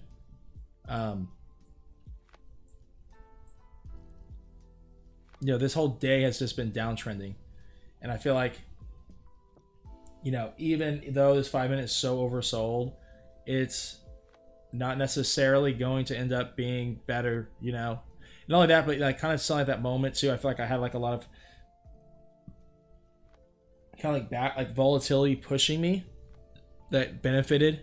I'm gonna close the day out with $147. I still have $1,200 right sitting in dry powder.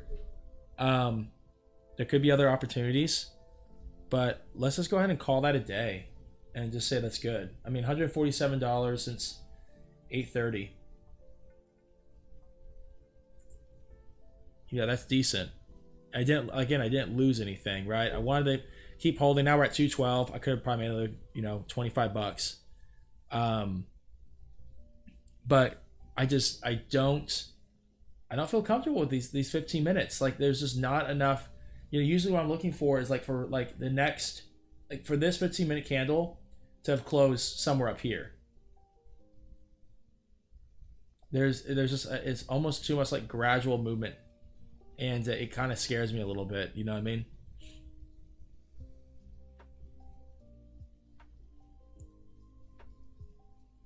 So sell for 7, or settle for 4%. Now we're about 7.5%. We could have aimed for 214 mark, 215.5. Still pushing up, and I do like to see this. I enjoy seeing that even though I held down like 10%, I was still able to watch it continue rocketing past where I sold. That just kind of gives me more confidence that I'm gonna make a profit. Period. That's all I really ask for.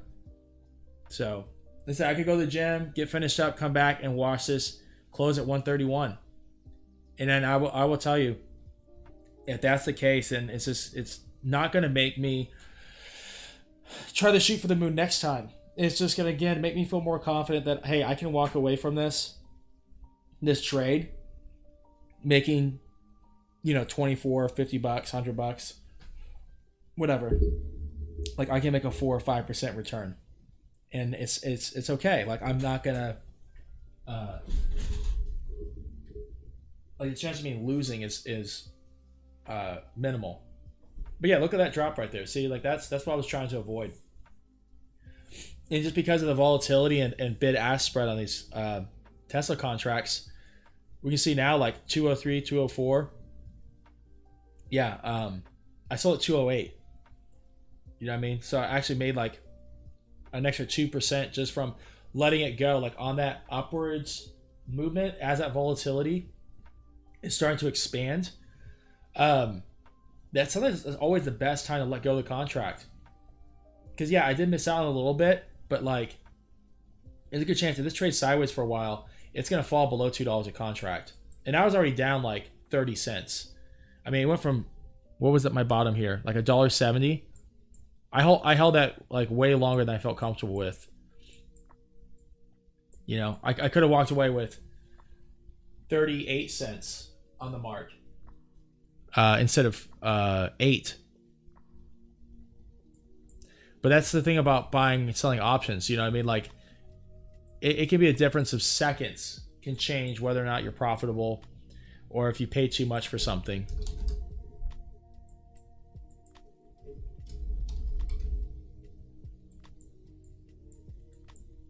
Meta still hasn't had a push. It's just been limp for the whole day.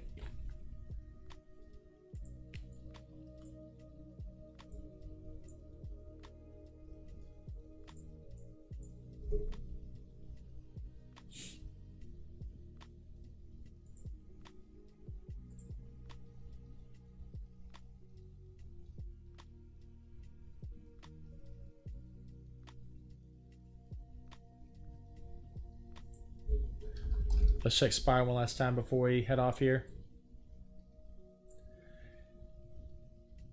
Yeah, see, I was considering getting in for like a dollar move on SPY once it dropped below 393.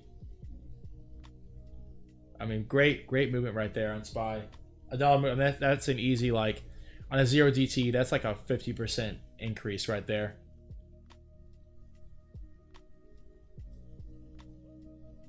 But yeah, 147. That's good. You know, like I said, we still lost $130 from that Friday trade, which is really stupid.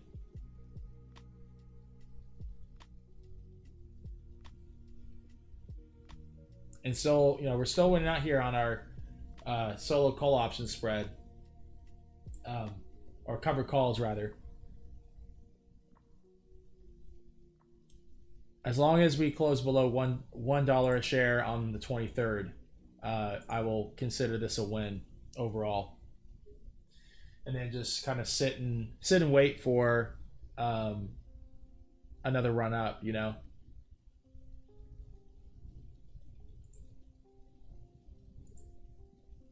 But I don't really want to sit and do any more trades. Like, I feel like that last one kind of exhausted me a little bit. But, you know, I still got close to 30 bucks out of it. So, but you can see how long I held it for. I mean, that 30 bucks took me almost an hour to make. This, you know, $17 took me 3 minutes. You know, but all together, you know, $147. I mean, before taxes and all that.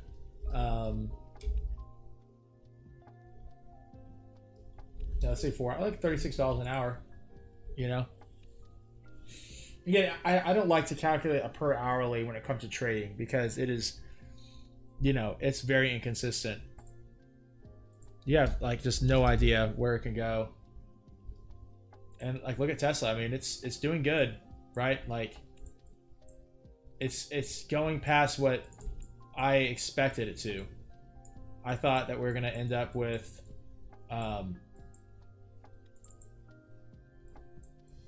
I'm trying to grab my, there it is,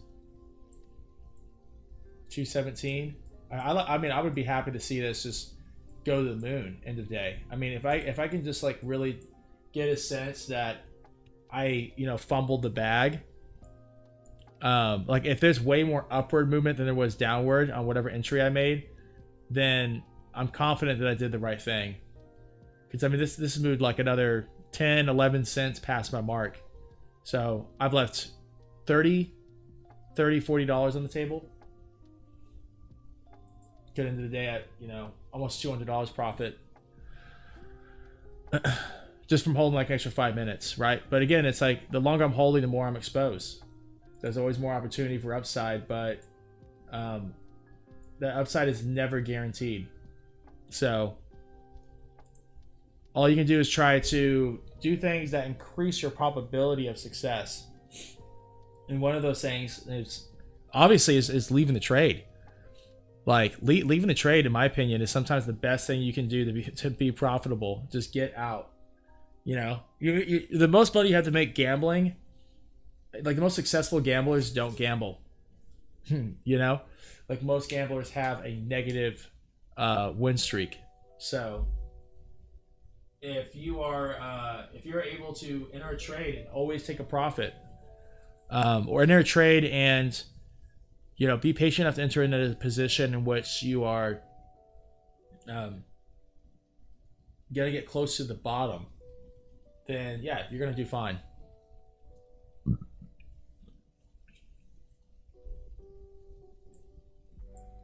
So obviously I did not get the bottom. I got in at like, I mean, it's crazy. You look at this, like $2, and we still fell like to $1.70. You know, I really like fumble this entry. Another thing I need to be more consistent about, and this is something that I've done in the past, and that is when you're seeing that like downturn like we had over here. Like say I got in at $28.34, or no, I'm sorry, 27.54. I didn't do horrible, but I should have been back here kind of like underselling the bid, Because what you can do, especially on options like Tesla, SPY is hard to do because SPY is so concrete on its bid ask spread.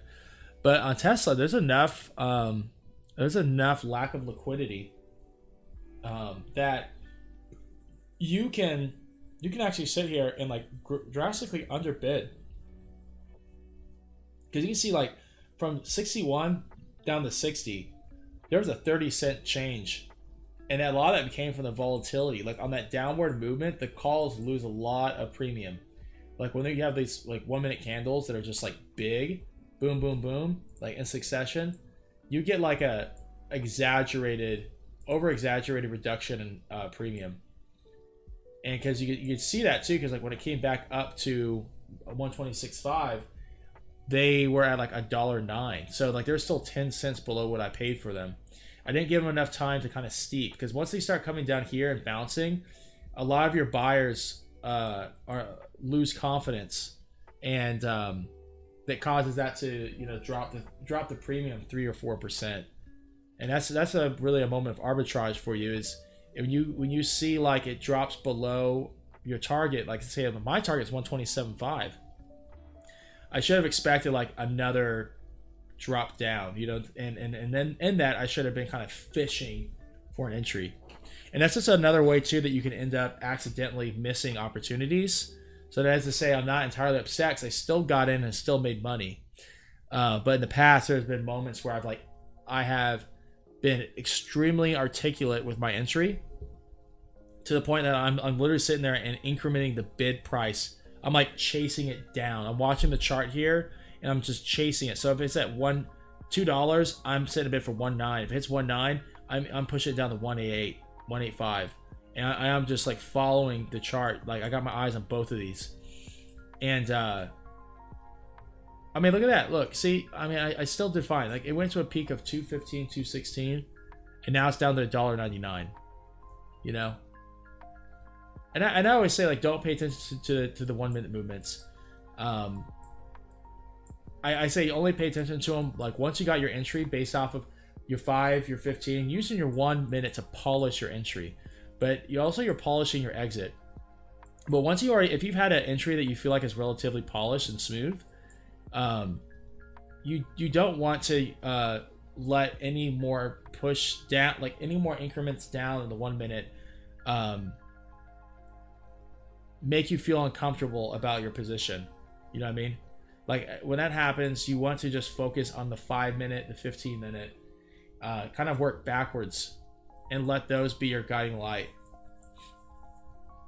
And start to see if you're developing, a trend of support, higher highs, lower lows, and then exit at whichever point you feel confident. But like I said, I exited with a profit. I made $24 off of that. I think I was down like 80, so it's not my finest hour on my trades today. I think that the lowest I was at before that trade was like $6, and then this was 80, and that was tough, because that was like almost half of my profit for the day. And I was willing to keep holding it and see where it went. And had I kept holding it, there's a chance I could have been down $600, right? That would just kind of wiped me out for the day. But we still did good. I was playing with anywhere from $300 to $600, and we got 147 out of it, out of a few trades.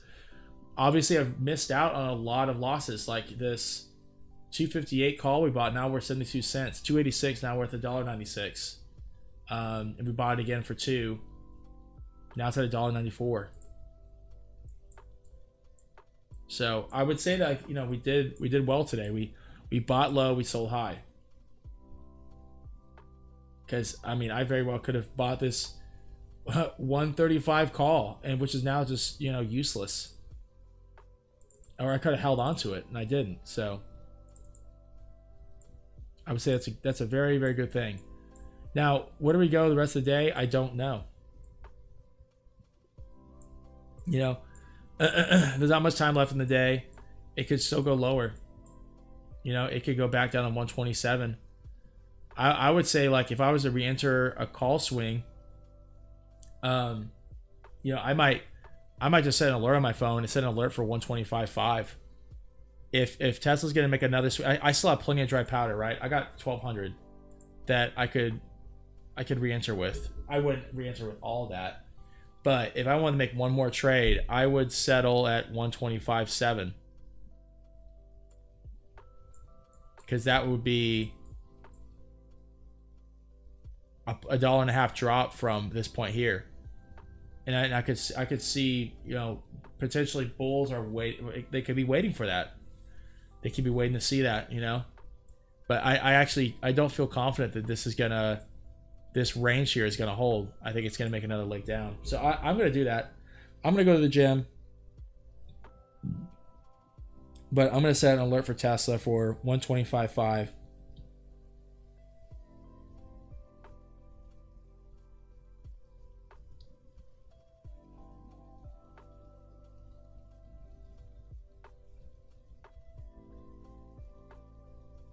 And if it hits 125.5, I don't care if I'm at the gym. I'll buy a contract. I don't know if I'll buy something expiring Friday, because I don't know if I want to sit there and watch it while I'm trying to work out. I'll probably buy one for next week. Like, what's that? What is that looking like? You know, I could buy like one contract, but you know, if it moved $1 from when I bought it even today, you know, I could be at $50 or more, 150, 200. You know, if we get a gap up overnight, it could be good. You know, the question is how low could Tesla go? You know, could it be a gap down? Could it come down to 116? You know, that's if anything, if I want to hold something a weekly, I probably want to wait until it comes down to 116, 114. You know, for a bounce back. If I want to pull back, if I want to look for a short opportunity, I'll probably wait for 144. But that's just me. So again, we could end up, this day could end and we could see this close at 131. Could be a massive bull run. And then I could watch, you know, a potential, you know, several $100s run away from me in retrospect. But I will say I've never lost money in the pursuit of small money. I've only ever lost money in pursuit of large money.